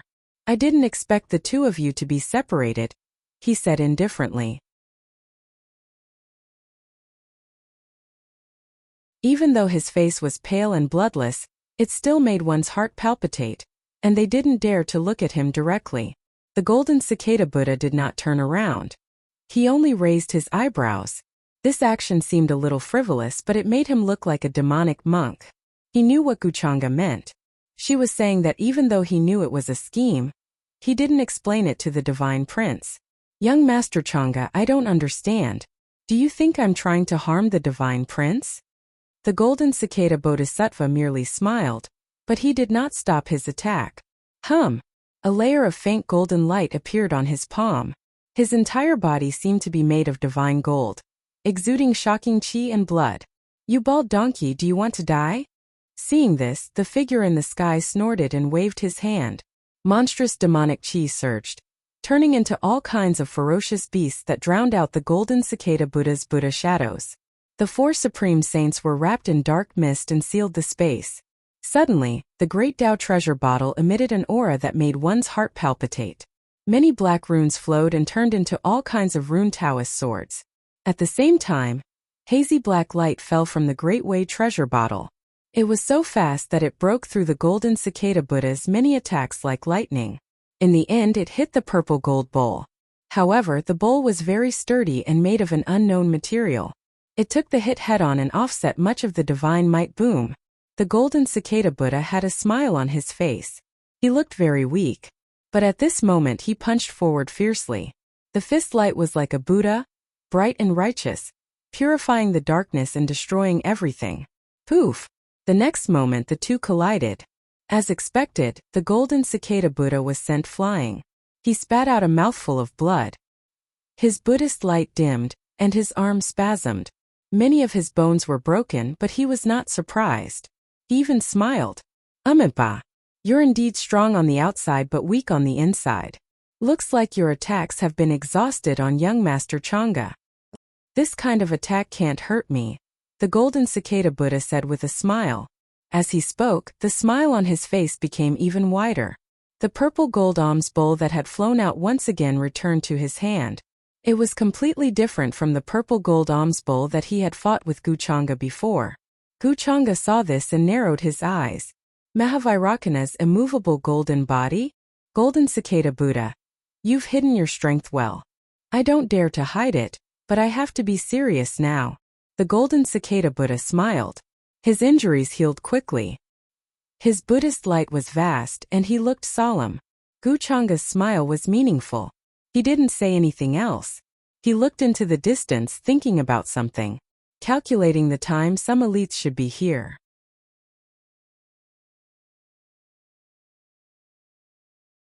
In order to put on this show, he had to be more solemn and shocking. It was not enough. Buzz. Suddenly, the golden Dharma decree rose into the air. Golden light surged, dazzling and covering everything. It was as if many stars were rotating. Majestic and heavy sword chi suddenly gushed out. At the same time, Guchanga stood up. His eyes were bright, and his white clothes were stained with blood. But his aura was rising. Chi and blood surrounded by 5-colored divine light gushed out from the top of his head. It pierced through the sky, enough to attract everyone's attention. Every single one of his 60 trillion cells had come to life. Guchanga, what is he doing? This scene shocked the golden cicada Buddha, who was fighting with the inheritor of demonic arts in front of him. Although he was at a disadvantage and had to be on guard against the 4 great saints, he still had some strength left. The golden cicada Buddha realized that the inheritor of demonic arts in front of him had used up a lot of his strength. It was not as easy as it seemed. In fact, he was already seriously injured in the fight with Guchanga. He was just holding on. As for the other 4 great sages, they couldn't leave the great Tao treasure bottle in the void. Therefore, the golden cicada Buddha guessed that the great Tao treasure bottle was suppressing the divine prince's protective soul artifact. It was just like the golden ancient bell that the inheritor of demonic arts, Ing Shuang, had. That was a supreme artifact. The divine prince had the same status as Prince Ing. How could he not have a supreme artifact to protect him? Therefore, it was very likely that the sovereign weapon had already been suppressed. It was being suppressed by the great path Aquarius floating in the sky. If he could buy a little more time, he would have a chance to take down the inheritor of demonic arts in front of him today, and even take revenge for the fallen divine prince. The golden cicada Arhat could not understand why Guchanga would suddenly go on a rampage at this time. He took out that golden decree and wanted to kill his way over. From the looks of it, he must have used a forbidden technique. Young Master Changa, is this worth it? He couldn't help but shake his head and recite a Buddhist mantra. You really do have some tricks up your sleeve. Guchanga, you finally can't hold back anymore. While the golden cicada Buddha sighed, the inheritor of demonic arts in front of him suddenly sneered. His aura also changed and his demonic chi surged. The golden cicada Buddha's expression changed. Feeling that something was wrong, he tried to retreat. Whoosh! However, a blade made of pitch-black runes and surrounded by black devil fire appeared in the air and pierced through golden cicada Buddha, who was caught off guard. The saber chi cut through the sky, whistling past, spreading out an incomparably terrifying large crack in the void. The golden cicada Buddha turned pale and spat out a mouthful of blood. He hurriedly used his Buddhist techniques to shatter the demonic saber. Then he retreated. He didn't expect the inheritor of demonic arts to still have some tricks up his sleeve. He and Guchanga really wouldn't use all their tricks until the end. How patient! The golden cicada Buddha wanted to curse. He had to use his Buddhist light to expel the black mist. This kind of injury was very difficult to heal and required time to heal. Fortunately, it was only a minor injury and didn't hurt his core. This allowed him to breathe a sigh of relief. Rumble! Don't you have some tricks up your sleeve too? Guchanga appeared in the sky with a pale face and spoke with a calm expression. As the golden page of the decree fell, it was boundless and majestic. As if it was ordered to kill, the golden word swept through the boundless killing intent and fell toward that direction. Instantly, the mountains collapsed and the earth cracked. It was terrifying to the extreme. The inheritor of demonic arts techniques were all destroyed by the sword chi. His eyes widened and he spat out blood in disbelief. Oh no. This guy is crazy. He's planning to burn his essence blood. I miscalculated today. Retreat. With this shout, he planned to escape with the 4 great saints. The void blurred, and a passage that had been opened appeared. He stepped into it without stopping. In the sky behind him the gray mist split open, and many divine rainbows rushed over. They were all geniuses. Everyone saw the shocking scene just now, and they trembled and feared from the bottom of their souls. They almost knelt down and kowtowed. However, some people quickly reacted and couldn't help but shout anxiously, "Young Master Chang'e!"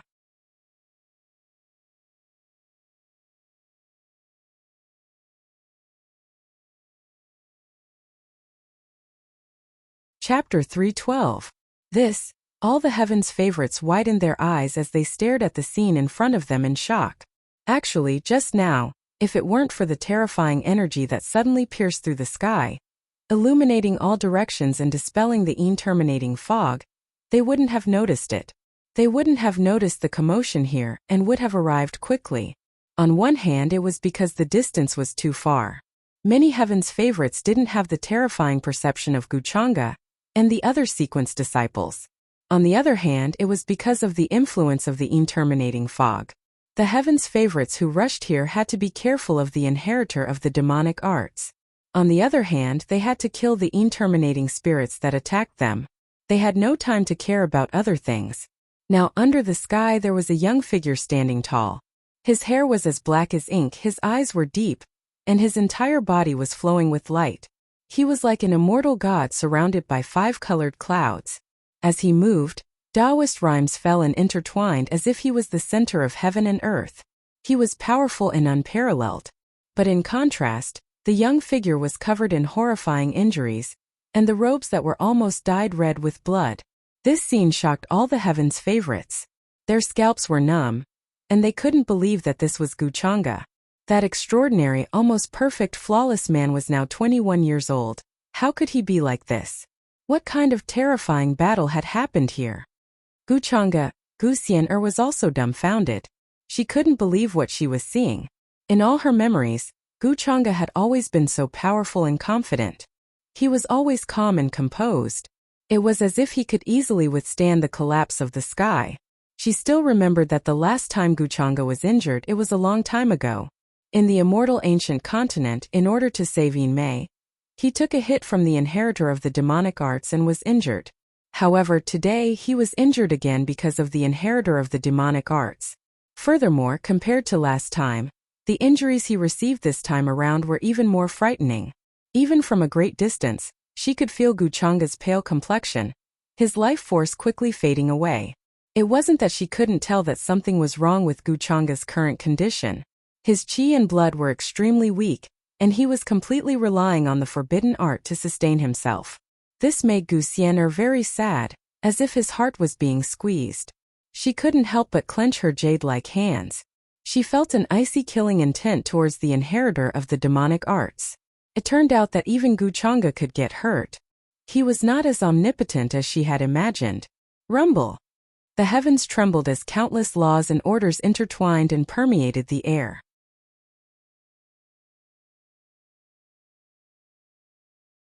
It was as if they had become a seething ocean. From the top of Chang'e's head, qi and blood, entwined with 5-colored rays of light, spurted out. Then they turned into a long dragon and gathered in the golden decree. With a hum, it suddenly came to life. A myriad of divine lights gushed out, dazzling, so brilliant that one couldn't look directly at them. In the eyes of the many geniuses who had rushed over, it was like a sun that illuminated the heavens. It was the purest yang, and nothing could stand in its way. At this time, even the most terrifying interminating qi was quickly disappearing like melting snow. Many people didn't even dare to look directly at it. Their eyes were extremely painful. Even if they closed their eyes, it was very painful, and they couldn't help but cry. Rumble. The golden decree rose into the air. Many sword rays rumbled and rotated there like galaxies, majestic and vast. Then they suddenly slashed toward the void. The great path runes collapsed, accompanied by a few faint groans. Then the void continued to crack open, and a terrifying and shocking crack appeared, spreading out for thousands of miles in an instant. However, even with such a terrifying burst of divine power, even the heavens were covered by this wave. However, the inheritor of the demonic technique still managed to escape. He took his 4 great sage subordinates with him, and soon disappeared without a trace. Everyone watched all this in shock. In the distance, the golden cicada Buddha, who was recovering from his injuries, resumed his calm appearance in front of others. He chanted the name of Buddha and didn't say anything. In his opinion, Wuxia had shown such strength at this critical time, other than to frighten away the inheritor of the demonic arts.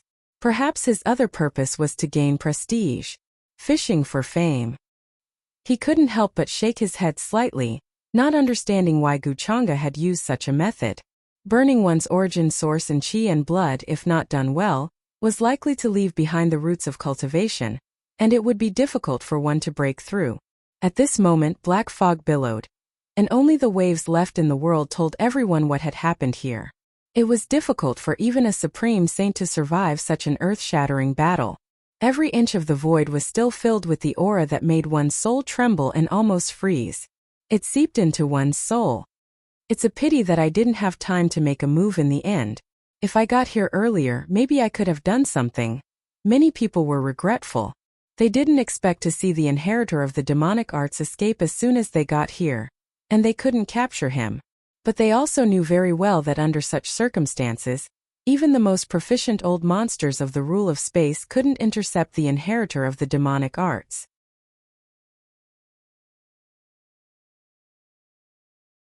Since the inheritor of the demonic arts dared to scheme against a group of geniuses, he must have arranged everything before this. Naturally, this included the matter of spatial passageways. Of course, many geniuses breathed a sigh of relief and felt somewhat lucky. They had already experienced the strength of the inheritor of the demonic arts. It was already very lucky to be able to get out alive.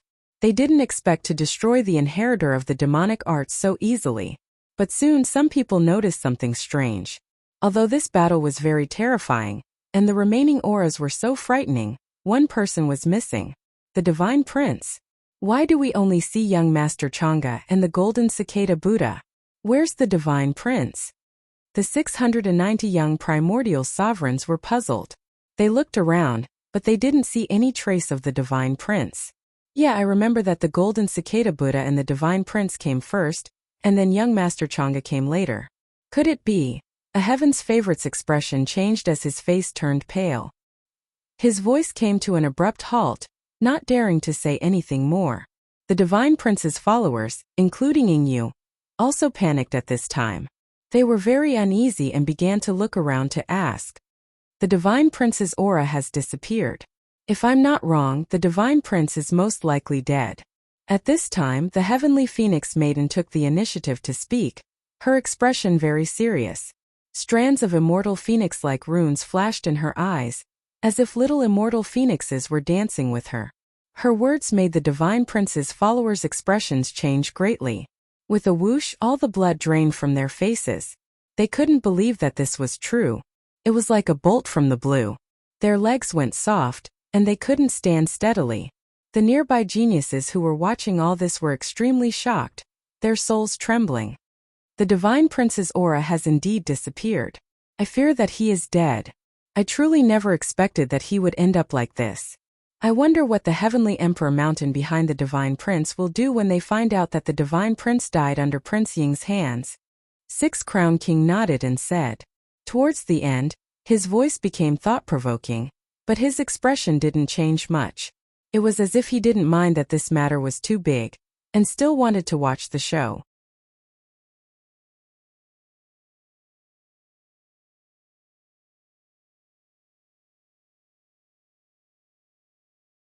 Chapter 313. The Divine Prince has fallen. When Six Crown King's words sounded, this place immediately became deathly silent. Many people's expressions changed greatly, revealing alarm. If it was said that just now there were still some who doubted whether this was real or not, now it was all confirmed. After all, it wasn't just the Heavenly Phoenix Maiden who felt this. Even the always low-key and mysterious Six Crown King said this. Was there any other possibility? These two weren't the type of people who would casually speak nonsense. Could it be that the Divine Prince really fell here? That can't be, right? The Divine Prince is Heavenly Emperor Mountain's inheritor, the Divine Emperor's son, his strength great, trump cards numerous. How could he, the demonic art inheritor, set up a trap to kill everyone this time? Truly vicious. When they heard these words, many heavenly talents were stupefied. Their scalps going numb, chills sweeping through their bodies. Someone couldn't help but mutter, voice trembling. Impossible, Master is so powerful, even having the protection of the supreme being artifact bestowed by the Divine Emperor. How could he fall here? This is definitely fake, Master is definitely still somewhere else, not coming here. When they heard this, the Divine Prince's followers felt as if they were struck by lightning, stupefied for a long time. Their faces pale with fright, even more so in disbelief. In their eyes, the Divine Prince was destined to be an unmatched existence, someone who would sweep through everything in this world, reach the very peak. How could he fall under the hands of the demonic art inheritor? They didn't dare imagine what kind of consequences would happen if Heavenly Emperor Mountain found out about this. Using heaven-shocking waves to describe this wouldn't be an exaggeration. Sigh, after all, even young Master Chang'e was seriously injured, so it isn't impossible for the Divine Prince to fall here. Many people sighed, their eyes heavy, emotions complicated. They all had a premonition of what was going to happen soon. The higher realms that had been peaceful for a long time would definitely be shaken up again because of this matter. Even Guchang's strength is like this. It seems like Ying Shuang really isn't someone to be underestimated. Six Crown King, Heavenly Phoenix Maiden, and the others didn't pay the Divine Prince's followers any more attention. They quickly turned their attention towards Guchang, their expressions different. Then their figures moved, walking over. Ba Dao brothers came at the right time. It's a pity that the Divine Prince has already been killed by the inheritor of the demonic arts. On the other side, the Golden Cicada Arhat, who had almost fully recovered from his injuries, also walked over. When he walked over, his monk robes carried a bit of blood. Buddhist light flickered about.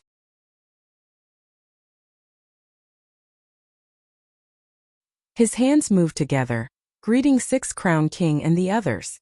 There was a sense of transcendence. Hearing his words, the young prodigies who still had a lot of hope in their hearts turned gloomy. Golden Cicada Arhat, do you know the cause and effect? The Heavenly Phoenix Maiden could not help but ask. She was tall and slender, and her legs were long and straight. She was much taller than the average female cultivator. When she spoke, she gave off an indescribable pressure. I know a little. By the time this little monk arrived, the Divine Prince had already been killed. Even young Master Chang'e was heavily injured.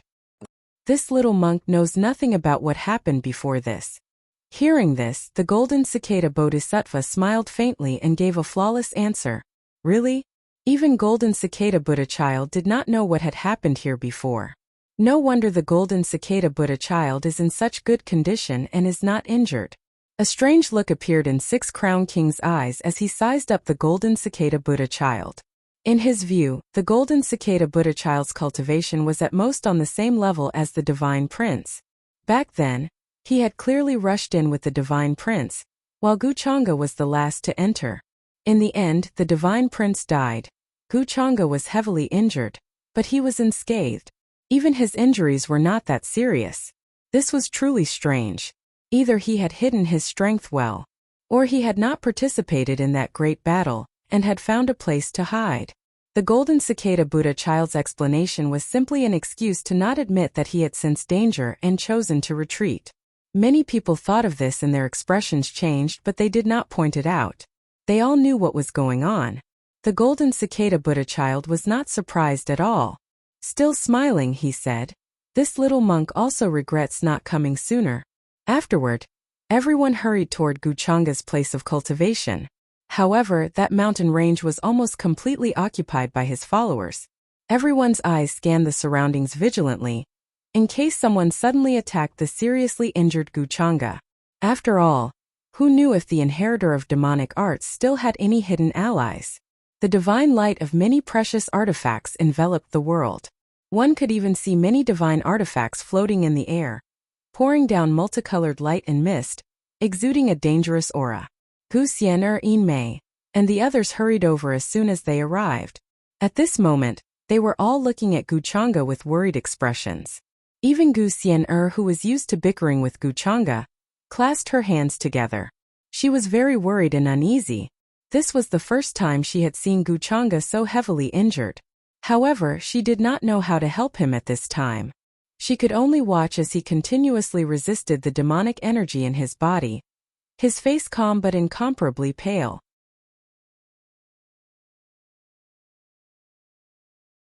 This made her recall what had happened in the Palace of Heavenly Immortals. In order to repay her for digging out his bone, Guchanga had ordered her to kill him. Then, he did not resist at all, forcibly taking her blade. That blade was the same, almost tearing his entire body apart. His injuries were a ghastly sight. Senior brother Changa's cultivation is powerful and his foundations are deep. These injuries should not be a problem. At this time, it was Yinmei who calmed down and comforted her. This made Gu Xian'er nod, and the expression on her face relaxed slightly. However, she was also worried about something else. Guchanga's injuries were so severe. If he could not suppress his demonic heart and erupted with demonic nature, what would they do? At that time, besides Guchanga himself, no one here would be able to help him. How is Brother Changa's situation? The Heavenly Phoenix Maiden, 6 Crown King, and the others quickly arrived. The one who spoke was the Heavenly Phoenix Maiden, her eyes flickering with divine light. Streak after streak of immortal phoenix-like symbols flickered, sizing up Guchanga's current situation. 6 Crown King was also like this, divine splendor flickering in his eyes, all types of symbols swirling about. He carefully examined Guchanga's aura. In the end, he shook his head slightly, discovering that Guchanga's source was indeed injured. Moreover, because Guchanga used a forbidden technique just now, burning his source blood and essence, his injuries worsened. It was unknown when he would be able to recover. This was much more serious than what he had guessed before. This time, the demonic arts inheritor's plan really succeeded. Guchanga might not be able to use magical force for half a month. The Divine Prince has fallen. Heavenly Emperor Mountain will definitely be furious, but there is nothing they can do. After all, Prince Ing was once Heavenly Emperor Mountain's inheritor. 6 Crown King thought to himself. He gave Golden Cicada Buddha Child a strange look.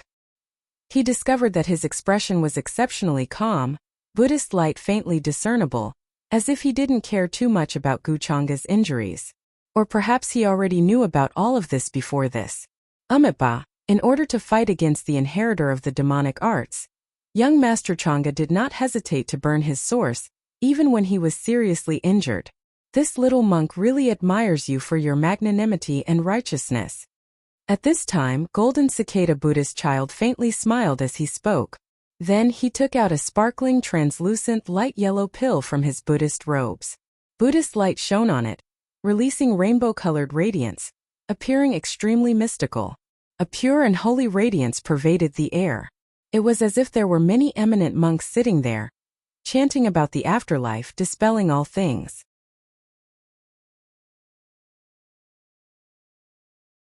This is the Holy Buddha pill unique to Buddha Mountain, refined by eminent monks using the power of virtue. It is extremely strong and yang, extremely effective in dispelling all types of evil and demonic energy. Perhaps it will be of great help to young Master Changa's injuries. Guchanga sat there cross-legged, his expression calm and without ripples. Wisps of black mist curled about him, giving him a strange and sinister aura. However, other than the fact that his injuries were very serious, there was nothing else on his body. Hearing this, he opened his eyes and glanced at him. Golden Cicada Buddha Child, I appreciate your kindness. However, you should keep this Saint Buddha pill for yourself next time. If you encounter another demonic arts inheritor next time, you won't be as lucky as today. Although he played it down, the expressions of many prodigies changed. Many of them were not stupid. They could hear Guchanga's dissatisfaction towards Golden Cicada, as well as his faint mockery. This made many people frown involuntarily, and they began to imagine the cause of this matter. 6 Crown King also narrowed his eyes, somewhat interested. He vaguely guessed the reason Guchanga said this. What happened? Why would young Master Changa treat Golden Cicada like this? Many prodigies looked over, confused. They felt that this had nothing to do with Golden Cicada. Gu Xian Heavenly Phoenix Maiden, and the others also stared at Golden Cicada, as if waiting for an explanation. That's right. What happened at that time?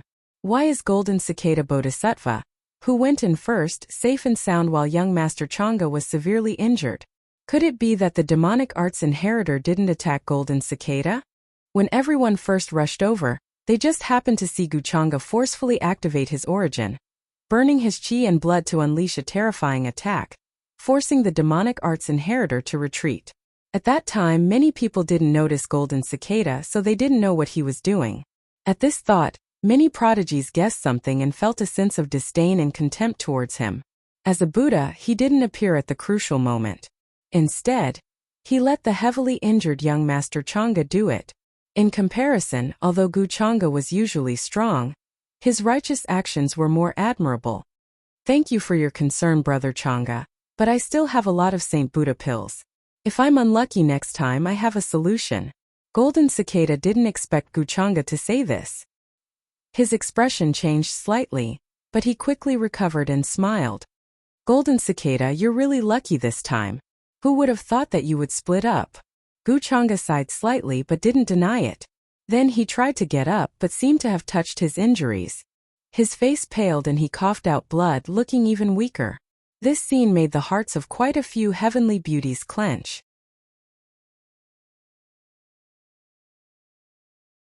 Was this still the young Master Chang'e they admired? At this moment, he was more like an immortal who had been banished to the mortal world, suffering all kinds of hardships. Gu Chang'e, are you okay? Gu Xian hurried over to support him, worry written all over her face. I'm fine. What could happen to me? Gu Chang'e looked at her and smiled. But before he could finish, blood flowed out of the corner of his mouth again. His face grew paler. Don't say anything. Don't force yourself at a time like this. Gu Xian's heart ached. She took out a clean handkerchief and wiped the blood away. Everyone had different expressions. Many people knew Gu Xian's identity and background, so they weren't surprised. Young Master Chang'e is right. I should have been with the Divine Prince. If we hadn't split up, he wouldn't have been killed. Hearing this, Golden Cicada sighed. He didn't expect Gu Chang'e to say this. Was he explaining for him? These words caused everyone to be somewhat puzzled. Then why didn't Golden Cicada stop the Divine Prince if you knew that this was all part of the demonic arts plan? Gu Chang'e asked calmly, ignoring Gu Xian's glare. In any case, he was very proficient when it came to things like labeling people. The Divine Prince was in trouble. The demonic arts inheritor was the first to bear the brunt. But Ying Shuang's identity was a bit awkward. After all, he was once the successor of Tianhuang Mountain. At this time, he naturally had to think of a way to help Tianhuang Mountain. No matter how he looked at it, Golden Cicada was the best choice. On the other hand, the Xiankong Temple was built by Buddha Mountain to guard the demon burial abyss. Gu Chang'e had made a move on the Golden Cicada Arhat for the sake of the subsequent plan. Gu Chang'e, Gu Xian whispered, can you stop talking? He's already so injured. What do you mean, young Master Chang'e? Hearing this, Golden Cicada's expression changed slightly, but he still maintained his composure. He knew that Gu Chang'e was here to denounce him. At that time, he indeed knew that this was all part of the demonic arts plan, but he still didn't stop him. He felt that the Divine Prince was overestimating himself and knew that he wouldn't listen to him. Stopping him wouldn't be of any use. Rather than wasting time, it was better to let him die on his own. But now, Gu Chang'e wasn't letting go of this matter, which was no different from pushing him to the center of the storm. Golden Cicada knew all along that this was all part of the demonic arts plan. The expressions of the heavenly phoenix maiden, Yingyu, and the others all changed. Only Six Crown King's expression didn't change, as if he had already guessed this. Many heaven's favorites were enraged when they heard this. They glared at the Golden Cicada Buddha and demanded an explanation, especially the Divine Prince's followers.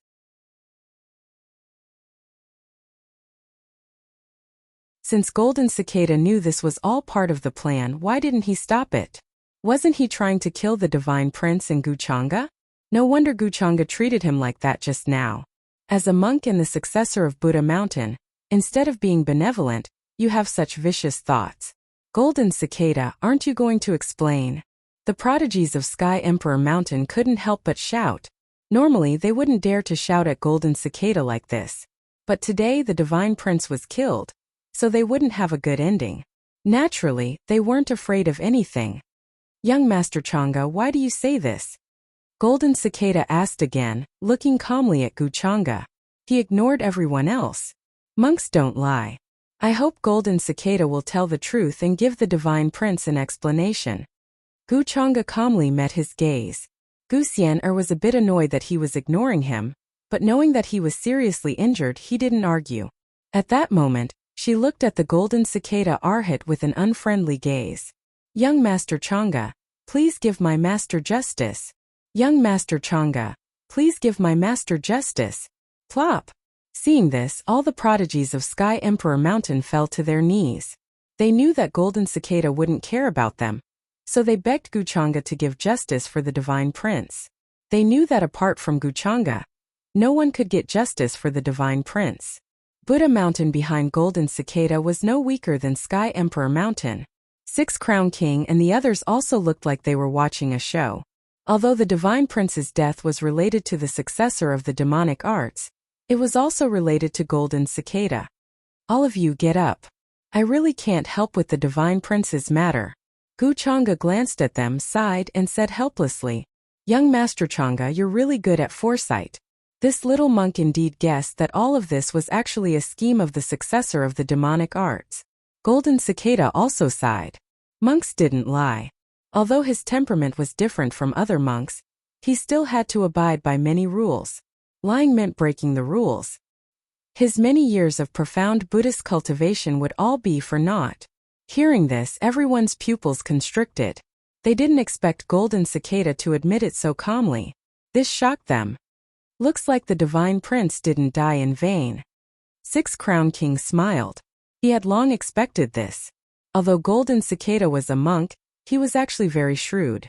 Facing the demonic arts successor scheme, he chose to retreat, and the Divine Prince didn't notice this.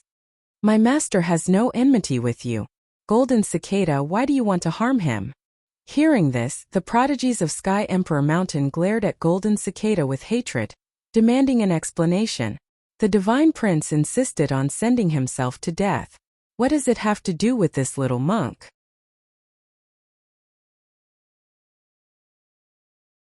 At that time, even if I tried to persuade him, I couldn't. Everyone, please restrain your grief, Golden Cicada replied without changing his expression. Hearing this reply, many prodigies were furious again. Compared to Golden Cicada's usual solemnity, his words now seemed extremely hypocritical. Seeing someone die was not going to help, but he said that he couldn't persuade him? The Divine Prince wasn't an idiot. If he knew that this was a scheme, he would definitely choose to retreat instead of sending himself to death. Instead, it was Gu Chang'e who had been seriously injured many times because of the demonic arts successor. He was usually strong, but in the face of such a righteous cause, he stood up without hesitation, earning the admiration of many prodigies. Now, compared to him, more prodigies were convinced by Gu Chang'e. Golden Cicada's words had angered everyone. Even the Heavenly Phoenix Maiden and Six Crown King couldn't say anything at this time. Seeing that many people were filled with righteous indignation and were about to take action to seek justice for the Divine Prince, Gu Chang'e waved his hand and said helplessly, forget it. Since Golden Cicada has said so, we can't blame him for this. After all, whether or not to tell or persuade is not something that can be forced. Gu Chang'e had drawn enough hatred, so he naturally knew when to stop.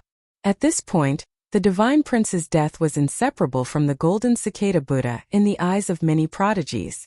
Although his words seemed to be persuading them, they were actually adding fuel to the fire. As a monk, he naturally had to be merciful. However, Golden Cicada Buddha's actions made others wonder if there was a grudge between him and the Divine Prince.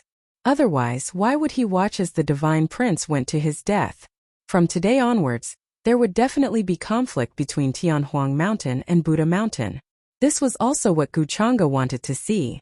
Although the prodigies of Tianhuang Mountain were unwilling to accept this, they didn't dare to say anything. After all, Gu Chang'e had already said so. If they still didn't know what was good for them, they wouldn't be giving Guchanga any face. Then they reported what had happened back to Tianhuang Mountain. Tianhuang Mountain should already know about such a big matter. Tianhuang Mountain should have noticed once the Divine Prince's life tablet shattered. Since young Master Chang'e is fine, this little monk will take his leave first. The inheritor of the demonic arts has already matured. I'm afraid it won't be easy to deal with him in the future. Guchanga nodded, and the golden cicada Arhat smiled. A Buddhist light appeared under his feet, and he left on his Buddhist cloud. He didn't seem to care about what the other prodigies thought of him. Golden Cicada Buddha is a scheming person. He's not easy to get along with. The Heavenly Phoenix Maiden and the others had mixed feelings.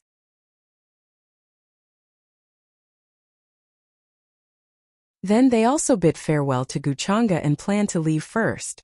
No matter what, the inheritor of the demonic arts would definitely cause a stir in the world again. Guchanga naturally wouldn't ask them to stay. After all, this was the place where the terminating chi erupted. It wasn't a safe place in the outside world. He could guess what everyone was thinking. Don't worry, this injury will heal in no time. It won't affect me. Let's leave this place too. Guchanga smiled at Gu Xian Yinmei and the others. Then, the group of prodigies turned into heavenly rainbows and left one after another. Soon what happened here spread like wildfire through everyone's mouths as if it had grown wings. The moment the news spread, it caused a terrifying earthquake. Not only was the perfected Immortal Academy shocked, but all the supreme orthodoxies and imperishable sects in the upper realm were shocked. Endless waves were set off. No one would have thought that so many terrible things would be involved in a trial out of nowhere. The Divine Prince had fallen. Guchanga's origin source was damaged and he was severely injured. Regardless of which news it was enough to make all cultivators and living beings tremble and feel chills run down their spines. The inheritor of the demonic arts was bold enough to shock and terrify everyone. Everyone was in danger. In the eyes of many cultivators, the inheritor of the demonic arts had schemed to kill so many prodigies. Was it not a provocation to the various orthodoxies in the upper realm? For a moment, many orthodoxies were considering whether to send their powerhouses to track down the inheritor of the demonic arts. The degree of cautiousness towards this matter had risen to an unimaginable level. When the perfected Immortal Academy received the news, they also sent their elders over. Although the trial was not over yet, it cast a shadow in the hearts of many prodigies. Through this incident, Guchanga's reputation once again reached a peak. The golden cicada bodhisattva was cursed a lot, but he did not care at all. Back in Black Tortoise ancient country, Guchanga naturally sent everyone away, including Gu Xian'er and Yinmei. At this time, he told the public that he was in seclusion to heal his injuries and would not see anyone. He disguised his injuries very well. Even a supreme being would not be able to detect the truth. Guchanga had nothing to hide. At that time, all the prodigies clearly saw what happened. Even if his true identity was exposed in the future, many people would suspect that he had been wrongly framed. In any case, everyone who wanted to visit him would use the excuse that he was in seclusion to heal his injuries. At this time, no one would be stupid enough to barge in, unless they wanted to face everyone's wrath and seek death. During this period, things were not peaceful.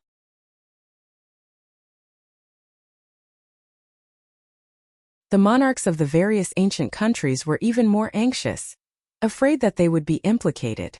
However, Yinmei could guess Guchanga's plan. She was very cooperative. She led Gu Xian'er and Guchanga's followers to use the power of the business alliance of 10,000 daos to investigate Qing Xiaoi's whereabouts. Guchanga did not forget about the Purple Sun Sovereign. After such a big incident, the Purple Sun Sovereign was like a clay bodhisattva crossing a river. He could not even protect himself. Although he had not shown himself yet, he must have received the news. His face was livid with anger and hatred, but he did not dare to show himself. After that, Guchanga took advantage of the chaos and quietly left the Black Tortoise ancient country. He rushed to the land of elimination where Zhang Chuchu was. This was because according to the news she sent, the elimination origin had gone crazy. It was a good opportunity to take it away and arrange some plans in the meantime.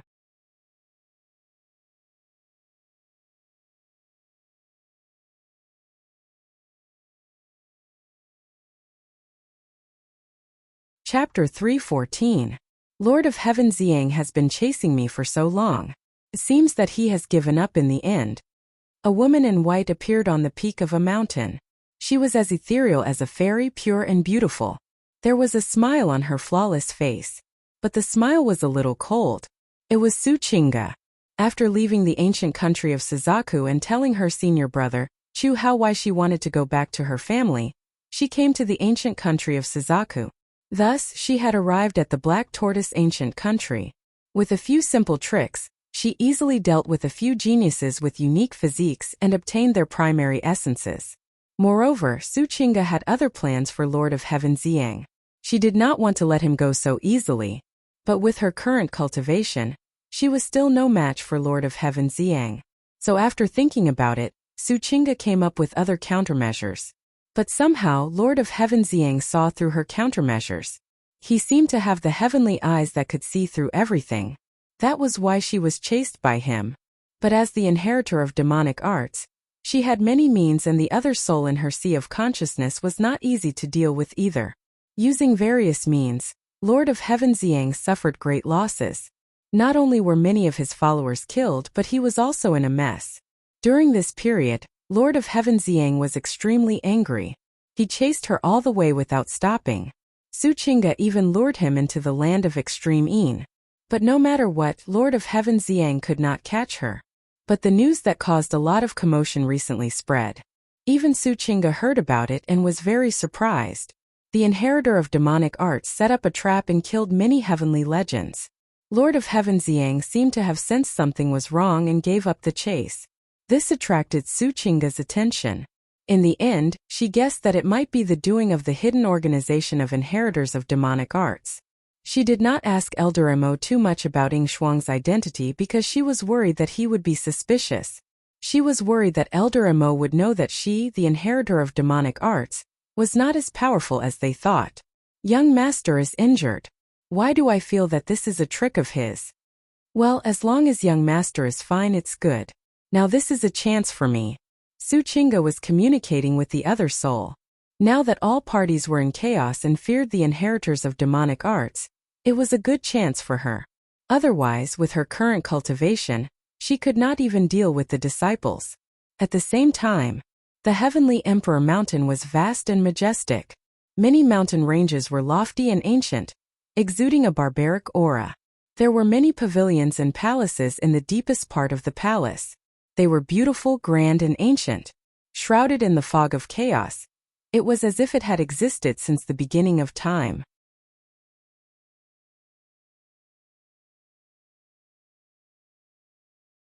At this moment there were many terrifying auras in this place. The heavens and earth changed color as all sorts of nomological great Taoists filled the mountain peaks and palaces. Even the Saint Realm cultivators were suffocated by the pressure. Their faces were pale, and they could only kneel on the ground in fear. 690 The Heavenly Emperor Mountain's Jizun was furious. There were even some ancient existences who woke up, almost achieving the Tao in the past. Their current cultivation was deep and immeasurable, already not belonging to the Supreme Being level. Their mood changes could easily trigger changes in outer space. Large amounts of stars shattered, turning into powder that filled the sky. An ancient existence from the Divine Prince's bloodline released an angry roar, shattering many life stars millions and millions of li away. In fact, when the Divine Prince's life tablet shattered, the old man in charge of guarding the life tablet had already noticed it. At that time he was so scared that his face turned pale, and his soul almost left his body. He couldn't come back to his senses for a long time. After Prince Ying betrayed the Heavenly Emperor Mountain, the Divine Prince appeared. His status and talent were not lower than Prince Ying's. In addition, he had many unyielding methods, so he quickly gained a great reputation in the Heavenly Emperor Mountain, gaining a large number of supporters. In many people's eyes, the Divine Prince would very likely take charge of the Heavenly Emperor Mountain in the near future. His future was limitless, destined to stand at the peak of the upper realm. But now he had fallen, and it was in a small entrance trial of the Immortal Academy. For the many ancient existences of the Heavenly Emperor Mountain, this was like a bolt from the blue, like a dream, simply unbelievable. Moreover, the most important thing was that the one who killed the divine prince was the other successor of the heavenly emperor mountain, the traitor Prince. This matter had already caused an uproar in the upper realm. Many orthodoxies were watching as a joke. Now, Prince had abandoned himself to become the inheritor of demonic arts, abandoning his previous identity and status, and even wanted to kill the clansmen who came from the heavenly emperor mountain with him. This made the entire heavenly emperor mountain furious, but there was nothing they could do, unable to find a place to vent their anger. In the end, they heard that the divine prince's death was actually related to the golden cicada Buddha child. The Buddha mountain behind him naturally became the place where many ancient existences of the heavenly emperor mountain vented their anger. Damn bald donkey! This sovereign will not let this matter rest. Immediately a furious roar sounded. An existence with an incomparably terrifying aura stepped out from the heavens, his body crossing tens of thousands of li, rushing towards the Buddha mountain to seek justice.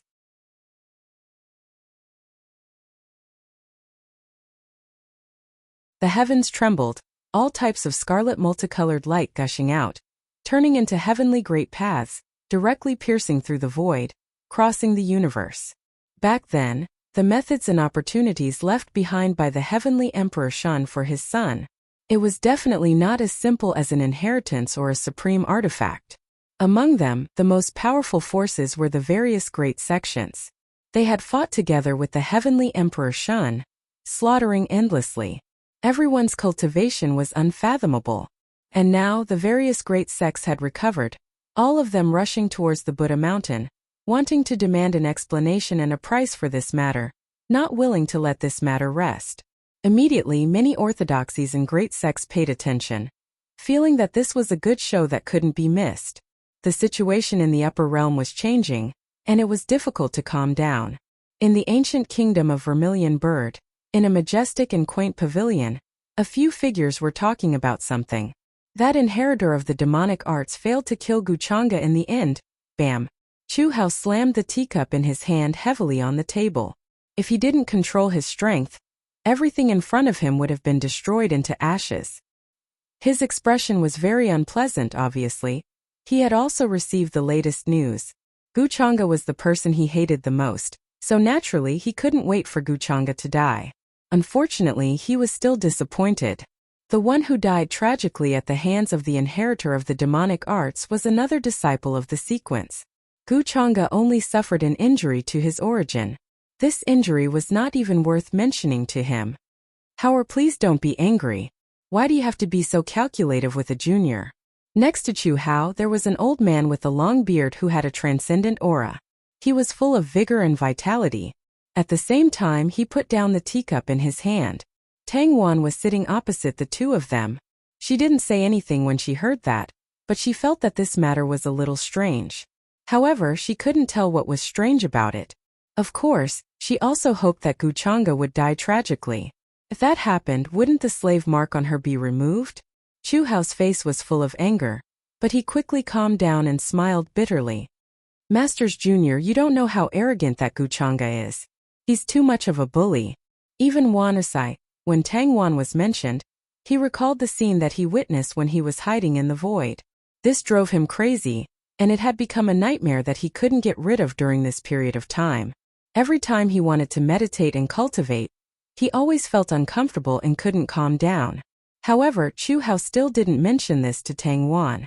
Tang Wan naturally didn't know what he was talking about.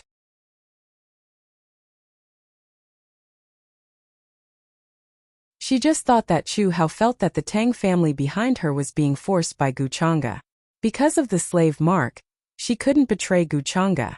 She could only stay beside Chu Hao and talk about persuading him to let go of his hatred. However, although Chu Hao agreed verbally, he already hated Guchanga to the core in his heart.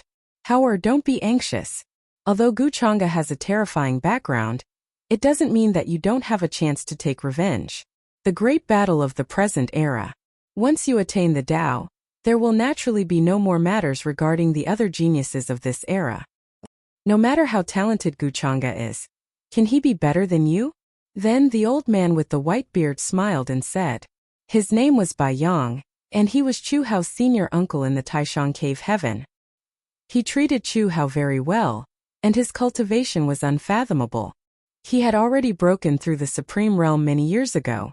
After knowing that Chu Hao had offended Guchanga, he rushed over from the Taishang cave heaven immediately to support Chu Hao. In their eyes, what young geniuses like Guchanga did was just child's play. The ones who really affected the situation in the upper realm were the real powerhouses in the orthodoxies. Even those who were above the supreme realm were called emperors. Why do I suddenly feel a strange sense of familiarity? At this moment, Tang Wan suddenly frowned and had a strange expression. She had a strange feeling in her heart. A scene from a very long time ago suddenly flashed through his mind. However, it was very blurry and incomplete. She couldn't see it clearly at all. What's wrong, Wan? Chu Hao's expression changed slightly as he asked with concern. He thought that she was feeling unwell. However, Tang Wan didn't answer him. She looked a little dazed. She got up and walked to the window of the pavilion. She looked down as if she was looking for something. That feeling just now came too suddenly and caught her off guard. It was as if someone very close to her suddenly appeared beside her. The two of them met again after a long time. However, there were many cultivators and living beings on the streets. She wasn't sure who she was looking for. Brother Chu Hao, I'm fine. Tang Wan shook her head and walked back quickly. However, she thought for a while and asked hesitantly, Brother Hao, do you believe in reincarnation? Chu Hao was stunned when he heard this. He was confused by Tang Wan's question and didn't know how to answer. Why did she suddenly ask this? Did she notice something just now? Of course, reincarnation exists in the past. Reincarnation is the end of the world. Many of the geniuses were born with the wisdom of their past lives. This isn't something strange. Hao for example, was definitely an amazing person in his past life. However, due to various reasons, he didn't awaken the memories of his past life.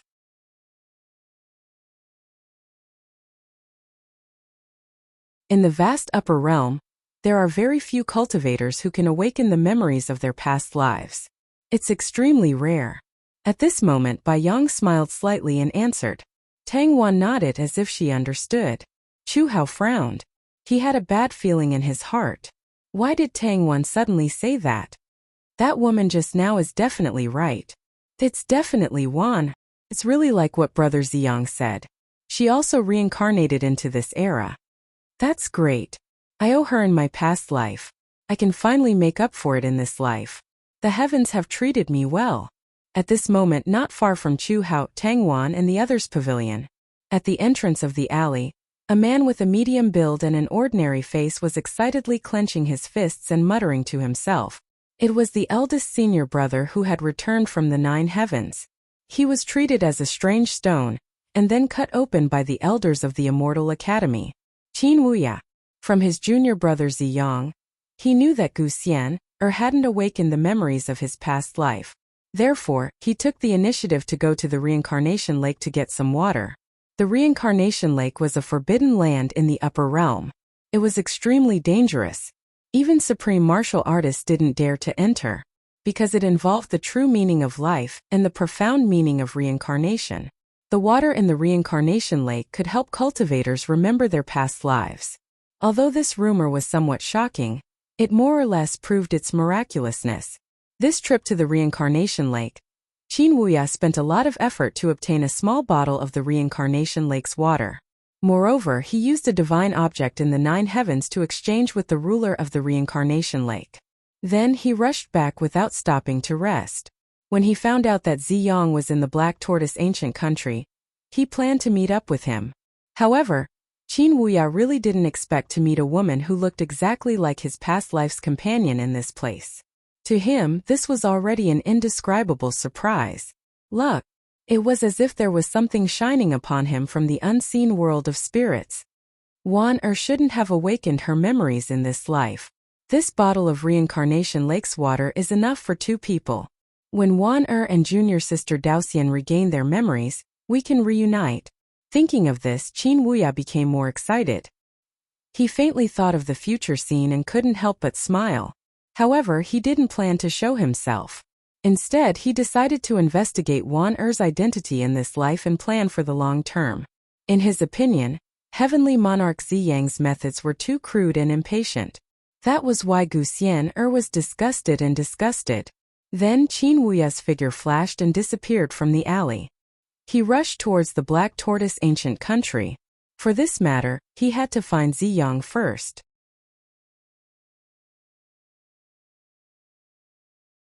Through his influence, he could help him find out the woman's identity.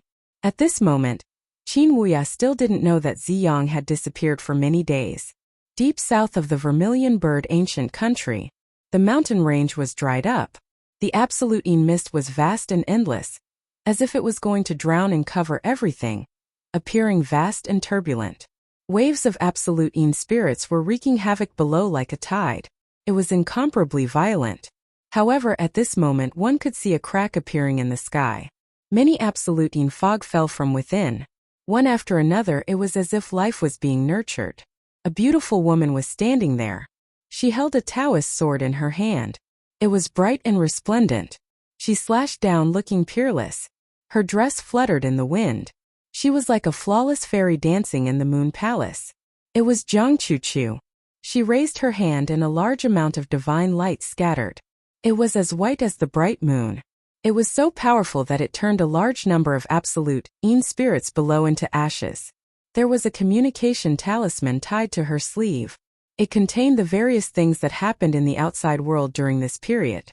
Naturally, it also included the matter of Guchanga being schemed against by the inheritor of the demonic arts and being severely injured. Jiang Chuchu didn't believe a word of this. Guchanga being attacked by the inheritor of the demonic arts?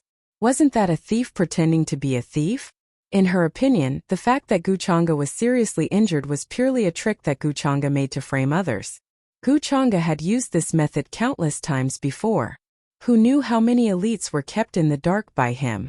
However, during this period, she finally found the source of the outbreak of the absolute Qi, and sent the news to Guchanga. As for whether Guchanga would come or not, that was his business. She couldn't interfere. After all, he was a true demon. He had no responsibility to shoulder the responsibility of saving the world. That wasn't something Guchanga should do. However, Jiang Chuchu still had some expectations. She hoped that Guchanga would come. Just like last time when he helped her solve the absolute disaster. Boom! Suddenly the place exploded. Inside the crack, a terrifying absolute spirit rushed out. Its gray hair danced in the wind. It had intelligence and displayed the terrifying cultivation of a supreme saint. It killed her.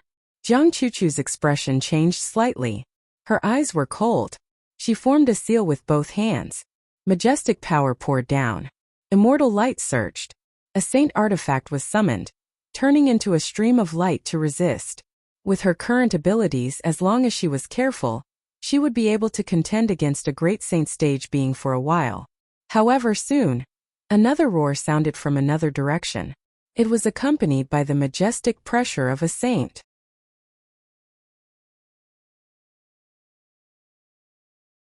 Oh no, why is there another supreme saint? Jiang Chuchu frowned. Her thoughts flashed. She planned to retreat first. She had found the source of the outbreak. However, at this time she couldn't solve it with her ability. Qi. Suddenly a beam of divine light flew over. It was dazzling. It crossed the sky and easily penetrated the supreme saint. It almost collapsed and exploded. A silhouette walked over, bringing with it terrifying fluctuations of power. Guchanga stepped forward with a mocking expression on his face. You can't even deal with a supreme saint. You're really not qualified to be the successor of the human ancestors' palace. Guchanga, you're here. Jiang Chuchu was surprised and happy. She didn't care about his sarcasm. She really didn't expect Guchanga to come, and so quickly. As expected, Guchanga said he wouldn't care about her. However, he just said that. Soon Jiang Chuchu thought of something. Her expression turned cold. She snorted and didn't say anything else. You're really useless, Saintess Chuchu. You can't even solve this kind of thing. You just have to make things difficult for an injured person like me. Guchanga stepped forward and came to her side. He looked up at the crack and said casually, I didn't ask you to come. I just wanted to let you know, Jiang Chuchu said coldly. So if I don't come, you're going to die here? Guchanga smiled. Do you really think I can't bear to?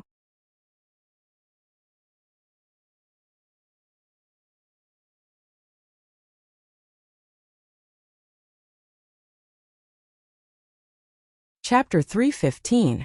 Wang. Ripples spread out and the void became blurry. It was as if there was endless divine light spreading out. It was more like a door opening. Guchanga appeared. His white robe fluttered in the wind, and he looked otherworldly as he walked out from the void. As he walked, a vast and terrifying aura spread out from his body. It was unfathomable. At this moment he didn't look like he was injured in front of everyone. His complexion couldn't be any better. No matter what, the origin and bloodline of the Divine Prince came from an ancient heavenly emperor. It contained many innate rules and rune bones. After devouring it, there would be some benefits. At this moment, if the Heavenly Phoenix Maiden, Six-Crown King, and the others were here, they would be so shocked that their scalps would go numb. They all thought that Guchanga wouldn't be able to use any mana for at least half a month. He could only hide in the palace and heal his injuries. Boom! At this moment, Guchanga reached out with his palm. 5-colored divine light gushed out, turning into a terrifying black millstone. It was as if a sea of stars had fallen into the mortal world, causing many terminating beings to explode. They turned into a bloody mist, and their bodies and souls were destroyed. When did I say that I wanted to die? You think too much. And if you count as injured, then there's probably no one in this world who is unharmed. As for whether you're willing or not, that has nothing to do with me. After reacting, Jiang Chuchu looked at Guchanga and said coldly. It was very mocking, like 1,000-year-old ice falling onto a jade plate. It was incomparably crisp and cold. But even so, seeing that Guchanga cared about her, she was actually very happy. After all, Guchanga's personality was like this. Don't expect to hear anything good from him. You're so lively. Looks like you haven't encountered any danger. Then it seems that I came too much. I thought too much. Guchanga said casually. His figure flashed and he appeared beside her. Jiang Chuchu lightly snorted. Even if there is danger, I can deal with it myself. I'm telling you because I can't deal with the danger in the depths of the terminating land. What does it have to do with me if you can't solve it? Of course it's a different story if you beg me. Guchanga glanced at her and said calmly, you are right. Then, he looked up at the crack in the sky and narrowed his eyes. At first, he was just trying to see if he could find the terminating origin source. He never thought that Jiang Chuchu would be able to help him find the terminating origin source. But he didn't expect her to be a treasure hunter. Of course, this treasure was the real treasure for Guchanga. He could increase his own strength and also increase the devouring power of the Great Tao treasure bottle.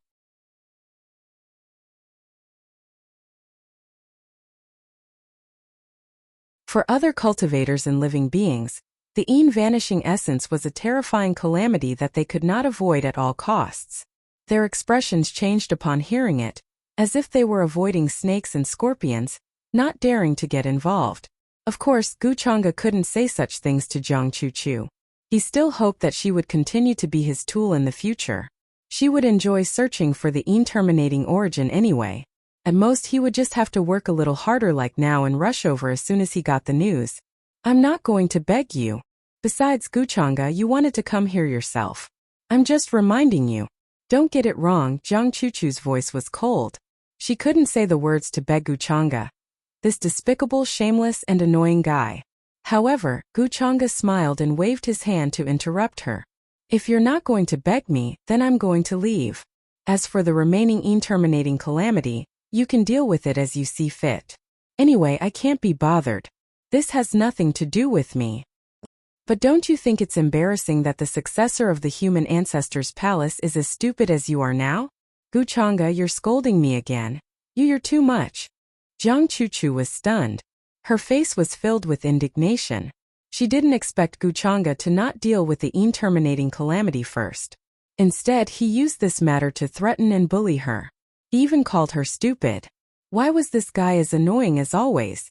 As the successor of the human ancestors' palace, just her extraordinary status and reputation among the younger generation made it difficult for others to underestimate her. Was there a need to say more about her talents? Jiang Chuchu still had this bit of confidence and pride. It's fine if you don't want to beg me. Anyway, it saves me some effort. Guchanga said calmly. He didn't have the slightest self-awareness of bullying her. He grasped her weakness tightly. Of course, even if Jiang Chuchu didn't beg him, he would definitely rush over in the end.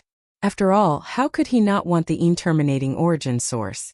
However, he wouldn't say this to Jiang Chuchu. Seeing that Gu Chang'e was about to leave at any time, Jiang Chuchu was also very angry. But what could she do now? After all, she was the one who sent the message to inform Gu Chang'e.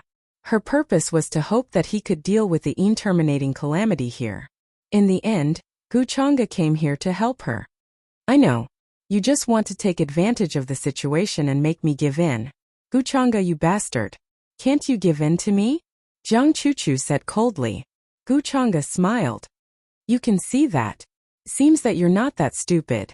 You didn't damage your brain because of cultivation. Jiang Chuchu's eyes were like ice blades that had been tempered with cold air. They were so cold that they wanted to poke a bloody hole in Gu Chang'e.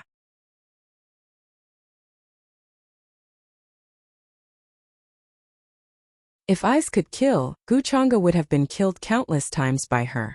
Are you begging me? Gu Chang'e was still smiling lightly. I'm not begging you. At this time, Jiang Chuchu didn't know where her courage came from. It was rare for her to be so tough. Her cold and beautiful eyes stared at him coldly. She felt that maybe it was because she had always been very weak in front of Gu Chang'e. This caused Gu Chang'e to take pleasure in bullying her. Therefore, she couldn't give in at this time, even if it might cause Gu Chang'e to teach her a lesson. However, what surprised and stunned Jiang Chuchu was that after hearing her words, Gu Chang'e didn't get angry. Instead, he laughed. Forget it. Seeing that you're so delicate and pitiful, I won't bully you today. Wait for me here in peace. After saying that, he didn't wait for Jiang Chuchu's reply. His figure flashed and he took a step forward. He was already gone. In the next moment, Gu Chang'e appeared in the sky. With a wave of his hand, a surging and terrifying pressure came crashing down like a sea of stars breaking through a dam. Many terminating creatures couldn't even get close to him. They were crushed into a bloody mist and exploded in the void. Yes, then you have to be careful. After coming to her senses, Jiang Chuchu, who was still a little dazed, couldn't help but reply in a low voice. Then she realized that something was wrong. How could she care about Gu Chang'e? However, this surprise came a little too suddenly. Why was Gu Chang'e suddenly so nice to her today? He didn't even get angry when she said that. Could it be because of the request she made to Gu Chang'e last time, asking him to be nicer to her? Gu Chang'e actually agreed, but this guy was very hateful. He just said no verbally. Even though Jiang Chuchu had a cold and calm personality and didn't like to talk much, she was still very angry with Gu Chang'e at this time. However, she soon changed her mind.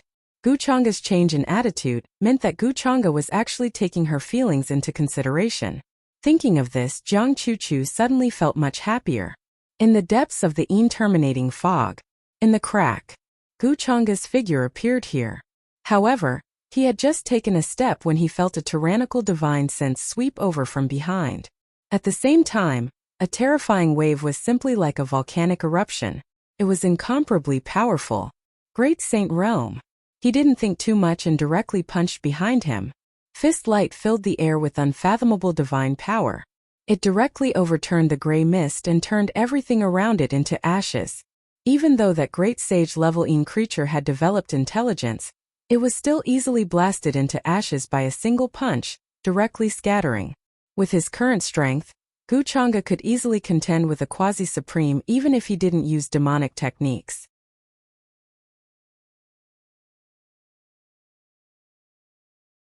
If he used various methods, he was confident that he could even contend with a supreme or even an existence above the supreme level, who could be called an emperor.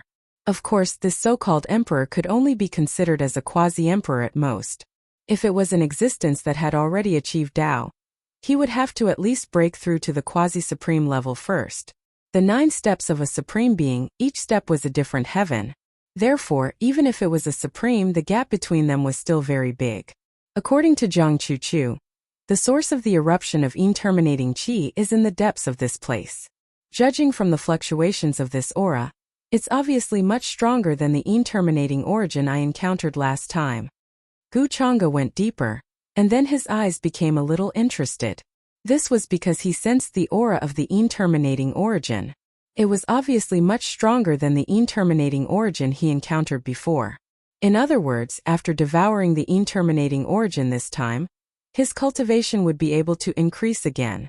At this time, he suddenly remembered the purple crown of destiny that he had obtained a long time ago, although that thing had a limit to the number of times it could be used. However, Guchanga wasn't sure how effective it would be. Since there was a chance this time he could give it a try. With that thought, a purple gold brilliance flashed in his palm, and a purple crown appeared. It seemed to be made of immortal gold. It was incomparably real and magnificent, exuding a mysterious and unfathomable aura. After using it, Guchanga saw a shadow flash in front of him. Somehow, he felt that the aura around him had become much more unfathomable and mysterious. However, not long after he moved forward, he suddenly saw a figure rushing over from the gray fog with unparalleled power. The entire space was rumbling and constantly collapsing. It was a headless corpse stained with gray fog. A quasi-supreme headless corpse. Even its origin is complete. Zhang Xian murmured. Zhang Chuchu's luck is really good. She can be considered my lucky star. Guchanga couldn't help but laugh. The space in the crack looked more like a small world with no end in sight. However, there were mountains, lakes, mountain ranges, and even pavilions and palaces. This headless corpse had been stained by the terminating chi for who knew how long. It was even wearing broken armor and battle clothes, holding a sky spear and a long spear. When it swept over, the mountains and rivers collapsed, and all the peaks collapsed and turned into dust. The might of a quasi-supreme was like the heavens were pressing down, and it was terrifying to the extreme. Asking for fresh flowers, not only is the terminating chi left in the body, but also the immortal chi, Guchanga's figure flashed and disappeared from where he was. He still followed the headless corpse and charged over.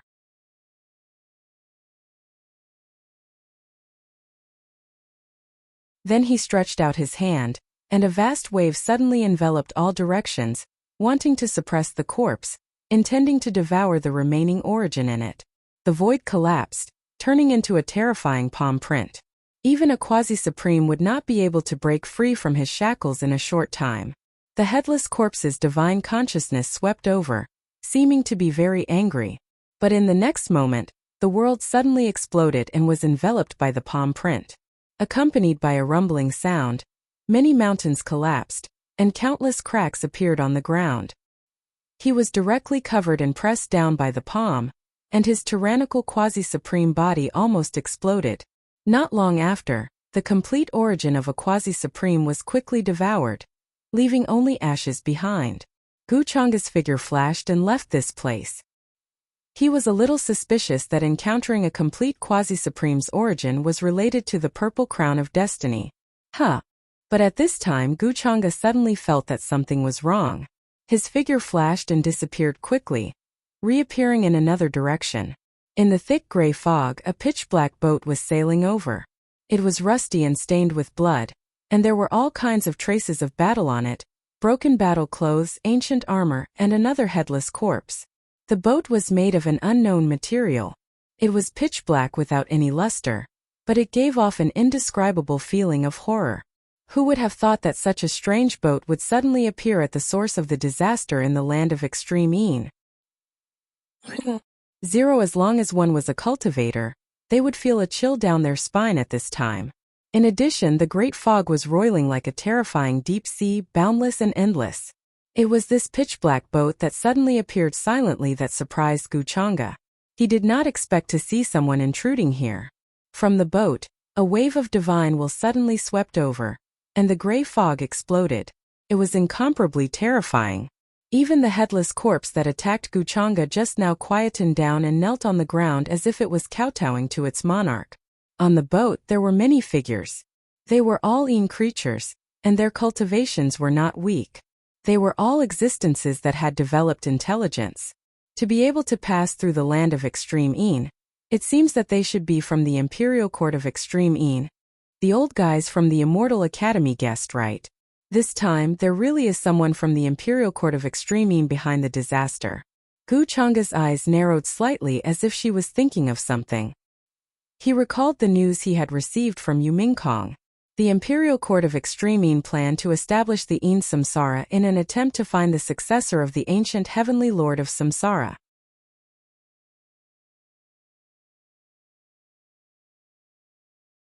In Yu Mingkong's previous life, she had personally witnessed the people of the Imperial Court of Extreme Yin appearing and searching everywhere for the successor of the ancient heavenly lord of Samsara. At that time, Yi Ling was very cautious and did not reveal any traces. As for whether Yi Ling had contacted the Imperial Court of Extreme Yin after that, Yu Mingkong did not know. Gu Chang'e had indirectly asked for a lot of information from her, but he did not expect that the people of the Imperial Court of Extreme Yin would appear so early. Could it be that the timeline is much earlier? Maybe this has something to do with the Purple Crown of Providence. Maybe I can give it a try. With that thought, Gu Chang'e's expression did not change. The moment the other party's divine sense swept over, a blurry fog immediately rose on his face, and only a pair of godlike cold eyes were revealed. Boom! The next moment, an even more terrifying aura appeared, as if an ancient heavenly palace had fallen into the mortal world. The fluctuations of the 6 paths of reincarnation were vast and boundless, evolving everything and overturning the sky. Dong! A muffled groan was heard, and the boat trembled violently. At the same time, several figures on the boat flew out and fell directly, their faces full of shock and embarrassment. Damn it! An incomprehensible voice sounded, and then a pale-faced man in violet gold armor walked out of the boat. His apparent cultivation level was at the early stage of the quasi-supreme realm. He was a member of the royal family of the Imperial Court of Extreme Yin. Gu Chang'e almost recognized this person at first glance. Most of the Extreme Yin living beings had different appearances, but only the members of the royal family looked like humans. In addition, the bloodline of the Imperial Court of Extreme Yin was enough to suppress the other Extreme Yin living beings, allowing them to walk in the land of Extreme Yin as if it was flat ground and go anywhere. The man in front of him did not look very old, but in fact, he was very old, and even his clothes were very simple and unadorned. At that moment he was looking at Gu Chang'e with some shock. The other figures that appeared behind him were also shocked and stood there motionless. They also did not understand why there would be an outsider in a place where the Extreme Yin aura was so dense. Moreover, it was a young man. What made them feel even more incredulous was that even the third prince was not a match for this young man. The divine sense that had just probed was severely injured the moment it came into contact with the other party. An outsider?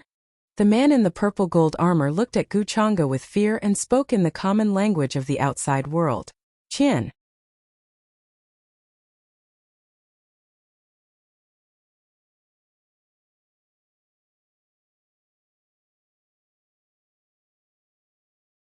Chapter 316. Extreme Yin Royal Family? Gu Chang'e asked unhurriedly. At the same time he took a step forward. Terrifying fluctuations of aura covered the sky and covered the earth, oppressing them to the point of suffocation. Even after guessing the other party's identity, he didn't care at all. What Gu Chang'e was more interested in was whether or not there was a leader among this group of interminating beings. Although the man in front of him was very strong, he didn't look like the leader. Outsider, what do you want to do? The man in the purple gold armor looked at Gu Chang'e in fear. The Extreme Yin aura appeared in his hand, condensing into a spear with quasi-supreme level laws. The power of a quasi-supreme was too terrifying. However, it was difficult for Gu Chang'e to be afraid of it. The other Extreme Yin beings behind him were much weaker than him, and there were even some who had just entered the Saint Realm. Boom!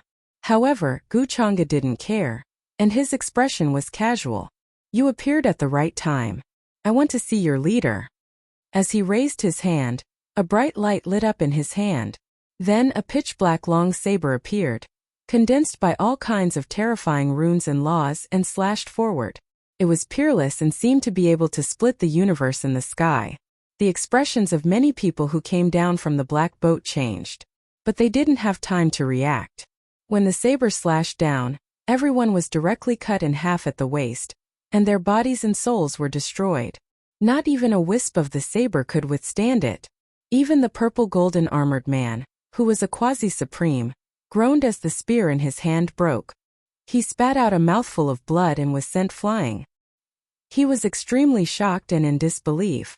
It was the first time he saw a human who wasn't afraid of the Extreme Yin aura and started a massacre here.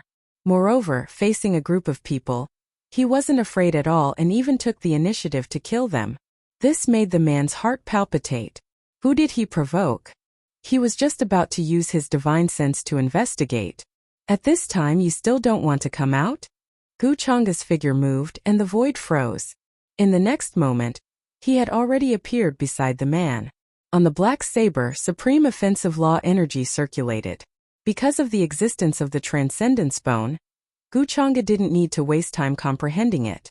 Therefore, although his cultivation base was only at the Great Saint realm, his comprehension and control of the laws far surpassed those quasi-supremes. Even though this person was a quasi-supreme, he was still unable to detect the spatial fluctuations that Guchanga had displayed. Puff! The black long blade descended, hacking horizontally. It was unstoppable, instantly piercing through. Light gray blood splashed out. However, his vitality was strong and he did not die.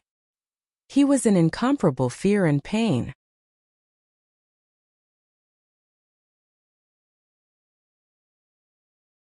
His body was filled with chaotic laws within the black saber, and it was difficult for him to heal. He looked at Guchanga with a terrified expression as if he was looking at a demon. He was even more terrified than when normal cultivators saw absolute beings. However, Guchanga's gaze did not land on him, as if he did not care. Still not coming out? He said again. He exerted force in his hand and his dermic powers surged. The saber chi suddenly pierced through, almost tearing the man in front of him apart. The other absolute beings witnessed this scene with their own eyes. They were already extremely shocked and felt a chill from head to toe. They were extremely fearful of Guchanga and did not dare to go forward at all. Royal sister, save me. The purple gold armored man was extremely terrified. He asked for help from the small boat behind him in an obscure language. He was truly afraid of Guchanga. This person was simply unreasonable. He did not care about anything else and injured him first. His strength was unfathomable and extremely powerful. He still had many tricks up his sleeve, but he did not have time to use them. What a piece of trash! Accompanied by a cold and emotionless voice, fluctuations came from the black boat again. This time it was even more vast and terrifying than before. It was as if a large piece of the sky had fallen and overturned everything. Guchanga raised his eyebrows. You're finally willing to show yourself? The black saber in his hand shattered and he casually threw it away. Then he rolled up his sleeves and pushed out his palm. It covered the sky and the sun, and a rumbling sound exploded in this space. Every inch of the void was filled with a vast and terrifying aura and rules. Under this palm, many terrifying phenomena appeared. Mountains and rivers, divine mountains, the heavenly court, and even the evolution of a world. Boom! The black boat shook violently. Some of the runes in it were destroyed. Even if it came from the land of absolute it was still difficult to block. Humph! Accompanied by a cold snort, a saber light suddenly appeared.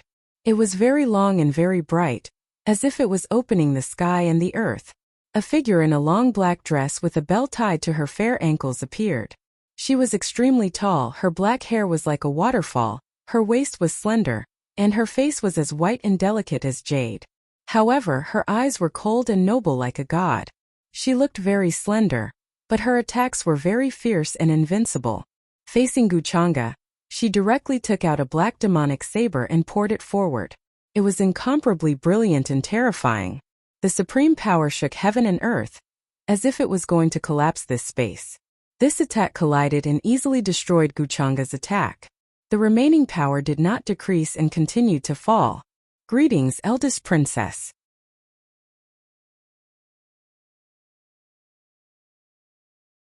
The moment this black-dressed woman appeared, the surrounding creatures immediately knelt down with respectful expressions. Even when facing the terrifying situation of the battle, they did not care at all. They were incomparably respectful. What a bunch of trash. The black-dressed woman said coldly. She did not speak much.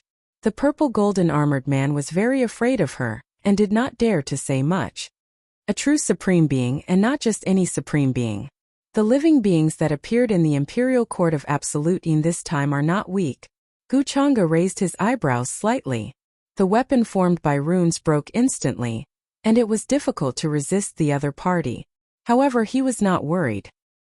His figure flashed and he had already dodged, but the other party quickly chased after him. Fortunately, the space in the crack was incomparably vast. This black-dressed woman was at least at the fifth or sixth heaven of the supreme realm. Her eyes were cold and aloof, as if she was a god looking down on everything. "Stop!" She snorted coldly and displayed her supreme means. She sealed the sky and locked the earth, and even space was bound. She wanted to suppress Wuxia, but suddenly there was a clear cracking sound. A demonic halberd with monstrous demonic aura had unknowingly slashed in front of her. Many of the seals were instantly broken, causing the black-dressed woman's pupils to shrink. Soon the demonic saber resisted, but it let out a terrifying cracking sound. Could not withstand it. It was not that she was not strong. It was that the other party's weapon was terrifying to the extreme. At the moment of collision, there was a monstrous murderous aura. This caused the black-dressed woman's expression to change slightly, and she stopped attacking. The young man in front of her clearly did not have a strong cultivation, but he made her feel fear and danger. Seeing this, Wuxia also stopped attacking and said unhurriedly, "Who are you? Why are you here?" The black-dressed woman snorted coldly and replied in the common language, "I am the eldest daughter of the Imperial Court of Absolute Yin. Who are you?" "The eldest daughter of the Imperial Court of Absolute Yin? That is the eldest princess?" Wuxia came to a realization, but he did not answer her question. The black-dressed woman in front of him was indeed a supreme being, and a very powerful one at that. She had cultivated for countless years and was unfathomable. However, it was still not enough for him to take her seriously. What he wanted to know more was the reason why she left the Imperial Court of Absolute Yin and came to the outside world. Was it a coincidence? Or was it because of the purple crown of providence? "Who are you? Did you use the reincarnation divine ability just now?" The black-dressed woman frowned and asked coldly when she saw that Wuxia did not speak. "It doesn't matter who I am. I want to know the purpose of your visit."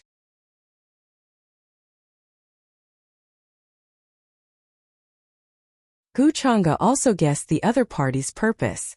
It was obviously related to the matter he had learned from Yumingkong. The timeline had indeed been brought forward. Soon he had a plan in his heart. Since the other party intended to find the successor of the ancient heavenly lord of Samsara, wasn't he the successor? All of these coincidences were reasonable. Of course, the ancient heavenly lord of Samsara might not recognize him as his successor. "Who exactly are you?" The black-dressed woman's eyes became even colder when she saw that Wuxia did not mention anything about himself. Although she was afraid of the mysterious Wuxia in front of her, it did not mean that she needed to be afraid of him. This time she left the Imperial Court of Absolute Yin because she had things to do. She did not want to cause more trouble in this place. Therefore, when facing such a powerful enemy, she would try her best not to provoke him. "How did you see that I used the reincarnation divine ability just now?" Wuxia still did not answer. Instead, he asked with a slightly strange expression. Of course, he did deliberately use it to see how the other party would react and also to verify his guess. "Reincarnation divine ability?" Hearing this, the black-dressed woman's expression eased a little. She sized up Wuxia from head to toe. All kinds of divine lights flickered in her godlike cold eyes as she tried to see through him. However, what surprised her was that she could not even see Wuxia's face clearly. This kind of method made her feel that the situation was a little tricky. She could only guess in her heart whether Wuxia had some secret treasure that could hide his true appearance and aura. Although the Imperial Court of Absolute Yin was located in a completely different place from the outside world, the cultivation methods and many Dharma artifacts were the same as the outside world. Ordinary cultivators would definitely not appear in the land of Absolute Yin, and it was impossible for them to display such powerful strength like Wuxia. That good-for-nothing younger brother of hers, after cultivating for so many years, was at the very least a quasi-supreme. In the end, he could not withstand a single blow and was instantly injured. "What do you want to say?" Wuxia asked indifferently. "You are the successor of the ancient heavenly lord of Samsara?" The black-dressed woman spoke again, and her cold tone softened a little. At this time she was still a little confused in her heart. After all this time, she left the Imperial Court of Absolute Yin to find the successor of the ancient heavenly lord of Samsara. However, she had just left not long ago and planned to use this temporarily opened passage to descend to the outside world. In the end, she met someone who could use the reincarnation divine ability here. This was too much of a coincidence.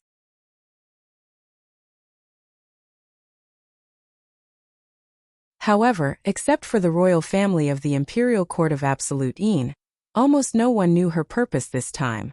Gu Chang'e should not be waiting for her here. Was all of this really just a coincidence? Or was it that her luck was too good? Oh, so what if it is? So what if it isn't? Gu Chang'e had a strange look in his eyes as he asked calmly. At this time, he also understood the function of the purple crown of providence. Although he did not know what the relationship between the ancient heavenly lord of Samsara and the Imperial Court of Absolute Yin was, he needed the Imperial Court of Absolute Yin. However, there was no doubt that the Divine Court of Ju Yin needed his help. At this time, if the real successor of the ancient heavenly lord of Samsara Yi Ling was not dead, if he encountered the Imperial Court of Absolute Yin, it would not be so easy to talk to. After all, no matter how powerful Yi Ling was, he could not be a match for the eldest princess at this time. Not to mention the eldest princess, even the quasi-supreme man in the purple gold armor could easily suppress Yi Ling. However, Gu Chang'e was different. He could easily negotiate with the Imperial Court of Absolute Yin and even ask for a large amount of benefits. This would be of great help to Gu Chang'e in controlling the Absolute Yin sky in the future. So this is the effect of the purple crown of providence, he thought to himself as his gaze fell on the woman in the black dress. He began to think about how to get a large sum of money from her. The establishment of the Imperial Court of Absolute Yin was actually related to the Absolute Yin origin. It just so happened that he needed this thing now. Judging from the current situation, the woman in the black dress in front of him was also very afraid of him, and was unwilling to speak about many things easily. However, Gu Chang'e was not in a hurry. It seems that you are the successor of the ancient heavenly lord of Samsara. Other than his successor, no one can use the reincarnation divine ability. Don't worry, I mean no harm. The woman in the black dress spoke again, and her tone was much gentler than before. In order to show her sincerity, she even dispersed her supremacy aura. Hearing this, Gu Chang'e raised her eyebrows and smiled meaningfully. I have indeed obtained many inheritances from the ancient celestial lord of Samsara. It makes sense for you to say that I am his successor. The woman in the black dress did not know why Gu Chang'e said that. However, from his words, she understood that Gu Chang'e was the person she was looking for. She heaved a sigh of relief. As for why Gu Chang'e would appear in this place, it was not something she needed to consider. Eldest princess. Eldest sister. The black boat sped over from afar, parting the gray fog and rushing over. Just now, the woman in the black dress and Gu Chang'e exchanged blows, and they were thousands of miles away in an instant.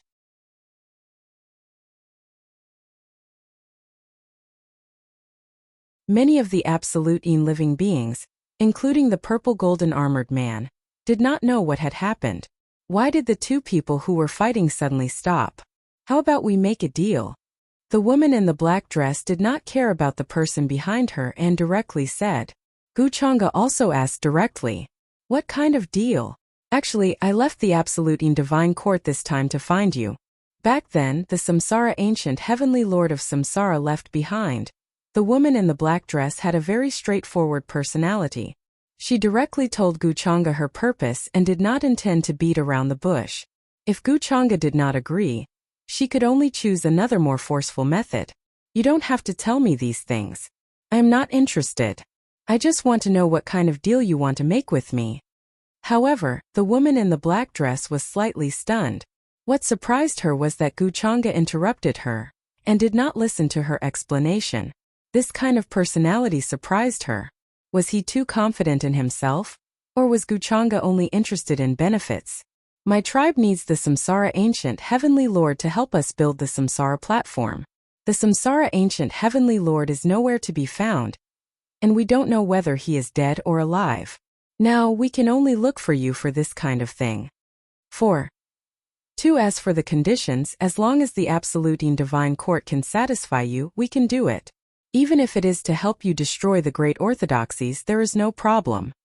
The woman in the black dress spoke with a hint of arrogance in her voice. Build the Samsara platform? Gu Chang'e was enlightened. This kind of thing involved the secret of the absolute in divine court. The woman in the black dress would definitely not tell him, but he did not really care. Gu Chang'e only cared about the benefits that the absolute in divine court could bring him. Destroy the other great orthodoxies? This kind of talk was quite big, but considering the uniqueness of the absolute in divine court, they might really be able to do it. No problem. I agreed to this deal. Gu Chang'e didn't hesitate. He just wanted to say, please come a little more when it came to sending warmth from such a long distance. You agree? The woman in the black dress was stunned. She did not expect him to agree so quickly. But since Gu Chang'e agreed, this matter was easy to handle. Then, the two of them directly swore on their most severe Taoist heart. It was the most terrifying oath.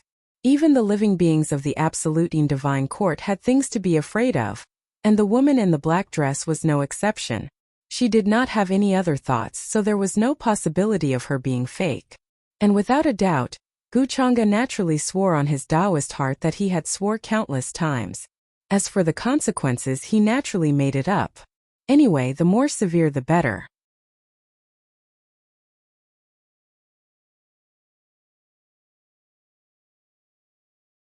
After all, it would not be effective against him.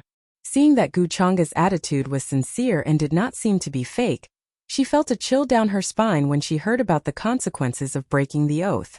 The woman in the black dress was also relieved. She had a better impression of Gu Chang'e. Such a straightforward character was very much to her liking. So, should we carry out the deal first? Gu Chang'e then looked at her and asked. The woman in the black dress nodded. She did not know what Gu Chang'e wanted. My name is Jianan. How should I address you? She took the initiative to introduce herself.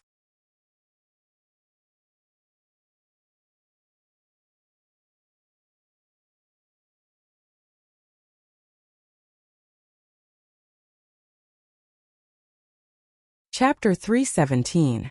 She glanced at Kanan in confusion. Gu Chang'e did not speak. At this time he would definitely not tell her his name. After all, he had even concealed his true appearance. Even if the eldest princess of the imperial court of Ultimate Yin investigated this matter, she might not necessarily know his current identity. After all, he should be recuperating in the Black Tortoise ancient country, and could not go anywhere. Therefore, Gu Chang'e did not answer her question. Instead, he made his request. The Yin terminating origin of the Yin terminating land. How many of these do you have? Yin terminating origin? Kanan was stunned. She did not really care about Gu Chang'e's lack of explanation. However, when she heard these words, she was honestly a little surprised. She did not know why Gu Chang'e asked about this. Logically speaking, as a human cultivator, no matter how mysterious and powerful Gu Chang'e was, he should avoid something like the Yin terminating origin that could devour many substances like the Yin terminating origin. Could it be that his purpose of coming here was to find the Yin terminating origin and find a way to break it? Other than that, what other explanation could there be? When she thought of this, Kanan was a little impressed by his courage. The Yin terminating origin was something that even the Imperial Court of Ultimate Yin was unwilling to touch. Moreover, the birth of the Yin terminating origin was very mysterious. Even if they sealed the Yin terminating origin, there was not much of it. Sometimes, in order to create some disasters, they had no choice but to use it and place it in a certain area. This was because once the Yin terminating origin spread, it was like a mountain fire encountering a strong wind. It was unstoppable and could not be resisted at all. For example, the Yin terminating fog that appeared in the upper realm now had nothing to do with the Imperial Court of Ultimate Yin. Her arrival this time was all thanks to the sudden outbreak of disasters in 21. We also lack the Yin terminating origin, but if you want, we can give you some. As for the consequences of touching the Yin terminating origin, you should know. I don't want you to be devoured by the Yin terminating origin before the transaction is completed. Kanan said. Gu Chang'e nodded and said indifferently, Eldest princess, you don't have to worry. I know these things very well. That's good. Jianan nodded. At the same time, he withdrew a dark black token from beneath his sleeve. They looked like chess pieces, but Gu Chang'e could sense the spatial fluctuations contained within them. This is the space chess. If anything happens, I will use it to inform you.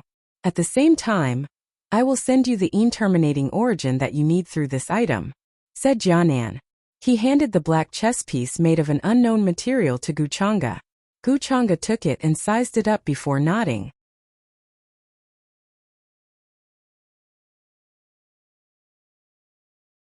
Made from the bones of a void beast, no wonder it has such a miraculous effect. A trace of surprise appeared in Jianan's eyes when he saw this, but he didn't say anything. Forging the reincarnation platform would not be that simple. There were still many things that needed to be arranged.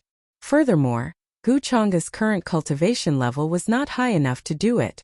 As such, Jianan directly bid farewell and left. She took the black boat and the people of the terminating imperial court back the way they came. She had no intention of descending to the outside world. The purple gold-armored man glanced at Guchanga in fear from afar. The fear and terror from before still lingered in his heart, and he could not forget it for a long time. He did not know what his sister said to him that made her choose to turn back and return to the imperial court of terminating imperial court. However, the shadow that Guchanga left in him would probably haze him for a period of time. Interesting. The existence of the terminating imperial court is indeed a chess piece to me. Seeing Jianan leave, Guchanga withdrew his gaze and looked at the black chess piece in his hand. His smile was thought-provoking. Afterwards, he casually threw the chess piece into his sumeru ring and sealed off all senses within it. Jianan's thoughts could not be hidden from him. She had left her senses on this chess piece. Of course, it could also be a strand of her soul. As a sovereign, she had many methods. Guchanga was too lazy to pull it out. Perhaps this strand of soul would have other value in the future. However, considering that this strand of Jianan's soul might be able to detect his tracks and so on, Guchanga sealed this spatial chess piece and sealed off her senses. It was equivalent to trapping her within it. At this time, perhaps Jianan herself did not know that she had taken the initiative to hand over her weakness to Guchanga. As for the message that Jianan had passed to him, Guchanga did not plan to care at all. Once he obtained the terminating origin, everything would be up to him. Afterwards, Guchanga's figure flashed, and he headed towards the terminating origin that he had sensed before. There was a vast aura of darkness surging there. The gray fog was surging, and it was extremely dense. Many runes flickered. They were incomparably ancient, like the purest source of the universe. Its source could not be traced. It was formed by billions of strands of black light, and it could devour everything. The nearby laws, Tao, and order were all collapsing and reforming, and then converging into chaos. Even a sovereign would feel the deepest fear in this place. The terminating origin. Moreover, in terms of size, it was a very large piece. It was at least 5 times the size of the terminating origin that Guchanga had encountered previously. As it spread and devoured, the void cracked and the laws collapsed.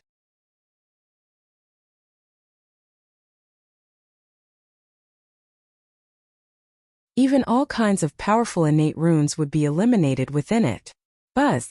The great Tao treasure bottle appeared above Guchanga's head, emitting a terrifying brilliance as if it could devour everything. Even the terminating origin trembled slightly at this moment, as if it had encountered its natural enemy. Then the great Tao treasure bottle descended, and the dark light was like a river of stars, containing it within. Guchanga sat there quietly and did not move. Boundless divine light descended, enveloping his entire body. He was like an immortal god that had existed since ancient times. His aura continued to rise, and every cell seemed to have awakened, spewing out 5-colored light. Mist flowed and chaotic mist spread. His entire person was incomparably hazy, exuding a transcendent, mysterious aura. The pitch-black boat sped through the gray fog, leaving this area. A passage that was difficult to find appeared, and it quickly separated the spatial barrier, connecting to another mysterious world. Ordinary cultivators could not see this passage at all. This was the terminating passage that belonged to terminating beings. Imperial sister.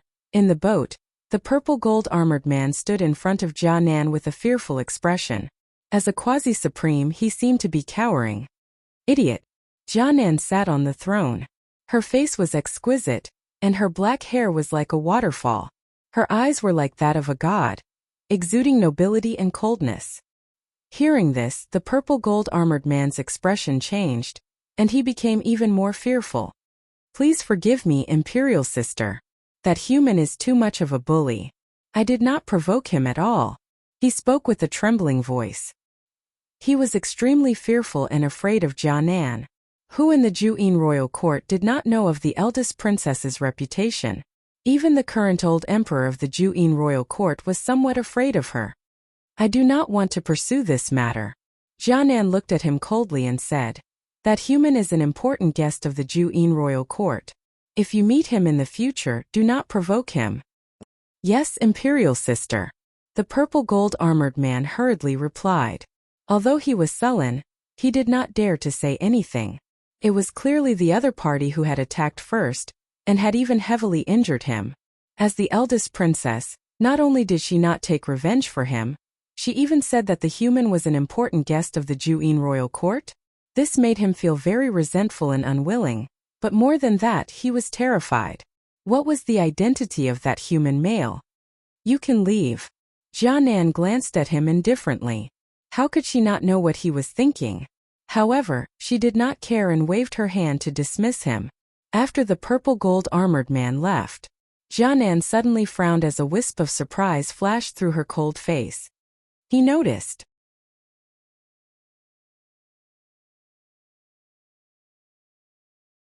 She never thought that the strand of soul she had hidden in the spatial artifact would actually be noticed by Guchanga so quickly and directly seal off her senses.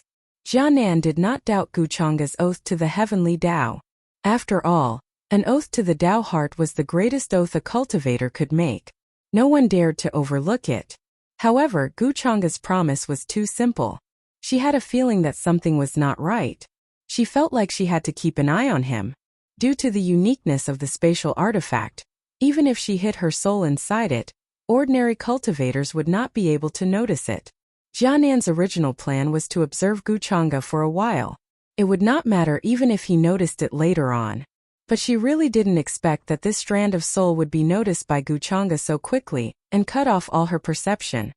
Why do I have a feeling that this so-called successor of the ancient heavenly highness of reincarnation is not a good person? If you want to ask a tiger for its skin, you should be prepared to be devoured by the tiger.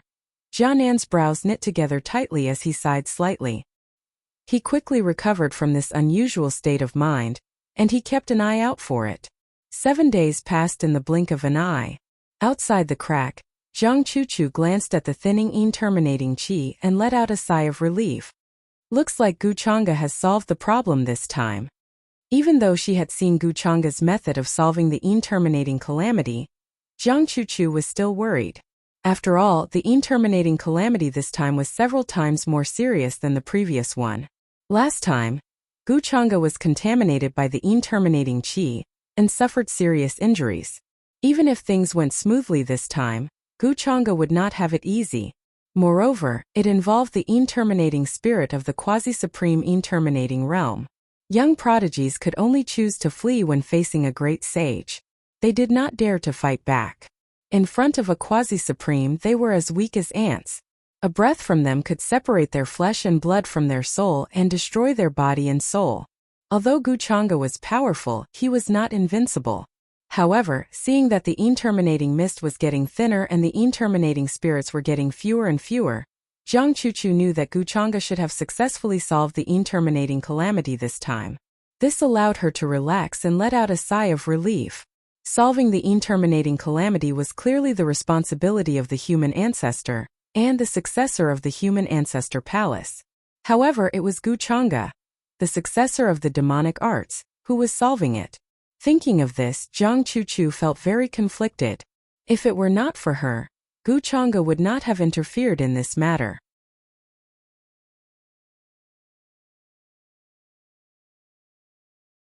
Just as Zhang Chuchu was letting her imagination run wild, a divine light appeared in the crack and turned into a golden passage. It was vast and boundless, and the terminating mist could not approach it at all. Guchanga came out. His aura did not seem much different from usual, but Guchanga knew that after devouring this terminating origin, his cultivation had improved greatly.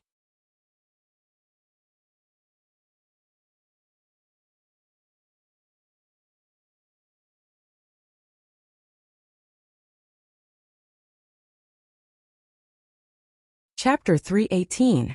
Outside the fissure, Gu Chang's figure appeared. There seemed to be a floating light flickering around him. With one step, he appeared beside Jiang Chuchu. Are you okay? Jiang Chuchu's figure flashed forward and asked. She looked over Gu Chang'e from head to toe. She found that his aura was calm and stable, and did not seem to be injured. She breathed a sigh of relief. She still remembered that last time when Gu Chang'e was corroded by the eliminating mist, his shocking injuries. I'm fine. Gu Chang'e waved her hand and smiled naturally. I didn't expect that you, the saintess, would care about a demon like me. I'm really flattered. You're thinking too much. But this is all because of me. If anything happens to you, I'll feel bad. Hearing this, the concern on Jiang Chuchu's face froze. Then, she glanced at Gu Chang'e and revealed a cold expression as she explained. Okay. I know you care about me. Gu Chang'e smiled and reached out to hold her slender waist. Jiang Chuchu was about to deny it when her body suddenly froze, and so did her expression. Like a clay sculpture, she stood rooted to the ground. She was very unaccustomed to Gu Chang'e's intimate actions. A layer of goosebumps seemed to have appeared on her snow-white and delicate skin. She did not know what kind of mood she was in. She clearly felt that Gu Chang'e was extremely annoying, but she could not refuse him. Moreover, Gu Chang'e had bullied her time and time again. When they first met, he suppressed her and imprisoned her in his small world. That was the darkest and most helpless time for her. Then, she witnessed with her own eyes how Gu Chang'e schemed against the reincarnation of the human ancestor and killed him. This caused an indescribable impact on Jiang Chuchu's state of mind after more than 20 years of cultivation. However, the terrifying Gu Chang'e did not kill her, even though she knew many of Gu Chang'e's secrets. He had even taken the initiative to save her, helping her solve the absolute calamity many times. Chuchu? At this time, Gu Chang'e suddenly called out softly. Jiang Chuchu, whose mind was in a mess, suddenly came back to her senses. Her cold and beautiful eyes looked at him in confusion. Jiang Chuchu motioned for him to continue. Don't you have anything to say? Gu Chang'e smiled. Jiang Chuchu was stunned for a moment before he said softly, Thank you. That's it? Gu Chang'e raised his eyebrows, seemingly dissatisfied with her answer. What else do you want me to do? Jiang Chuchu looked at him. After tasting the sweetness of last time, she was more and more daring to go against Gu Chang'e. Then it seems that you want to gain something without risking anything? Gu Chang'e asked with interest. Hearing this, Jiang Chuchu thought about it seriously. It seemed that he was really trying to gain something without doing anything.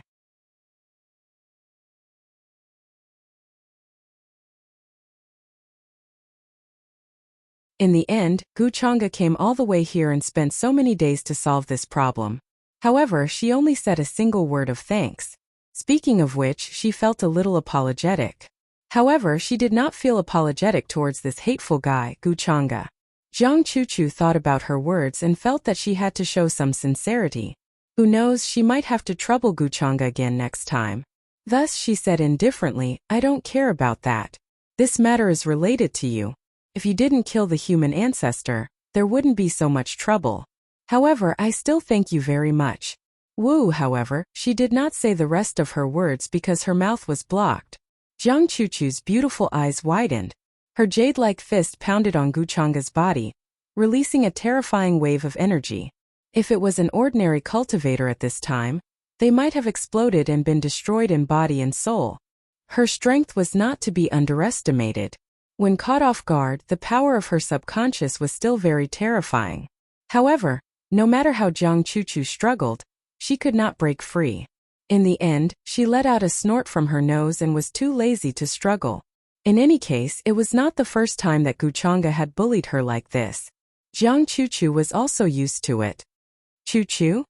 Gu Chang'e smiled and called out. Jiang Chuchu's beautiful eyes stared at him. At this time she seemed very calm and composed. Even Gu Chang'e's intimate name for her did not mind. She felt that it was normal. Gu Chang'e had always been very picky when it came to women. Naturally, there were even fewer women who could interest him. Jiang Chuchu was not only useful to him, but she could help him obtain the terminating origin source and make him like her. At this time, Guchanga naturally would not be stingy with some gentleness.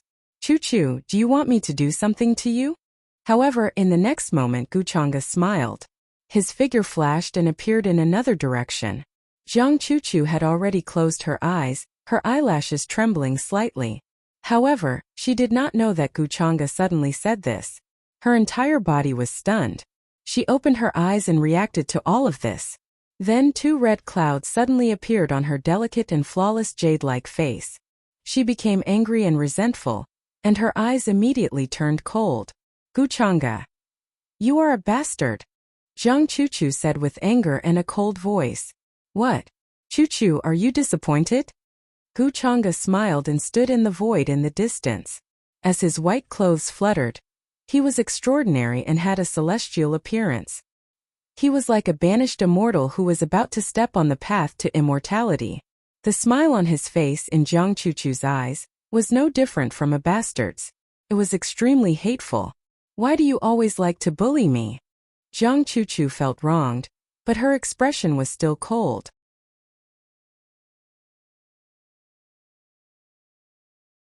She had already retreated to this extent, but Guchanga still teased and bullied her.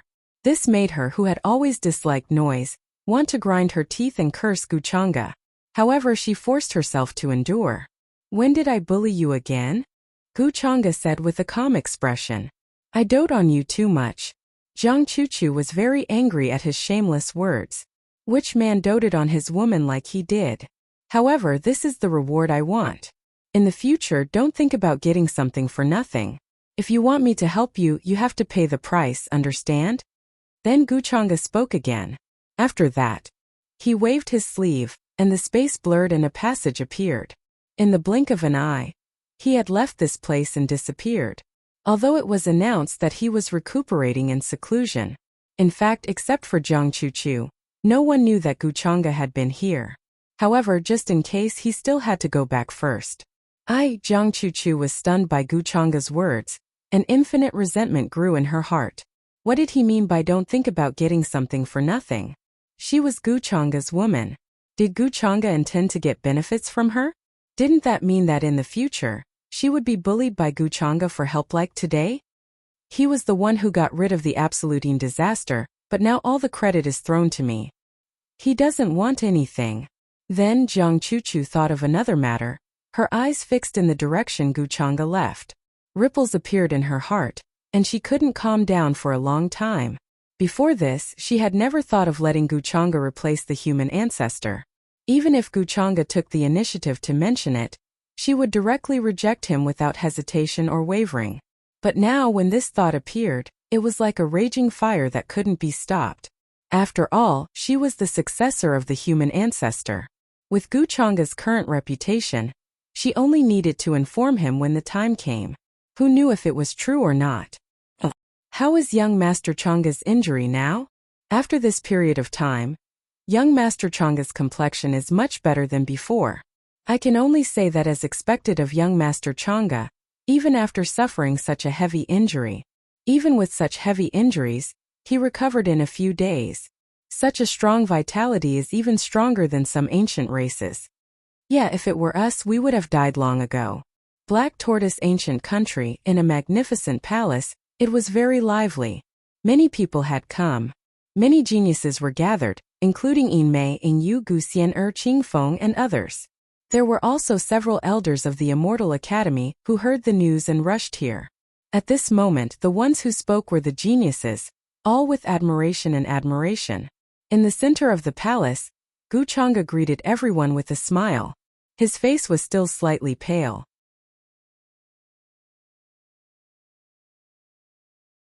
This was the first time he appeared in front of outsiders in a long time. In front of him was a chessboard, black and white. When everyone came to visit him, he was playing chess with Ji Qingxian to pass the time.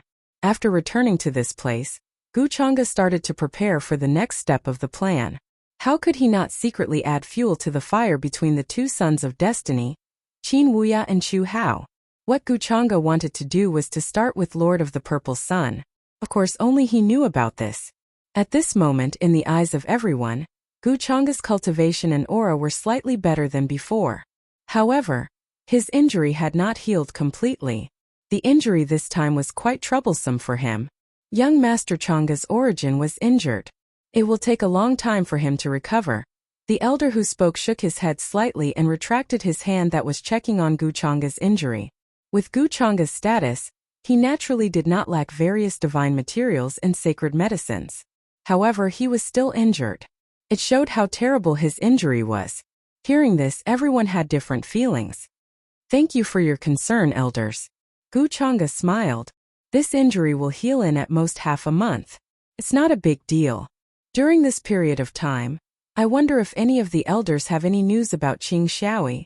Or should I say news about Purple Sun Lord? Then, Gu Changa took the initiative to ask about another matter. Hearing these words, the atmosphere in the palace suddenly changed. Even the few elders who had smiles on their faces froze and were suddenly speechless. Many of the Sky Prides had complicated and fearful expressions on their faces. Purple Sun Lord. During this time, if one were to say that the inheritor of the demonic arts was the most popular person, then Purple Sun Lord was definitely the second most popular person. Many people even thought that Purple Sun Lord might follow in Prince Ying's footsteps. Not only did he kidnap the immortal demon body Qing Xiaoyi, but he also seemed to be related to the inheritor of the demonic arts. Purple Sun Lord said that he was going to hunt down the inheritor of the demonic arts, but in the end he secretly kidnapped Qing Xiaoyi. Many people would not believe that he had nothing to do with the inheritor of the demonic arts. In addition, during this time there were all kinds of rumors and guesses causing a sensation everywhere. However, Purple Sun Lord still did not appear. In the eyes of everyone, this was a sign of silence and avoidance.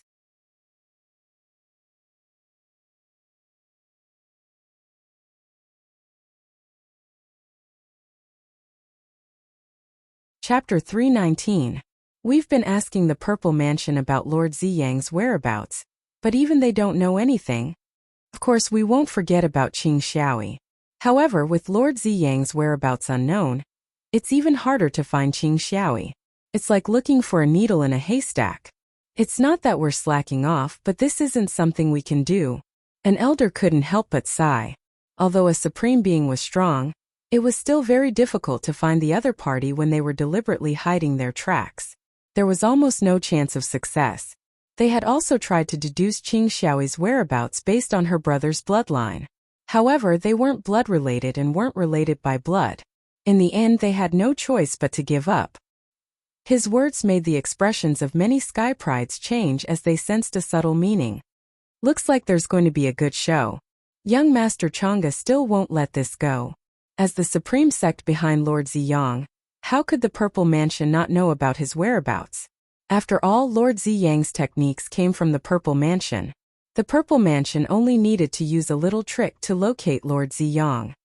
Looks like the Purple Mansion is planning to protect Lord Ziyang.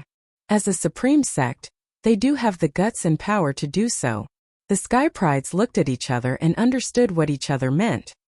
Hearing the elder's words, Qing Feng said with a bitter expression, "The Purple Mansion will not care about a small character like me. In front of them, not to mention that my sister was only kidnapped, even if she died miserably in their hands they would not care. They're superior and look down on everything. In their eyes, Lord Ziyang is the hope of the future. As for me and my sister, we're just ants that they can kill with a wave of their hand." His words made many Sky Prides speechless as they felt the sorrow of being a nobody. It was his sister who was kidnapped, but he couldn't do anything. He didn't even have the right to resist. All 693 people fell silent. The Purple Mansion behind Lord Ziyang was a ruthless person who would rather offend other orthodoxies to protect him. After all, Lord Ziyang could only be related to the inheritor of demonic techniques. However, this possibility could be erased by the Purple Mansion at any time. When that time comes, who would offend the Purple Mansion because of this? It seems that the Purple Mansion is intentionally hiding the whereabouts of the Purple Sun Sovereign. Could it be that the Purple Mansion intends to take the risk of offending the entire world and protect Heavenly Monarch Ziyang? Gu Changa pondered for a while, sighed, and then said, "But don't worry. Since I've already made a promise, I naturally won't shirk it." Purple Sun Heaven Monarch and the Purple Mansion behind him are so arrogant.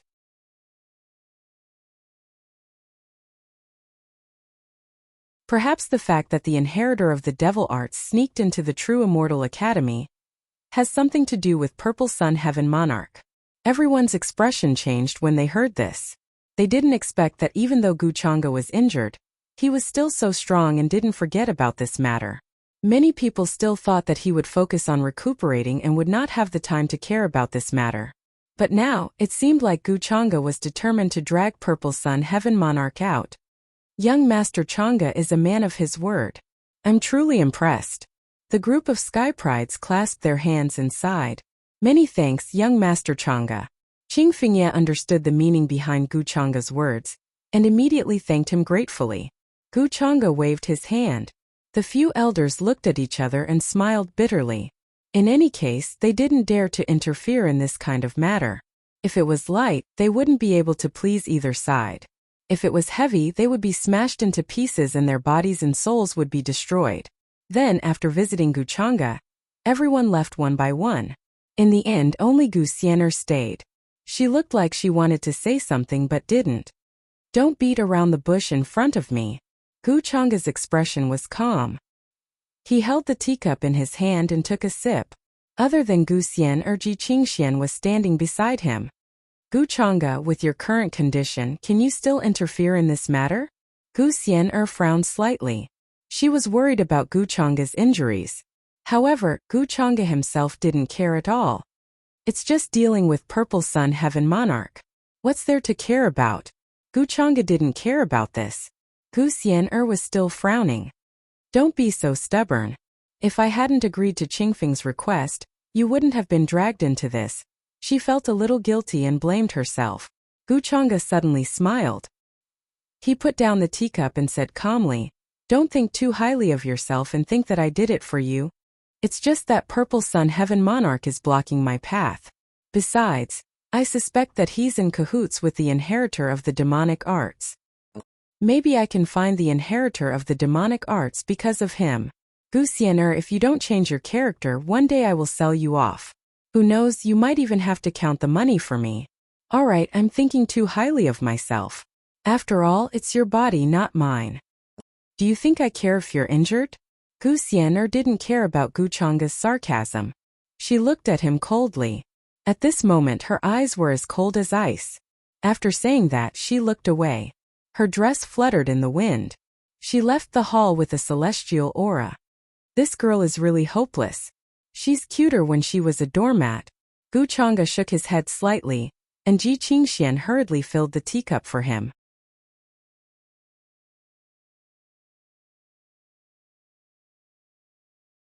Are Purple Sun Heaven Monarch's junior brothers and sisters still in Black Tortoise Ancient Country? Guchanga glanced at her and asked calmly. Yes, they're still here. Do you want to attack them? Ji Qingxian nodded and asked curiously. The Purple Mansion was a huge entity with a long history. It was one of the most powerful imperishable orthodoxies and supreme great sects. This was also the reason why many elders were afraid of it. Although the reclusive Ji clan behind her was ancient, it had declined. However, even if it hadn't declined, it couldn't compare to the terrifying ancient heritage of the Purple Mansion. Attack? No, why would someone as elegant and easygoing as me attack them? I just want to invite them over for a cup of tea. Guchanga smiled and said casually. Ji Qingxian was stunned for a moment, then nodded. Although she hadn't been with Guchanga as long as her sister Su Qingga, she was smart. However, she was very smart. There were some things that she could understand with just a hint. There was no need for more words. For example, she knew Guchanga's personality and habits better. Ji Qingxian felt that Guchanga had noticed her abnormality long ago. But he didn't point it out. She could feel Guchanga's interest in her from some of their conversations. It was as if he was teasing a pet. At that time it was the most unsettling and nerve-wracking. Ji Qingxuan's back was often drenched in cold sweat. Every time her heart would jump to her throat. In the end she found that Guchanga was just casually asking and didn't care. This feeling was like walking on the edge of a cliff. One mistake and she would be crushed to pieces. Ji Qingxian felt that Guchanga was doing this on purpose. After following Guchanga for some time, she felt that many of the rumors in the outside world were untrue. No matter whether he was gentle and refined or domineering and arrogant, Neither was right. She couldn't figure him out. These were the only words that could describe him. Send my order. Go to the Purple Mansion Disciples' encampment and invite all of them here. If they don't come, then there's no need to be polite.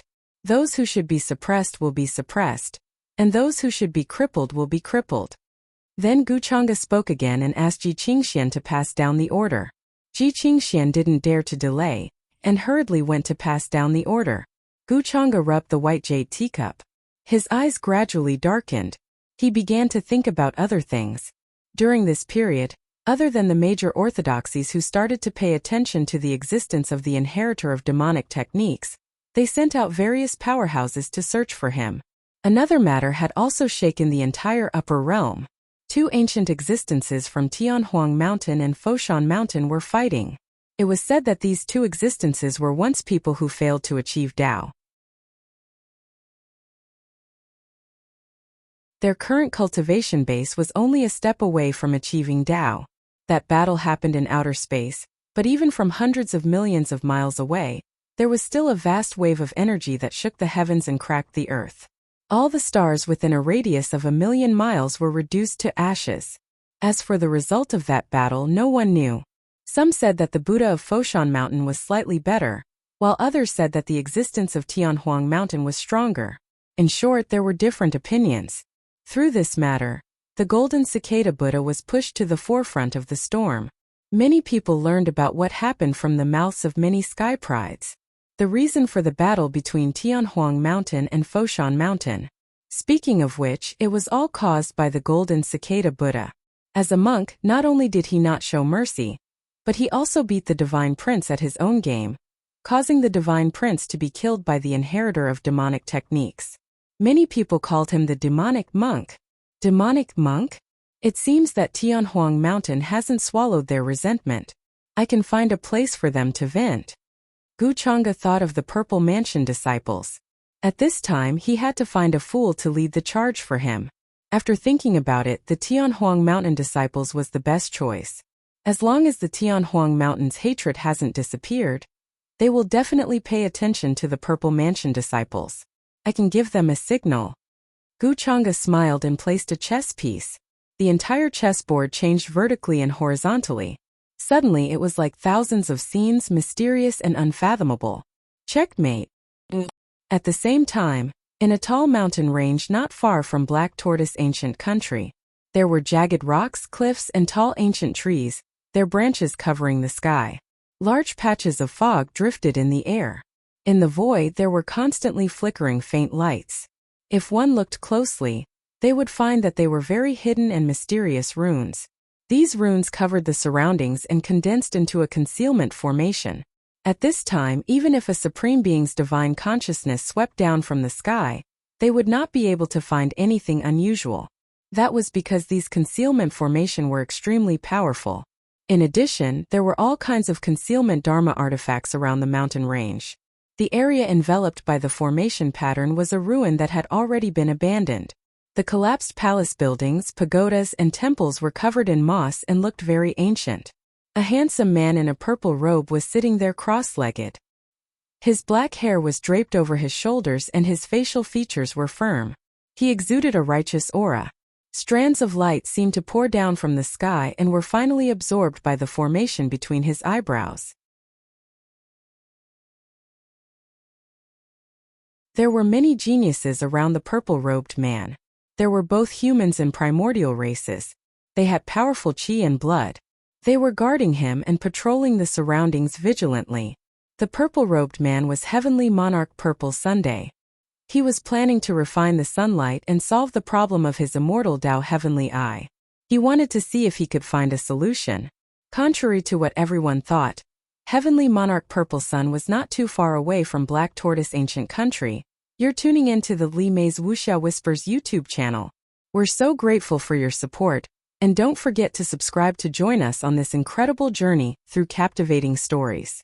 Your generosity through donations truly makes a world of difference, as it's the primary source of revenue that allows me to expand and enhance this channel for you. Thank you from the bottom of my heart for being a part of this adventure.